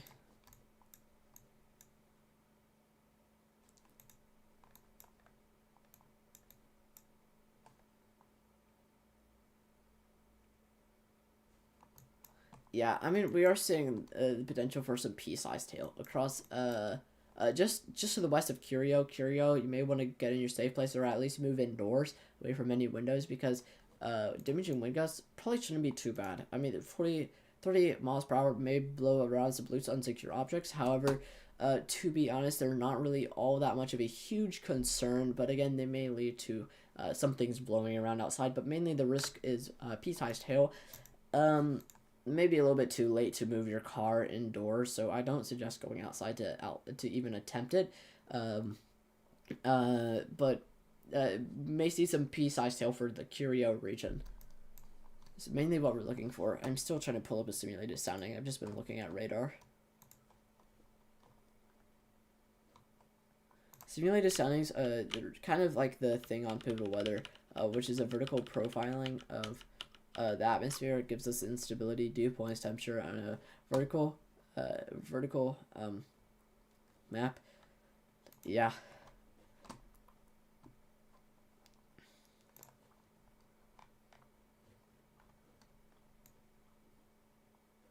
Yeah, we almost have no surface instability across this region. These storms may turn into more elevated systems, but that doesn't mean that we aren't going to see at least the potential for maybe a low-end tornado risk, a very low-end tornado risk, and mainly the potential for hail and damaging wind gusts. Because still elevated storms still have the potential to generate strong damaging wind gusts and large hail, and that's mainly what we're looking for. Overall, I think our large hail risk may be over for the most part, but we still may be able to see some small hail, at least some pea-sized hail.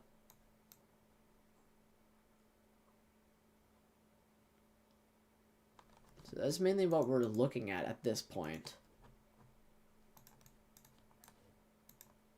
The severe thunderstorm warning still going. Yeah, it's not going to last much longer. I will tell you that.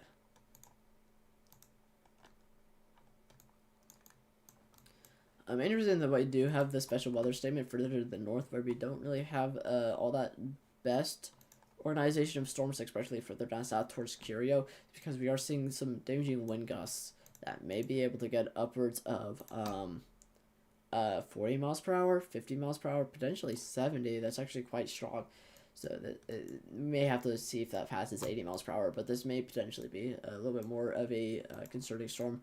Probably focus on that for the most part now. It's going to be those damaging wind gusts, mainly around the Shiner, Hattsville,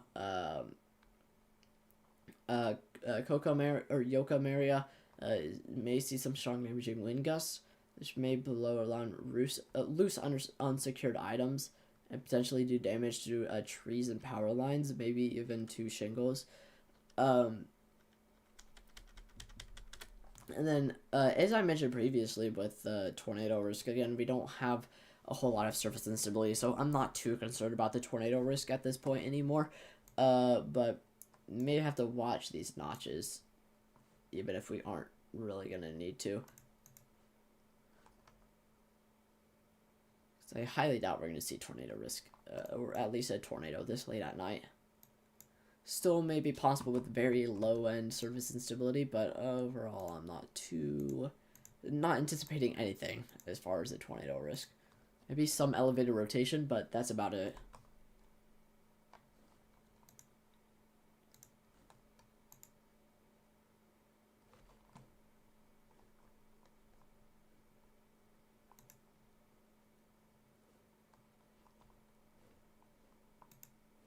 you guys have any questions whatsoever, please feel free to ask.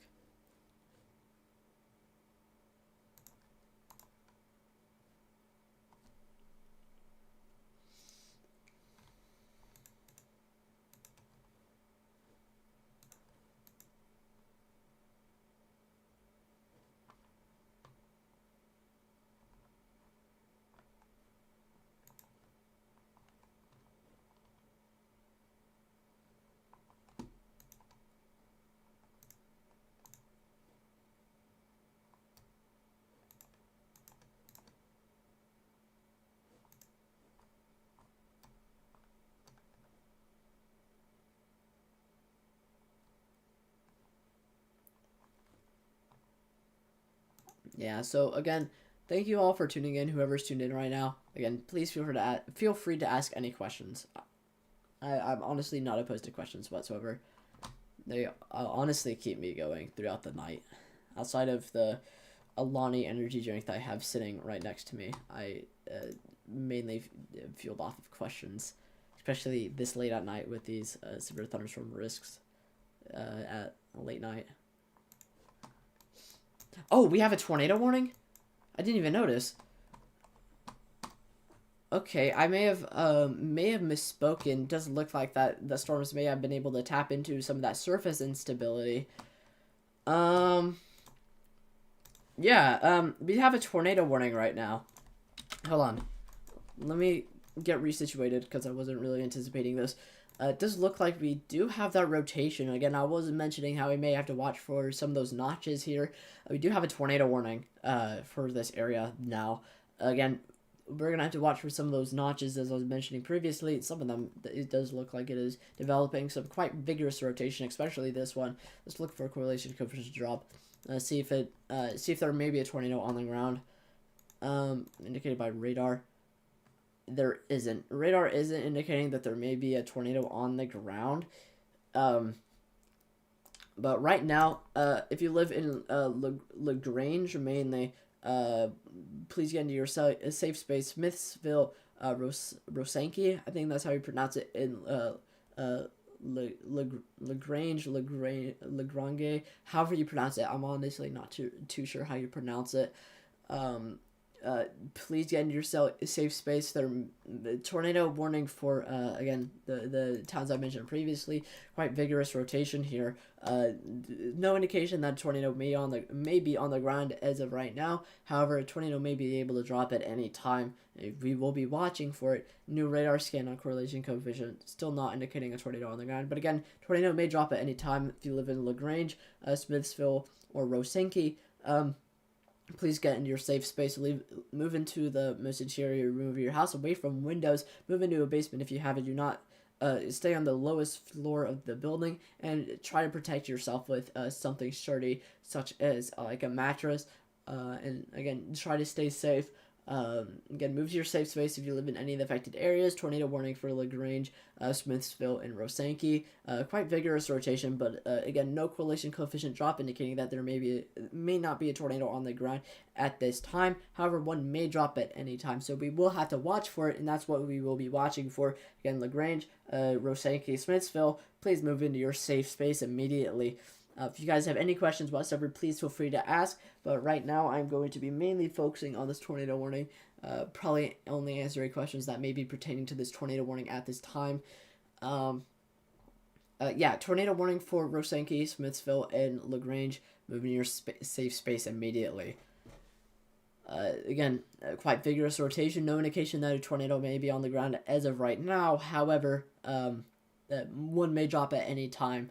And I honestly wasn't anticipating a tornado warning this late at night because we were losing a lot of our surface instability. I didn't think our storms were really going to be able to tap into it that much, but it seems like they were able to. Not sure how long this rotation is going to last with the lack of very strong surface instability, but again, quite vigorous rotation, but no connotation that a tornado may be on the ground as of right now. But again, tornado may be able to drop at any time. So again, LaGrange, Smithville, and Rosenke, please move into your safe space immediately into the most interior room of your house. Lowest floor of your house. Try to put as many walls between you and the outside world as possible. Stay away from windows and try to protect yourself with anything sturdy like a mattress. And make sure to stay tuned in for any updates that may be necessary with this developing system. Again, tornado warning for LaGrange, Smithville, and Rosenke. Again, I wasn't really anticipating this with the instability that we have, but I was mentioning previously that we may have to watch for some of those notches. May have a little bit weaker rotation developing. It does look like it did kind of pan through to develop a tornado warning. I'm noticing this very light correlation coefficient drop. If that continues to the next radar scan, there may be a tornado on the ground.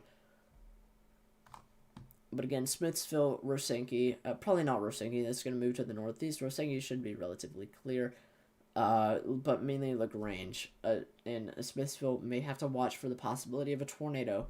Again, please stay weather alert for the time being, moving into the most interior room of your house. Please stay safe. Put as many walls between you and the outside world as humanly possible and watch for updates. Again, tornado may be possible for LaGrange in Smithville. Smithville, Texas, LaGrange, Texas. If you guys have any questions whatsoever pertaining to this tornado warning, please feel free to ask. Again, kind of wasn't really anticipating a tornado warning, but I kind of was on the edge with a lot of these storms that we were seeing. We did have at least weak surface instability indicated by our mesoanalysis. I guess our storms did tap into that surface instability and did produce some strong rotation. Mainly bidding on our newer correlation coefficient scan to see if there may be a deeper debris ball and an indication of a tornado on the ground. Because we do have that small correlation coefficient drop there, potentially may indicate a tornado on the ground. May have had a brief one at some point, but mainly waiting for the newer correlation coefficient drop. You can see on our velocity, very vigorous rotation here.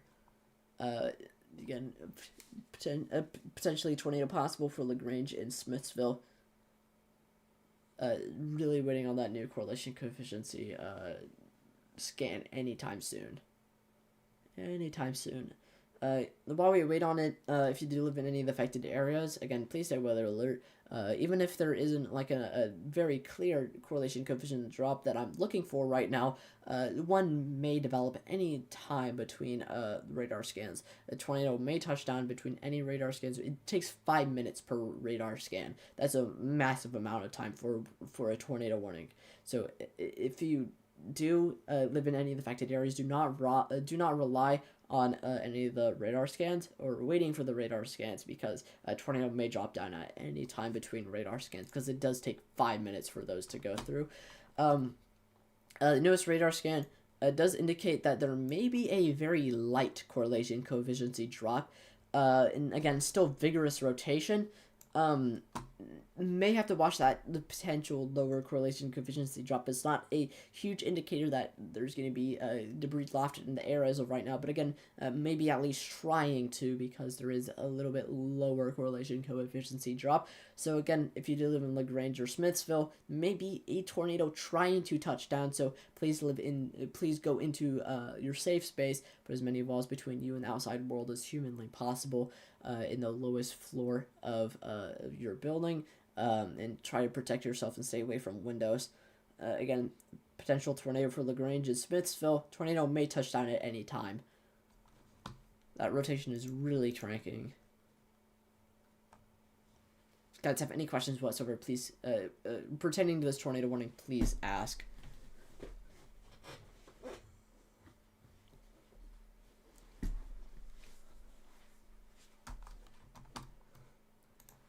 Again, tornado warning for LaGrange and Smithville.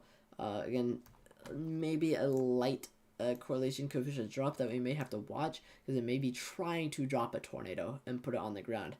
Right now, there's not a clear correlation coefficient drop, and velocity is kind of becoming a mess here. Two separate areas of rotation that we may have to watch. but it does look like we may have potentially had at least a brief tornado back across road or Interstate 95 or Road 95. I'm not sure what to call it. Road 95, because there was a very low correlation coefficient drop back towards here. So we may have had at least a brief tornado. Hoping that it didn't do any damage. But again, we're going to have to watch to see how coefficient, see if there's any tornadic debris that may be indicated in the next radar scan. However, with the newest velocity scans, rotation is kind of becoming a little bit more of a mess, but it is still quite vigorous and is still quite organized and still is capable of Lagrange. I'm honestly not sure how to pronounce it. I'm sorry, but Smithville or Lagrange, Texas.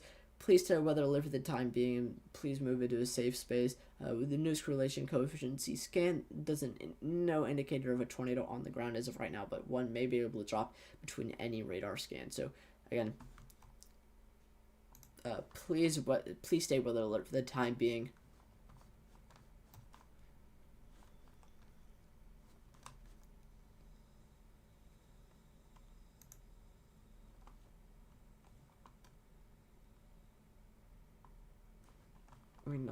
Why are we not able to get enough data through to YouTube? Come on, I can't have my stream do this right now. This is not good. Video bitrate, I'm just gonna increase it wildly.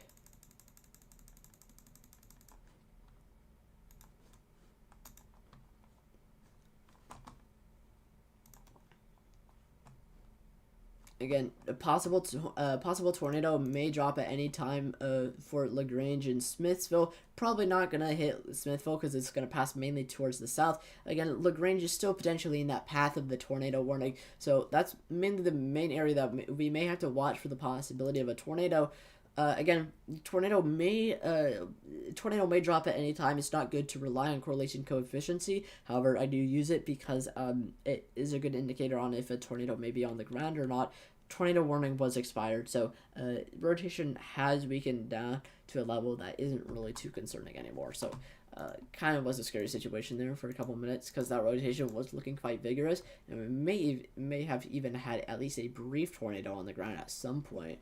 But overall, I'm glad that rotation kind of died out. But I'm going to switch down here.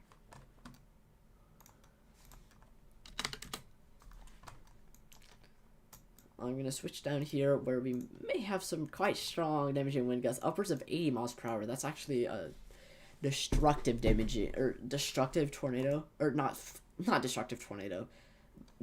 Don't take into account what I said. I meant to say destructive severe thunderstorm, because damaging wind gusts upwards of 80 miles per hour does activate the EAS, similar to the way a tornado warning does.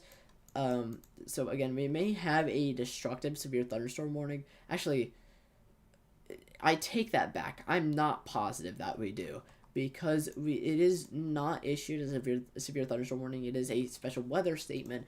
A lot of these damaging wind gusts may be aloft, meaning that they may not be on the surface level. So do take what I say with a grain of salt. I don't think there's too much of a damaging wind risk with that, but we should see quite a bit of damaging winds with that.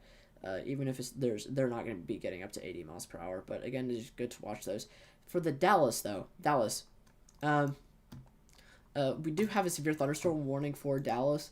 It's the only severe thunderstorm warning that we have for southern Dallas, including the downtown Dallas and the Dallas-Fort Worth area, heavily populated areas. We are seeing mainly damaging wind gusts with this. This is mainly a damaging wind gust threat, potentially damaging wind gusts that may reach upwards of 40-50 miles per hour. Honestly, kind of wasn't really expecting this, to be honest. I didn't think we were gonna have damaging wind gusts, but like this. But again, we definitely had the possibility of some more isolated damaging wind gusts. Especially further down south, because most of the rain showers that were going to be choking off the line were going to be further towards the north. But right now we are seeing 40-50 mile per hour damaging wind gusts, which may blow around loose unsecured items across southern Dallas, downtown Dallas, and populated areas.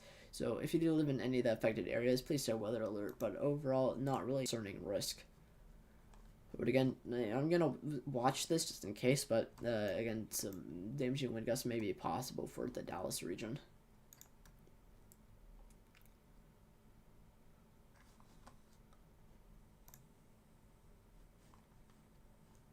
Am I actually not able to get any connection through to YouTube?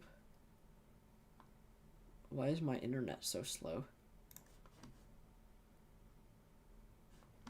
Is Madisonville, Texas looking for the night? I can check that real quick. I would have to look for where it is real quick, and then I'll get back to you. And I check where it is on the map.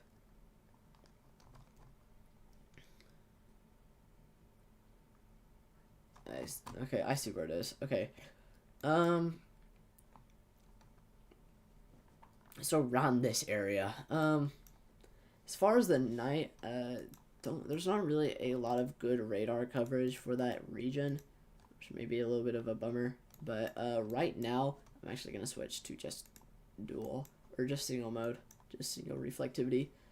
Right now, it's kind of looking a little bit dull. It's mainly looking like rain showers as of right now. Like more light rain showers. However, as these storms do move out of this light risk area, we are losing a lot of our instability because it is nighttime. Our instability is the fuel for severe thunderstorms.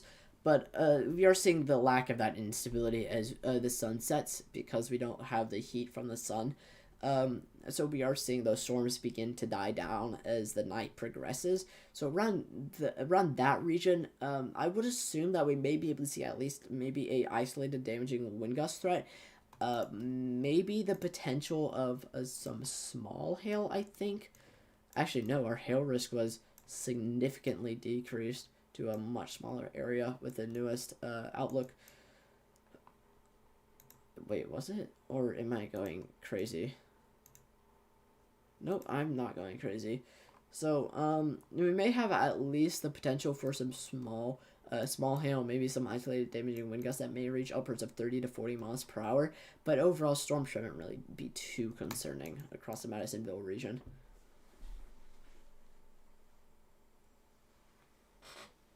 Rainstorms may be heavy at times, and there may be some lightning, but to be honest, they're not going to be too concerning because of that lack of instability. Okay, I'm going to focus on these Dallas storms.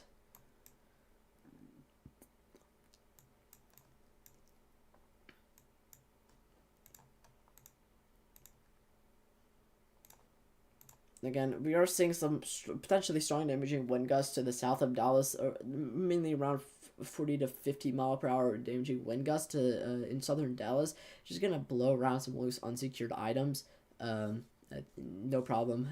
April's may blow around some loose unsecured objects in southern Dallas, but not really going to be too concerning. Shouldn't really pose all that much of a risk. But please stay weather alert. Please stay weather alert if you do live in the warning area, as it may be a little bit more concerning.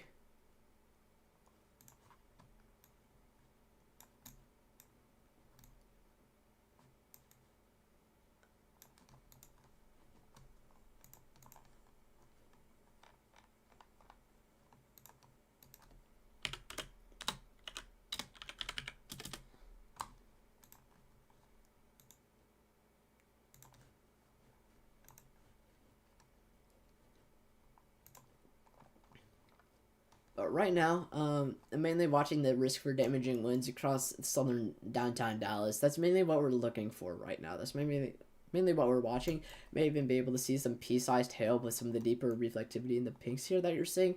So again, we may be able to see some, maybe some pea-sized hail across downtown Dallas. May lead to a little bit of damage, but pea-sized hail isn't really too concerning. But again, may lead to some damage to some vehicles, but it should be fairly minor. Hopefully your vehicles are in in garages if you have it. And again, damaging wind threat with a severe thunderstorm in southern Dallas.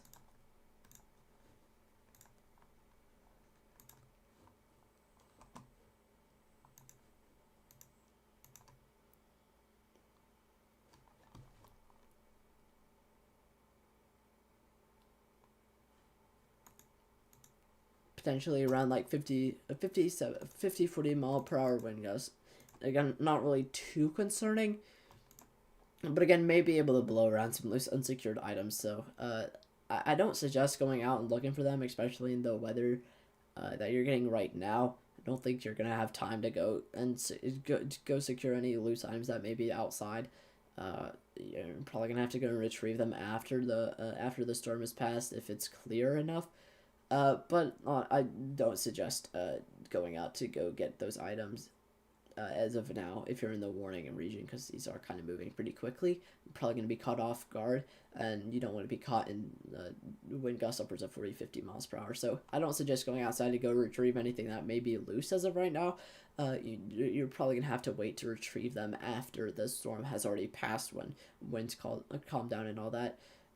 But again, damaging wind risk for southern Dallas into central Dallas. Mainly wind gusts around 40-50 miles per hour, maybe below around loose unsecured objects. If you guys have any questions, please feel free to ask. I'm not opposed to questions in any way. I really encourage questions.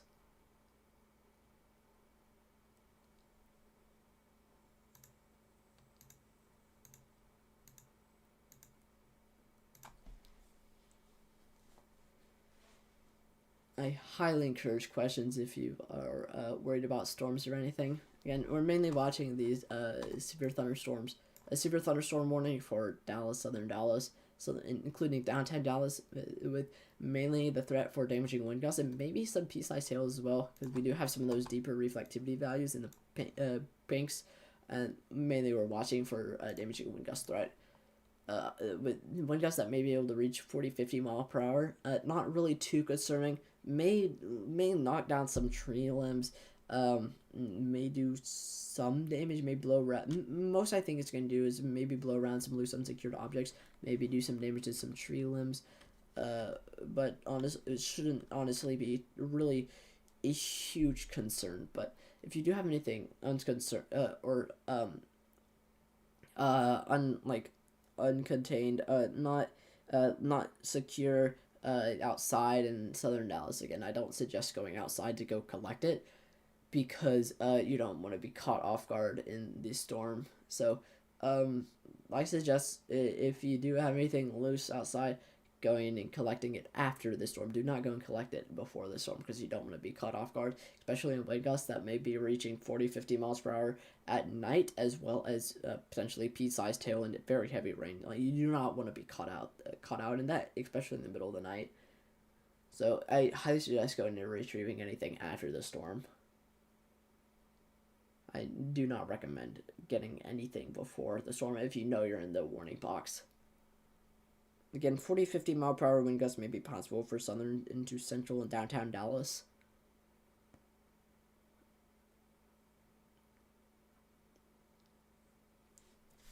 If you guys have any questions, again, please feel free to ask.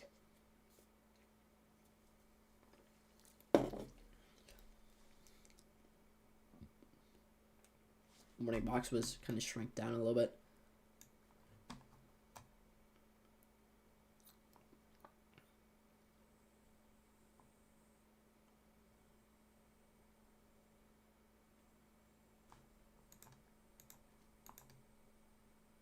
Yeah, still some fairly strong damaging wind gusts. It may even be reaching 60-70 miles per hour.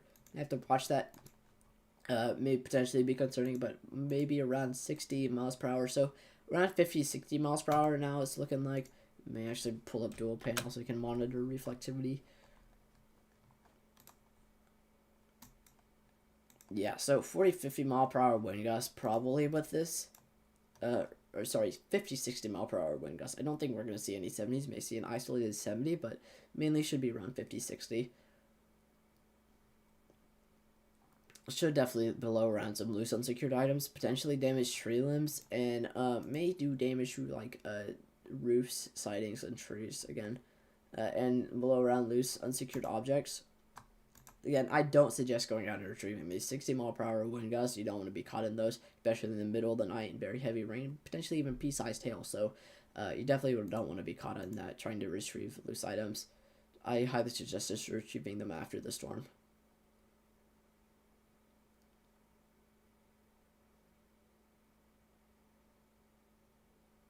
Again, Lancaster, Oakleaf, DeSoto, potentially extending maybe towards downtown Dallas.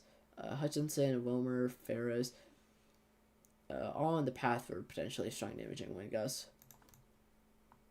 Yeah, it is looking like it may be pushing closer towards more towards the 60s, maybe getting close to the 70s, but mainly should be around the 50s, 60s. And maybe an isolated 50 maybe in there, or isolated 70. Again, it's expected to blow around loose unsecured objects, potentially do damage to tree limbs, as well as potentially do damage to things such as shingles, roofs, and sidings of your house.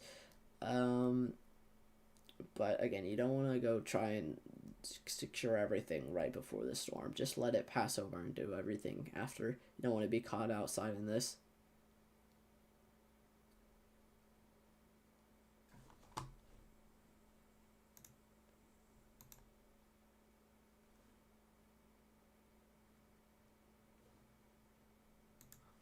Why is my internet so bad?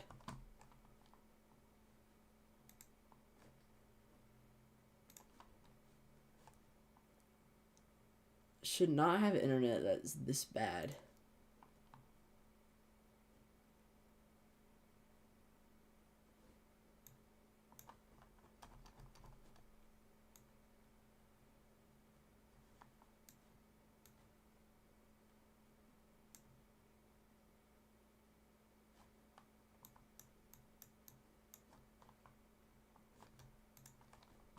Sorry if the live stream is stuttering.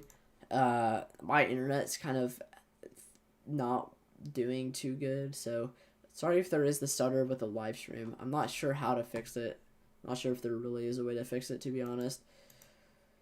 Unfortunately, I keep getting errors from YouTube and OBS that the live stream may be like lagging. So I'm sorry if the live stream is like kind of all over the place.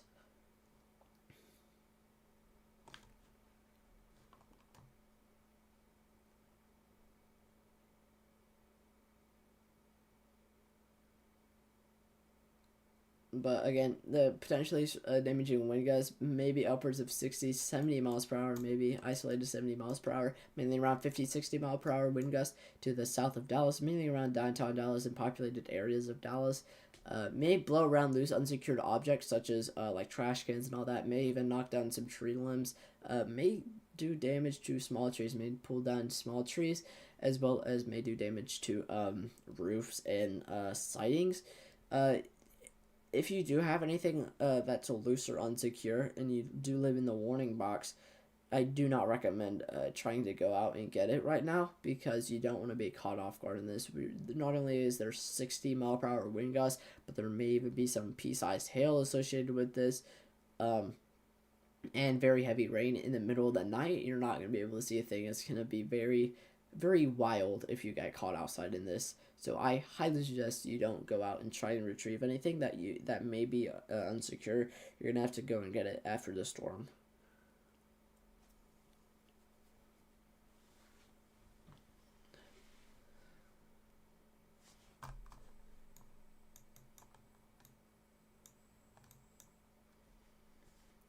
Again, potentially 50, 60 mile per hour wind gusts across populated areas of Dallas. May do some damage, may blow around some loose things, may do damage to trees. But again, I don't recommend going outside in this.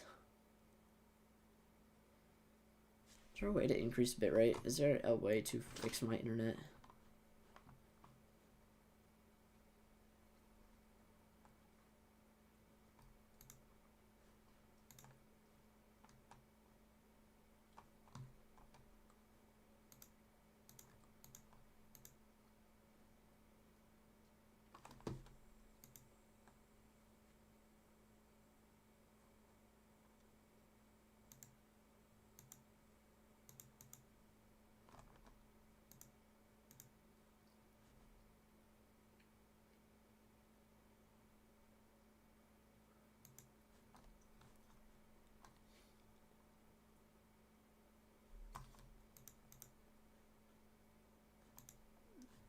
How do I stop the buffering?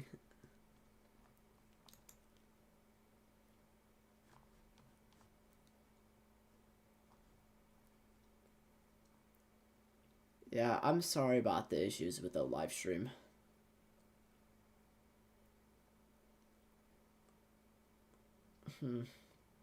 Should I increase the...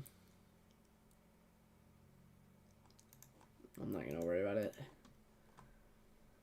Okay, still severe thunderstorm risk, or severe thunderstorm warning for southern Dallas, downtown Dallas populated areas. Potentially damaging wind gusts that may reach 50-60 miles per hour across southern Dallas may blow around loose, unsecure objects. May even do damage to trees. May knock down some tree limbs. May even do damage to roofs and sidings. But also may blow around loose, unsecured objects. However, if you do have any loose, unsecured objects, I don't recommend going out to get them right now because again, you don't want to be caught outside in this storm. But we are going to watch this. If you guys do have any questions, please feel free to ask. The questions are what keep me fueled and going. They what keep me motivated to keep the live stream going outside of this Alani energy drink that I have sitting right next to me. So again, severe thunderstorm warning, southern Dallas. Damaging wind gusts may reach upwards of 50-60 mile per hour and may blow around some loose unsecured objects. It may do damage to trees, some roofs, and siding, but shouldn't really be too concerning as long as everything is secured, but may pose a hazard to some.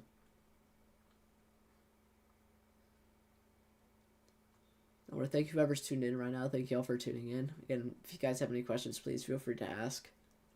I'm always open to questions. I'm never opposed to questions.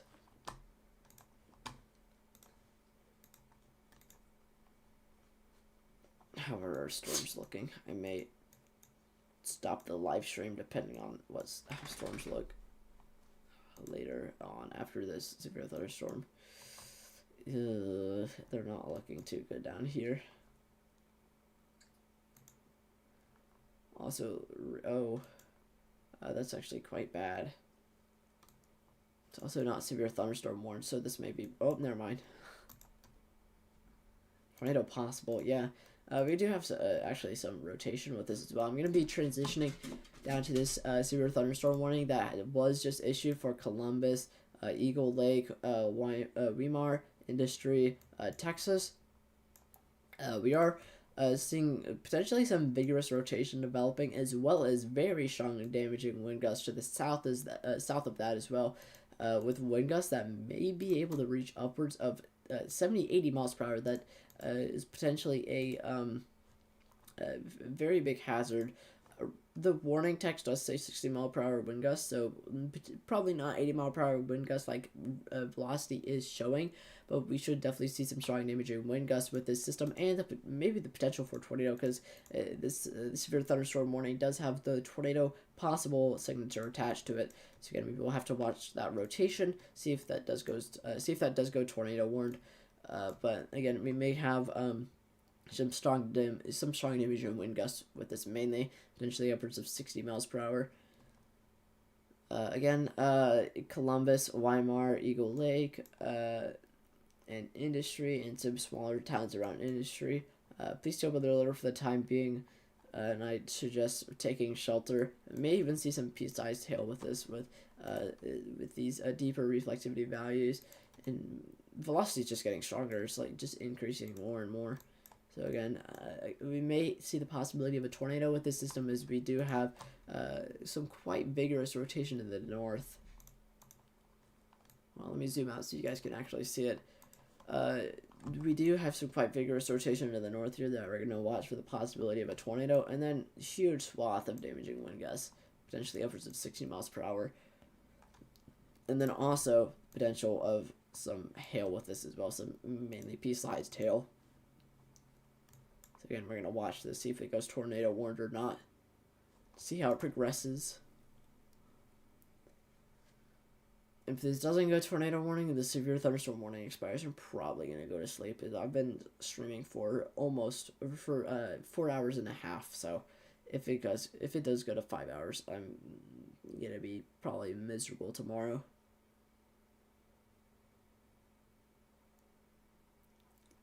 If you guys have any questions whatsoever, please feel free to ask. I'm not opposed to questions whatsoever. Again, severe thunderstorm warning for Columbus, Weimar, Eagle Lake, Industry.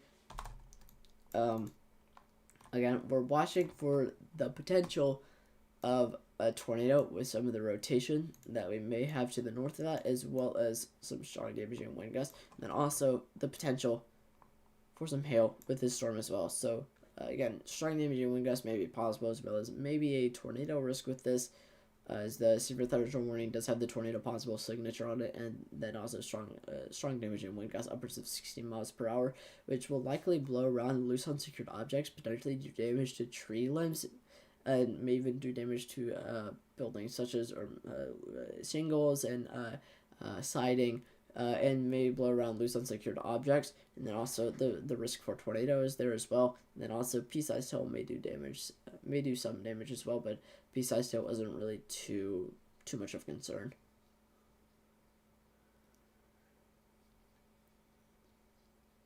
Again, if you guys have any questions whatsoever, please feel free to ask.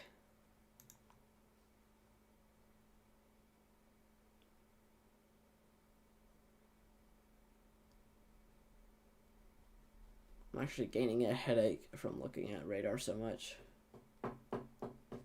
Hi, Dobby. My dog has chosen to join me. No, Dobby, stop. I can't have you up here right now. Please, Dobby. My dog likes to bug the fire out of me.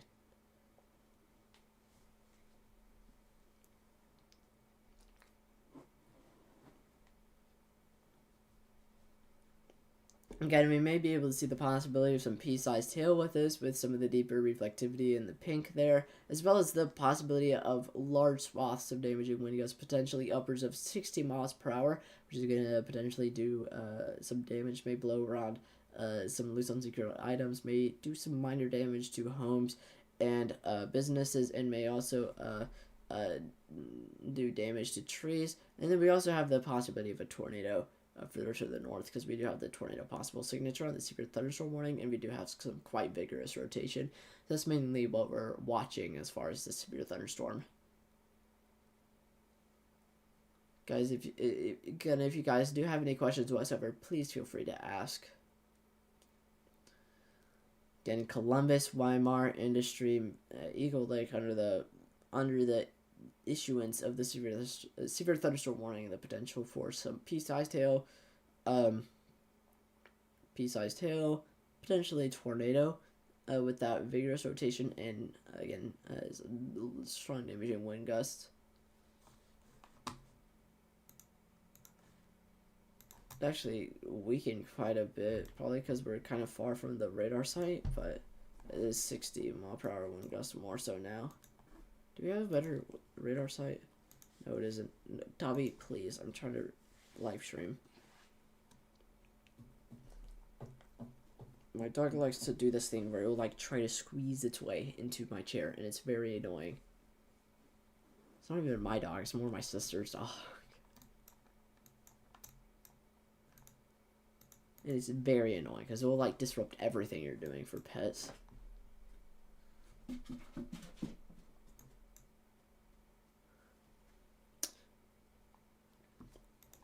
But right now, seeing some quite strong damaging wind gusts, as well as some quite vigorous rotation there, so we may have to watch for the possibility of a tornado, as well as some damaging wind gusts, and what damage may come out of that. We're probably not going to see damaging wind gusts upwards of 80 miles per hour, is what velocity was showing, because we did just get that new update with that new velocity thing here.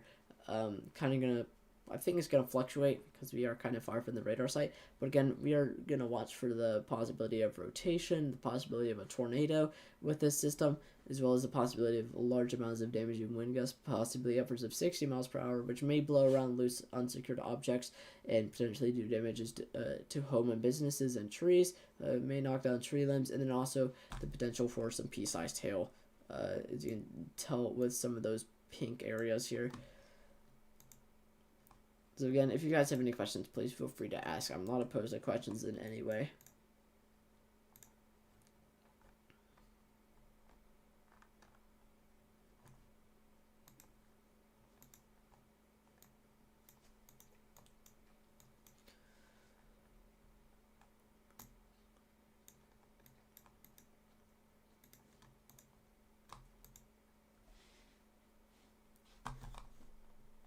Again, any questions whatsoever, please feel free to ask. I'm not opposed to them in any way. They really encourage me to keep going in this kind of dragging night so far. It's kind of been dragging.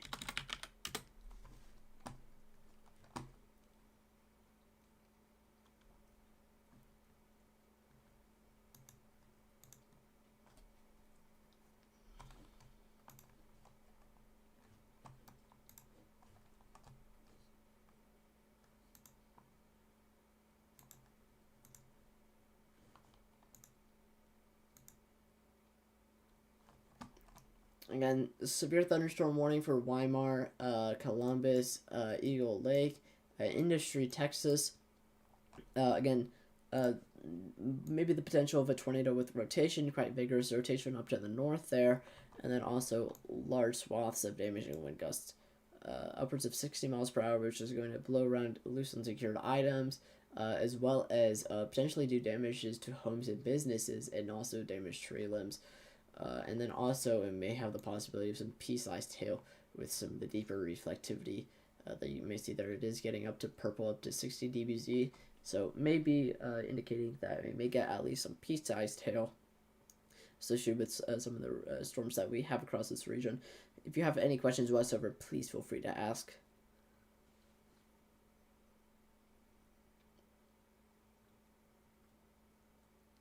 Again, severe thunderstorm warning for Industry, Columbus, Weimar, and Eagle Lake. Mainly for damaging wind gusts, and we do have that tornado possible signature. So I'm going to check correlation coefficient, but we don't have a tornado warning yet. You know, maybe a little bit more elevated rotation, because if it did have the tornado possible signature on it, I would think they would at least have a tornado warning, especially for that. That is quite vigorous rotation. Maybe a little bit more elevated. I do not want differential reflectivity. It's also not really like anything indicating a correlation coefficient drop, so.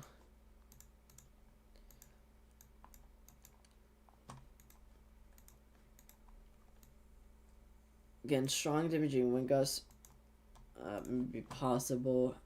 I need to update this super thunderstorm warning count.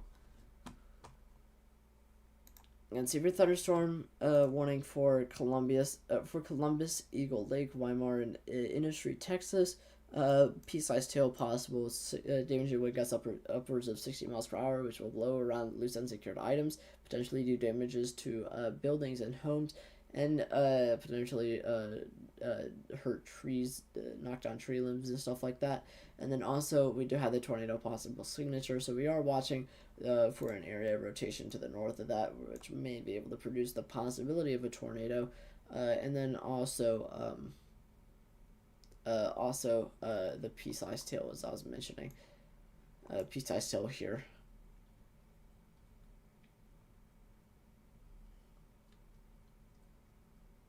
Again, Columbus, Industry, Eagle Lake, and Weimar.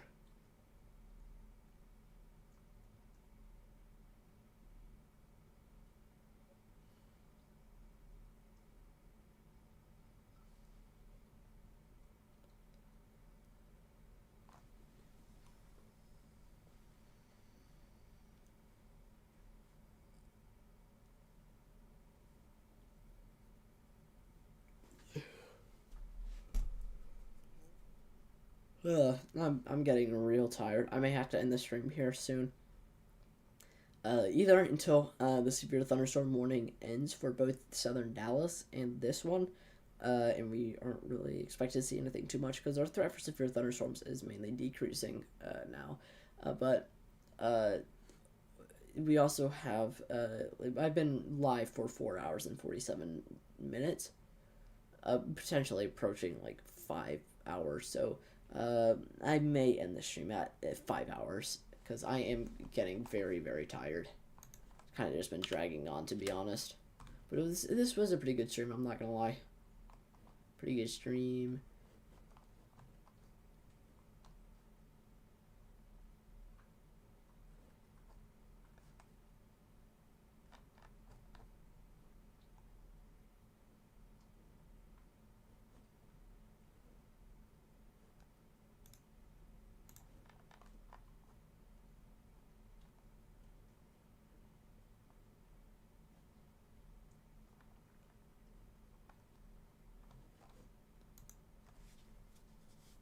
Again, possibly a tornado that may happen with this severe thunderstorm warning. We're still watching that. Again, main risk being large scale or widespread damaging wind gusts upwards of 60 miles per hour. It's going to blow around those unsecured objects. It may do damage to homes or businesses, as well as potentially knock down tree limbs, maybe even power lines. And we may even see some pea-sized hail with this. Again, severe thunderstorm warning for Industry, Texas, Weimar, Texas, Columbus, Texas, Eel Lake, Texas, and all those areas in between. Oops.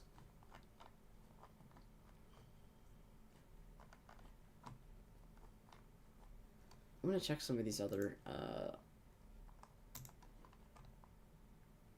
news that have been live.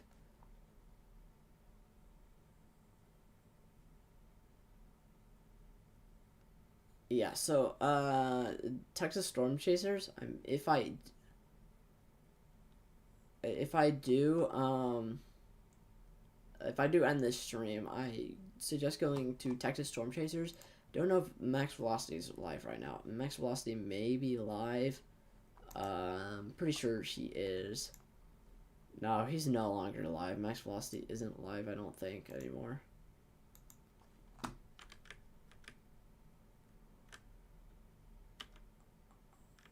Yeah, he's no longer live. Okay, so Texas Storm Chasers is live right now. Not sure who else is live. Trying to give you places to redirect to if and when I do in the stream. I think I may be like one of the only severe weather channels that are currently covering this outside of Texas Storm Chasers.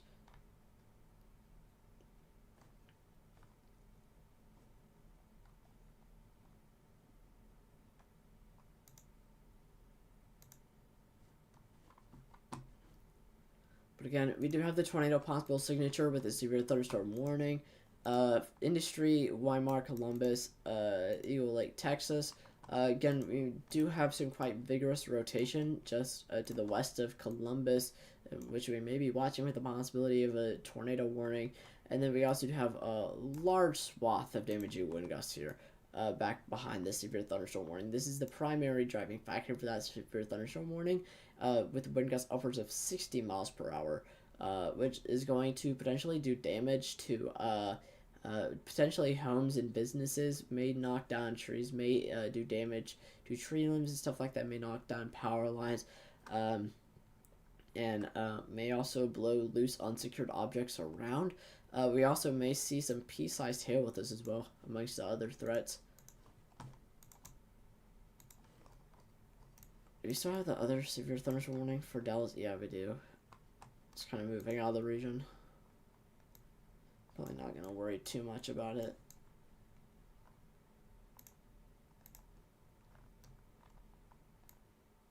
And we do have the quite vigorous rotation with that. And again, the potential for pea-sized hail. Potential for pea-sized hail in that area rotation to the north, which we will have to watch for the possibility of a tornado risk. Again, if you guys have any questions whatsoever, please feel free to ask. If you can't tell, I am getting tired, so I may end this stream soon. I mean, it's 8 minutes till 5 hours I've been streaming. It was a really good live stream, I'm not gonna lie. I can't believe I can't believe the support that came from this live stream. Thank you all so much for those that have tuned in so far. But if you guys have any questions whatsoever, please feel free to ask. Oh boy, okay. Yeah, velocity is looking kind of a mess now. We are getting these smaller areas of rotation that may be developing along the outflow boundary. And we also do have that main area of rotation that we are watching for the tornado possible signature. We also kind of have a mess along the outflow boundary. And then again, we may be able to see the possibility of some pea-sized hail associated with some areas along this line. And again, large swaths of damaging wind gusts, upwards of potentially 60 miles per hour, which is going to be the main risk with this, and may blow around loose unsecured objects, may do damage to tree limbs and knock down trees, may knock down power lines even, and may do damage to buildings and businesses and even homes. So again, Amongst the other threats that we have with this, damaging winds is probably the biggest with this. But we do have the tornado possible signature. We are watching for a tornado warning that may potentially come out of this. So we do have some quite vigorous rotation with that area of rotation to the north there. Again, if you guys have any questions whatsoever, please ask. I am not opposed to questions in any way. I highly encourage questions. It's the one thing that's keeping me going.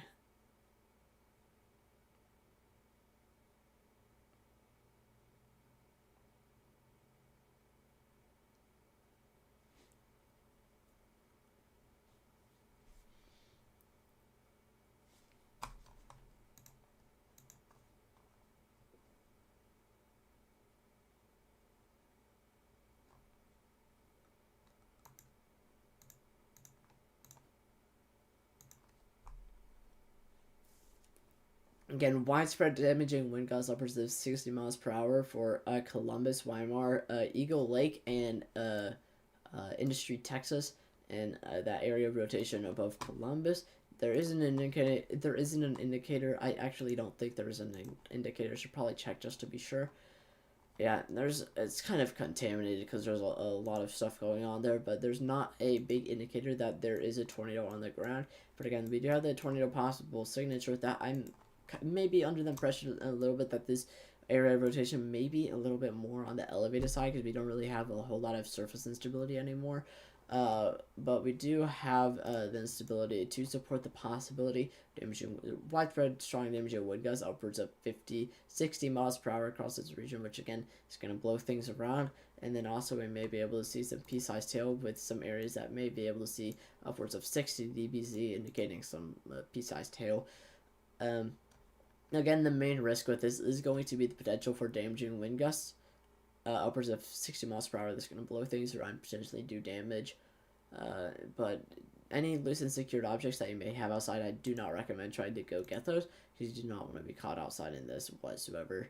So these are strong damaging wind gusts and in the middle of the night, potentially pea-sized hail and very heavy rain. You do not want to be caught outside in that. So do not try to go get whatever may be unsecured outside. Just go retrieve it after the storm. And we actually did lose our severe thunderstorm warning here. Don't know if it's going to be reissued, but I think they may be canceling it for now because it may be becoming a little bit more of an elevated risk. So maybe the main reason that they canceled it. Let's go up to the Dallas region. Still have the severe thunderstorm risk for moving into more of southwestern Dallas or southeastern Dallas here. Where we maybe be able to see damaging wind gusts anywhere from 40 to 50 miles per hour. Again, may lead to some may blow things around, may blow around loose unsecured objects, may even be able to see some pea-sized hail, but mainly heavy rain with it. We do have some 60 dBz right there, so that may indicate some pea-sized hail. We aren't really expected to see tornado risk with this tonight, especially this far north, and the lack of instability with this system. So again, not really all that much of a risk for tornadoes with this system, but again, mainly damaging wind gusts, maybe the potential for some pea-sized hail, but mainly damaging wind gust. This may even be a little bit more surface-based too. I don't know if it's elevated. I should probably check meso-analysis just to be sure. Yeah, we hardly have any instability across this region. This is likely elevated. However, elevated storms can still produce damaging wind gusts that may be strong. So 40-50 mile per hour wind gusts are definitely not out of the question with this storm, as elevated storms can still produce damaging wind gusts like this. So again, we may see the possibility of some damaging wind gusts. Probably not a lot of spin up. Probably shouldn't really see all that much of a risk for tornadoes. But again, we may be able to see the possibility. Maybe some pea-sized hail, as well as some damaging wind gusts. But these are going to be a little bit more elevated storms. So again, with more elevated storms, it comes the lack of almost no tornado risk. As any rotation that develops is going to be above the surface level. and this ain't gonna be surface based, so we won't have a tornado form if we have any rotation develop in these in the lack of in the area that lacks surface based instability. Shouldn't have a tornado risk across the Dallas region as these storms move out of the Dallas region for the night. But we may still be able to see the possibility of some damaging wind gusts upwards of 40-50 mile per hour with these elevated storms, which may do a little bit more gusty wind damage like they usually do. May blow around some loose unsecured objects, may knock down some tree limbs, it may do some minor damage to businesses or homes. But overall, it shouldn't really be too much of a concern, but it is good to stay weather alert if you do live in the path of this.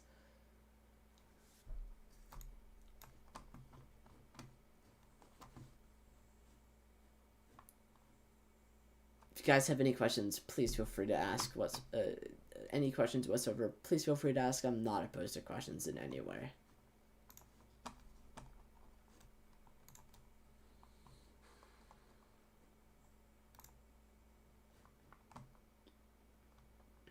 Yeah, so all right, damaging wind gusts around 50-60 mile, or not 60, around 40-50 miles per hour. Maybe a little bit more elevated, so we may see this expire very soon, just like the one south, because we actually had a little bit more of a better chance of surface instability further down to the south with that other severe thunderstorm warning that we had that was soon expired, because it was a little bit more, I think, oh wait, never mind, I think it was just, yeah, it just was. I'm gonna move down to this again. I was about to say, I'm not really sure why they expired it, because it may actually get very close to the Houston area. Houston may potentially be at risk here, so I'm not gonna end the live stream just yet. Tornado possible signature still on this system, so we may have to watch for the possibility of a tornado warning with this, but still still damaging wind gusts. Wind gusts upwards of 60 miles per hour. I was kind of confused when they canceled that severe thunderstorm warning previously, because we still had the strong damaging wind gusts there, and I thought it might have been because they were a little bit more elevated, even though elevated storms can produce strong damaging wind gusts regardless. But we also have a little bit better instability further down south than we do towards the Dallas region.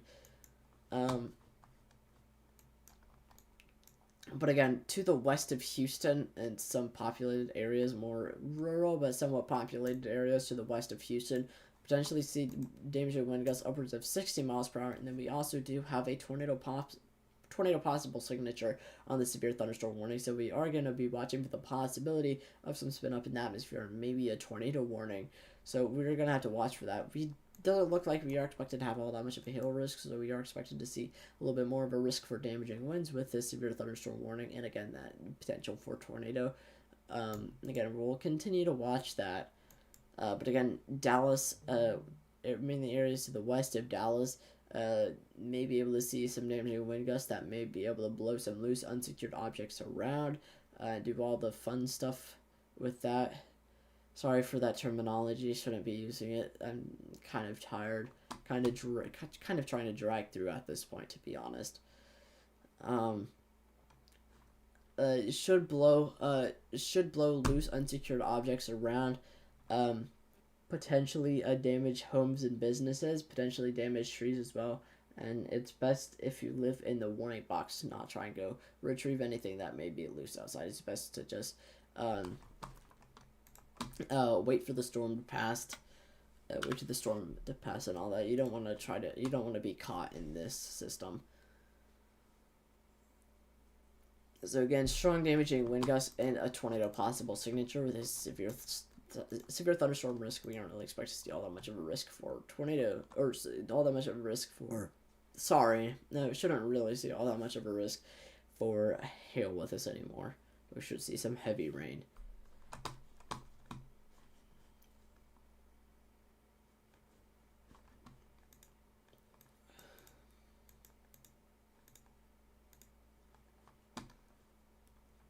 If you guys have any questions, please feel free to ask.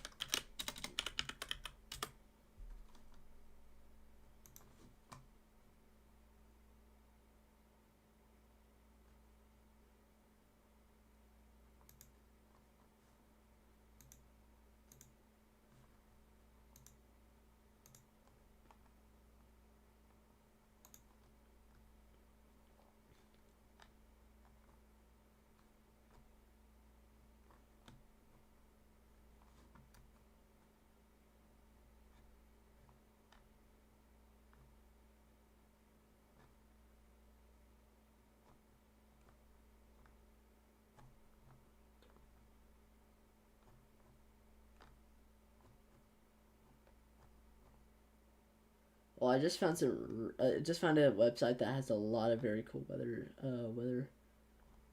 or radar color tables. Like these are actually really cool. Probably gonna maybe install every single one. Like these are really nice looking. I love these.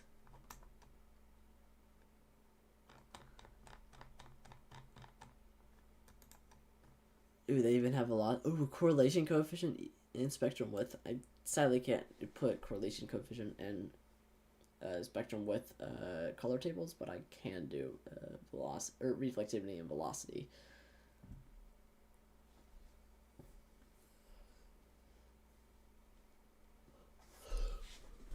All right. Well, again, western parts of more rural Houston, western parts of Houston, damaging wind gusts potentially upwards of 60 miles per hour, as well as that tornado possible signature. We are watching for the possibility of a tornado warning with this storm, which may potentially be hazardous because we are like getting very close to the Dallas region, which may become quite a concern. Or sorry, the Houston region, the Houston Metroplex region. So again, damaging wind gusts upwards of 60 miles per hour may knock out power as well as do damage to homes or businesses, as well as knockdowns of tree limbs, but shouldn't be too destructive. And then again, we do have that tornado possible signature. But still, regardless, I don't recommend going outside in this.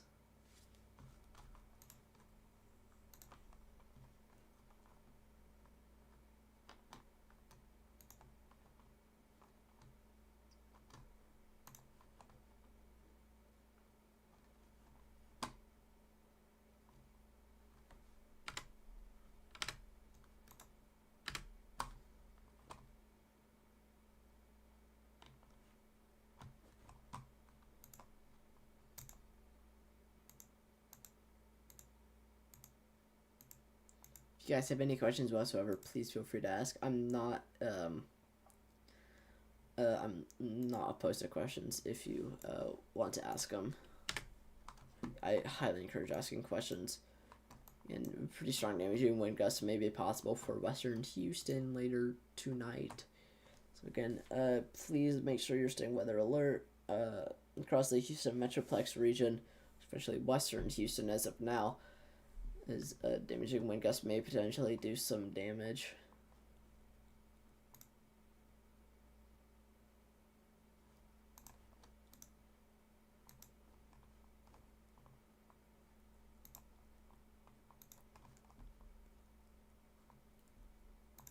Again, we do have the tornado possible signature on the severe thunderstorm warning, so we may have we may be watching for the possibility of a tornado warning. So, the Houston, with it being right next to the Houston Metroplex region, is not really good to see. But unfortunately, it is there.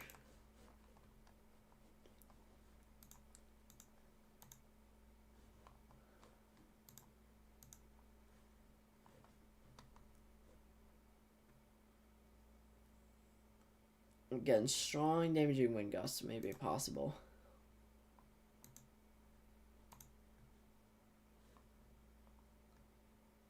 Well, not really strong. They're probably going to be a little bit more on the moderate end, but still upwards of 60 miles per hour and may lead to some damage. Again, we also do have that tornado possible signature. Mainly just a tornado, or sorry, mainly just a damaging wind risk with this. After this severe thunderstorm warning expires, I am going to sleep, because I don't think I can continue to go live until later. I've been live streaming for 5 hours now, actually, more than 5 hours.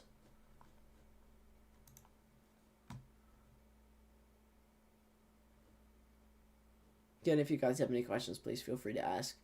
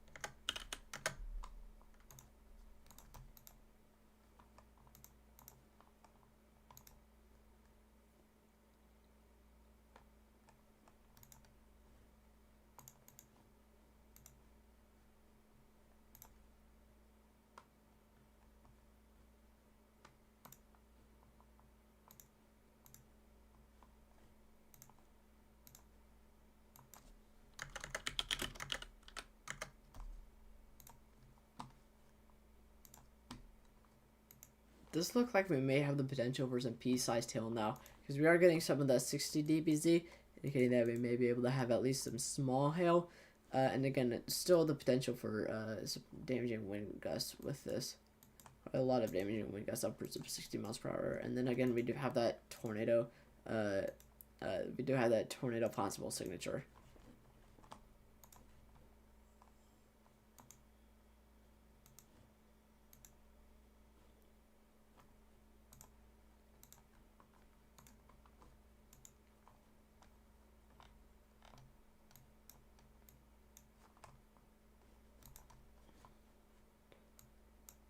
So I'm trying out something called Benz base reflectivity, and it makes 50 dBz immediately into pink, and I don't like that.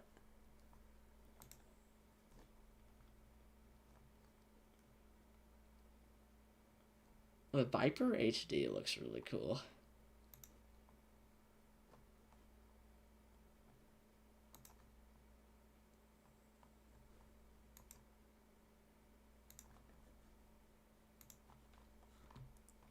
Again, if you guys have any questions whatsoever, please feel free to ask. I'm not opposed to questions in any way.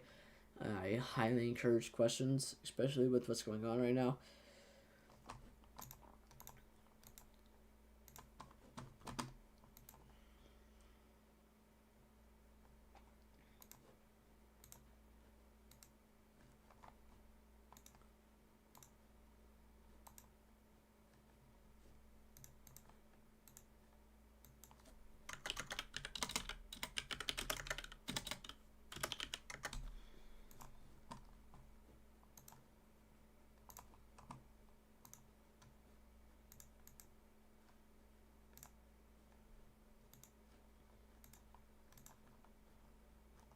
Ooh, Viper HD looks really cool. I like Viper HD quite a lot.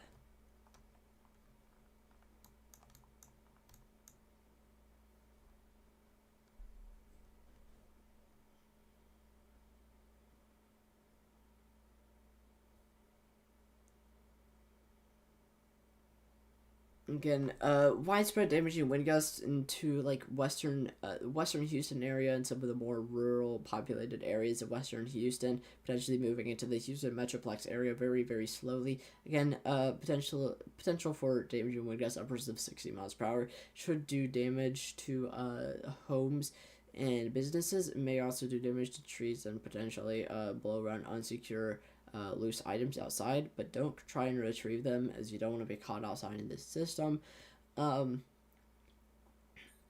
Again, we do have the tornado possible signature on this, and we are watching for the possibility of maybe a tornado warning. I'm in Inez, Texas, close to Victoria. Lights featuring. Yeah, I mean, I assume you mean lightning. There's quite a lot of lightning across this region. It's kind of widespread. I really like Nest, Texas.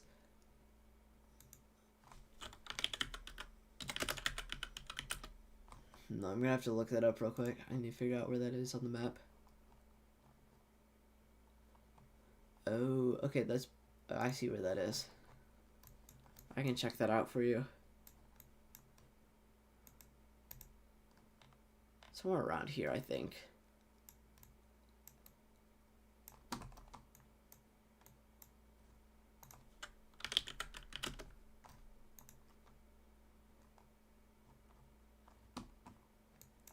Yeah, so just to the south, just to the south of the severe thunderstorm warning flickering.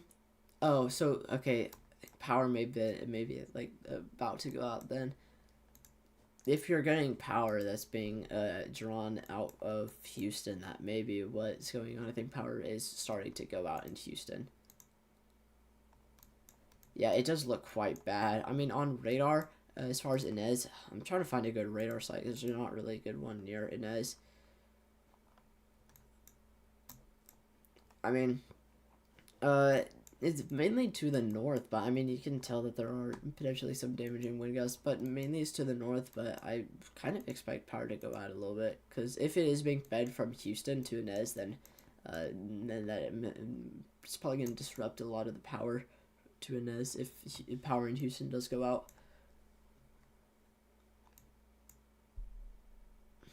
Oh yeah, no problem. You're welcome.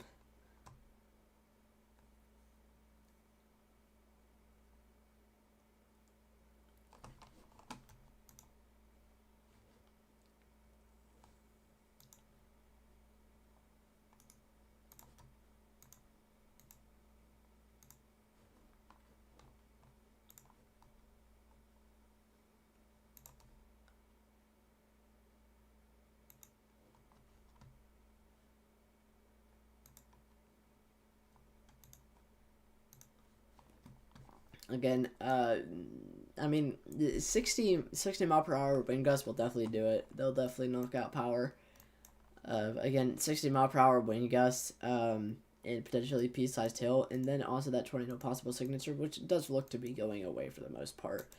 So mainly just damaging wind gusts for now, and maybe some pea-sized hail. Phones going out, and TV. What do you mean as far as phones? I would assume like phone lines and cell towers.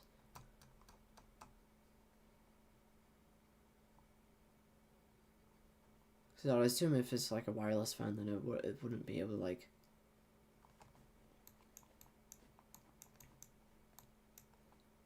Edna or Victoria, Texas. I would have to figure out where Edna is real quick.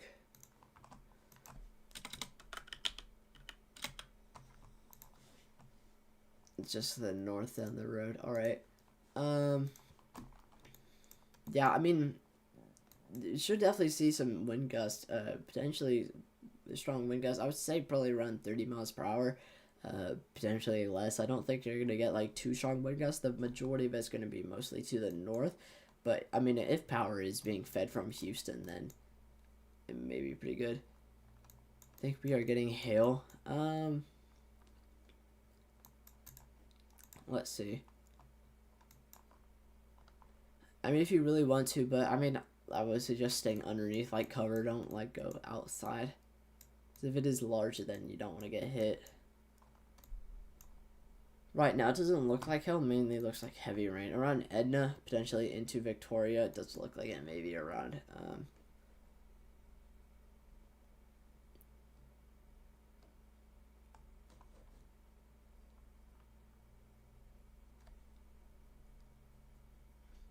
You have your radio. Yeah, I mean, it doesn't really look like on radar that there's all that much hail around the Edna, Victoria, Inez region. But it should be quite heavy rain and potentially some strong damaging wind gusts. That should definitely knock out power.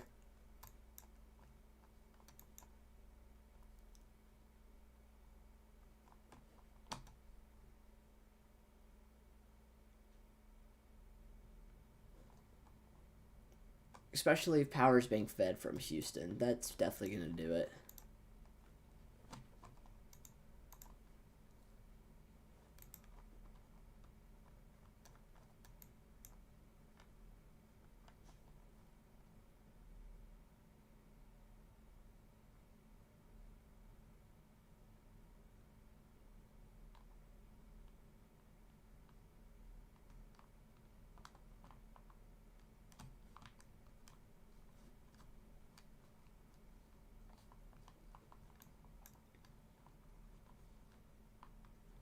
I have a bad feeling about storms. I mean, I could probably clear up a lot of the bad feelings that you may have. Yeah, Inez is between Victoria and Edna. I could probably clear up a lot of the bad feelings that you have as far as storms. It doesn't look like you're probably gonna have all that much of a tornado risk, so you should be fine. It shouldn't be. You shouldn't have that much of a tornado risk. And right now, the radar is indicating that you should probably have a little bit more heavy rain, but not like hail per se. Plus, velocity is also showing like lower end wind gusts, so everything I think should be pretty calm. The main risk that you're looking for is probably lightning. So hopefully that calms your nerves a little bit. I mean, power may go out, and with lightning it may be pretty scary, but honestly, storms shouldn't be too bad.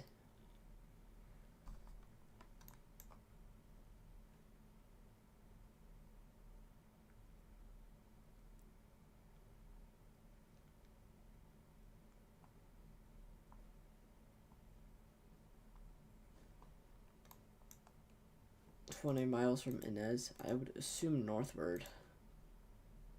Somewhere in the middle. Small size hail. Oh, I did not want 4 panel. Alright, let's see.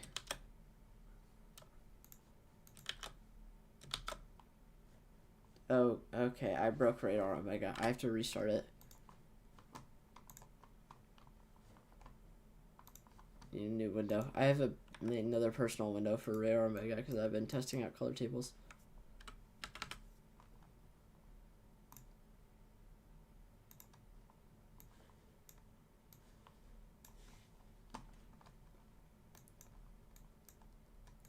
Okay, well, there's the Viper HD color table that I was talking about. I'm gonna switch it back to the other one.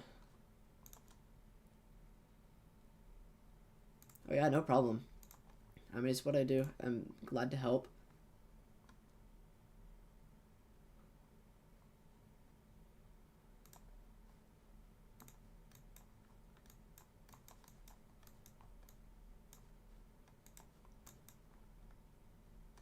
Yeah, so around Edna to Victoria. I mean, I wouldn't like assume like hail, to be honest, based on what velocity or radar seeing, or mainly reflectivity. I'm not seeing all that much of a hail like risk for or between Edna and Victoria. Mainly looking just like heavy rain. We mainly look for like the pink. Oh, I'm on the wrong one. Hold on. I have to switch radar Omega. With that one. No, not with that one.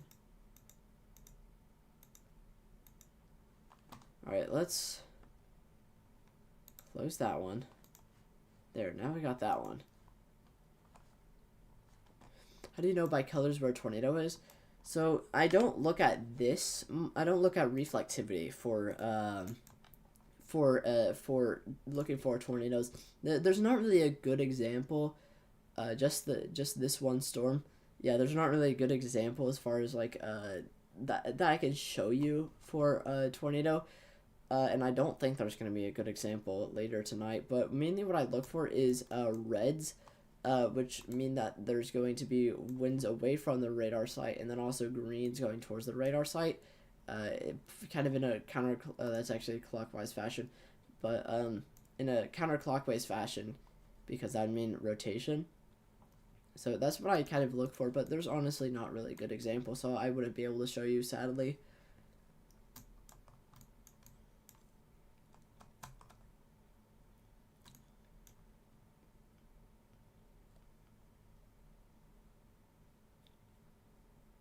But I mean, you can see that we have a large swath of blues here that indicate potentially upwards of 60 mph wind gusts. So mainly around rural metro Houston and populated areas towards the west of Houston.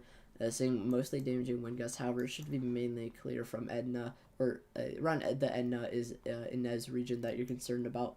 Should be mainly clear. It's going to be moving away from that region, so they shouldn't really see too many impacts from that, unless you may get maybe 20 mph wind gusts, which aren't that bad. They're not really too bad. Shouldn't really do all that much.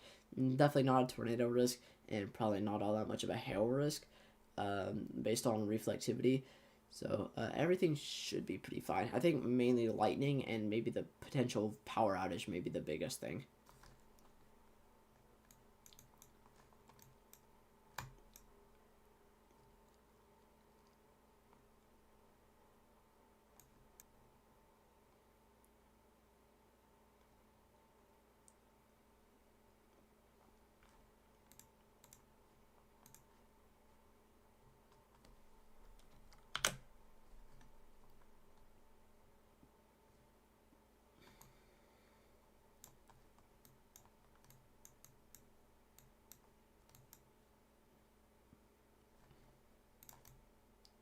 Yeah, that's like 60 mile per hour wind gust. That's definitely gonna potentially knock on power lines, which may be feeding power to the Inez region. Which may be why power's flickering because of it to the north, but it shouldn't directly impact the Inez region. It's going to be moving away from the Inez region. It's just that the power lines may start going down. That may be connecting power to Inez, if that makes sense. And then it also may blow around some loose, unsecure objects across the western, more rural areas of Houston. And then maybe also do some damage to some homes and maybe businesses, but mainly damage should be minor. This fairly moderate damaging wind gust. This isn't like anything too crazy, but still may lead to some gusty impact from winds.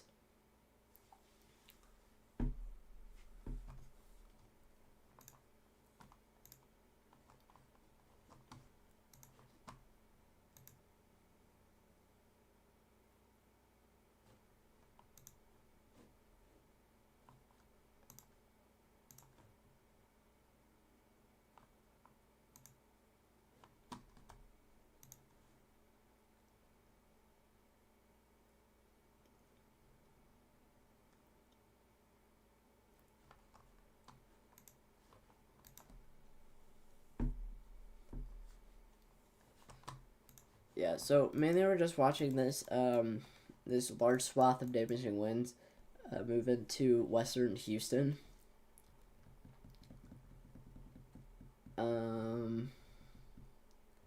Again, damaging wind gusts aren't expected to be terrible. Again, they're more on the moderate end. They're not like upwards of 70, 80, 100 mile per hour wind. They're around the 60s, so they're not terrible, but maybe knock down a tree branch or two.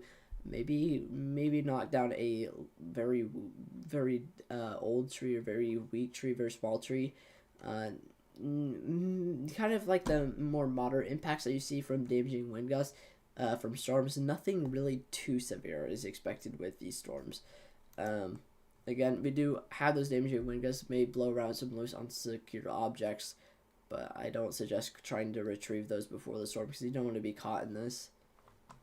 So if you do live in western Houston, more of the rural areas around Katy, maybe even towards the west of Katy, but coming up onto Katy,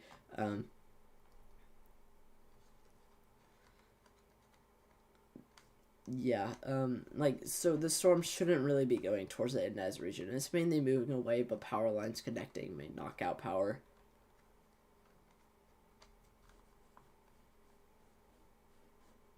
So mainly around the Katy region, we should see some moderate damaging wind impacts.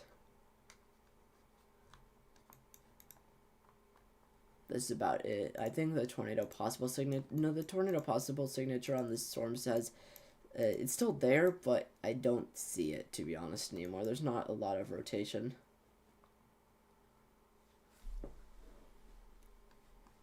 I don't think there's going to be a tornado with this, personally.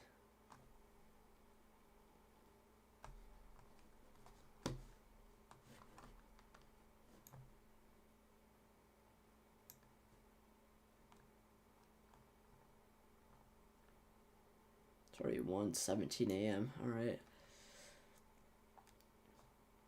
I may have to get off here soon. You live in the country, gets crazy storms. During storm season or storms around the summer. Yeah, I mean, I kind of want to live in the plains. I'm planning on moving to Oklahoma for college, and I'm actually kind of excited because I'll actually get those crazy storms in the storm season. But because of the terrain where I live now, I don't get that, and it's kind of sad.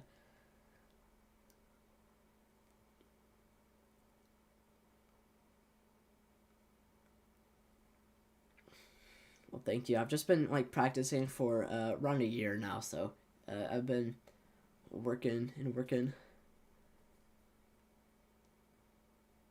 and I'm always happy to teach other people what I know as well.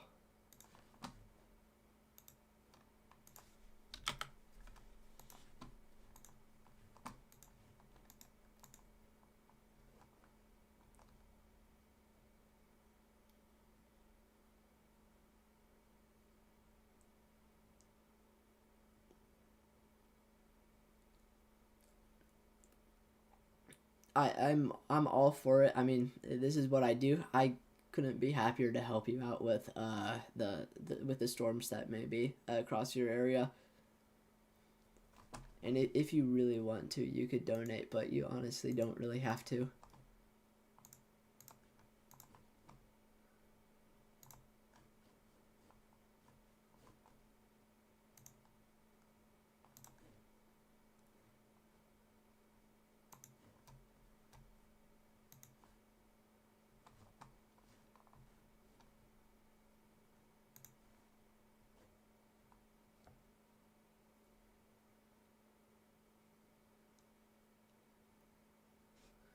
Yeah, reflectivities or velocities looking kind of worrying actually. I don't like to see wind gusts upwards of 70 miles per hour. I mean, it's looking kind of bad. And that's increasing as it moves towards the Houston Metroplex area. So that's not pretty good.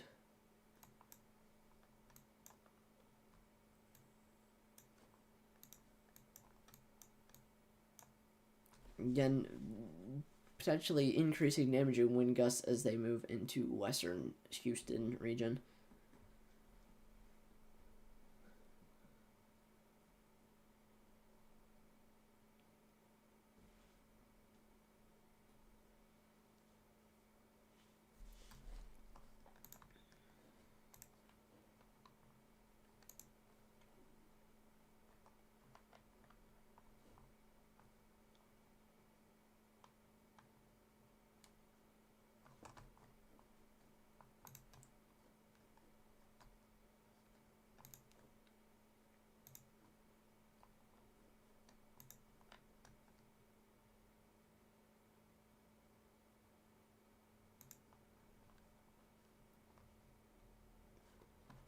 Conroe. Let me check.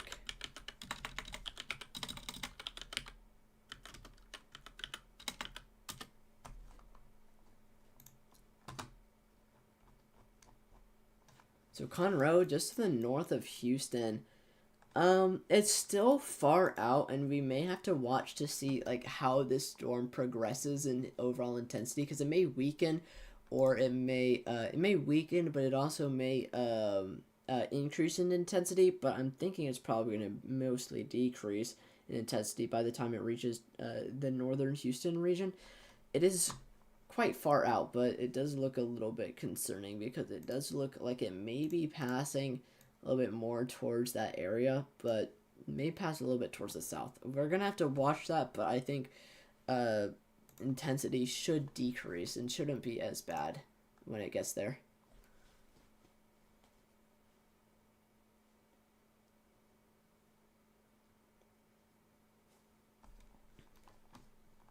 Yeah, I should definitely get sleep. I'm probably gonna end this stream at this point. I've been streaming for like 5 hours now, and I got a lot done. So I do want to thank everyone who's tuned in so far, but I'm definitely probably gonna end this stream now.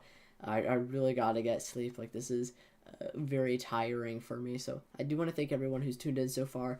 And I was glad to cover the weather for you guys. But if you guys have any final questions before I go, I'll be I'll be open to answer them. But if not, I'm going to end the stream.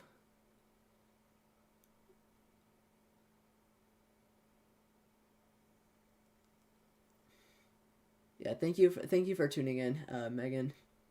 I'm glad I could help you with the severe storms, and everyone else who's tuned in. But I'm gonna end the stream now. Thank you all for tuning in, and I hope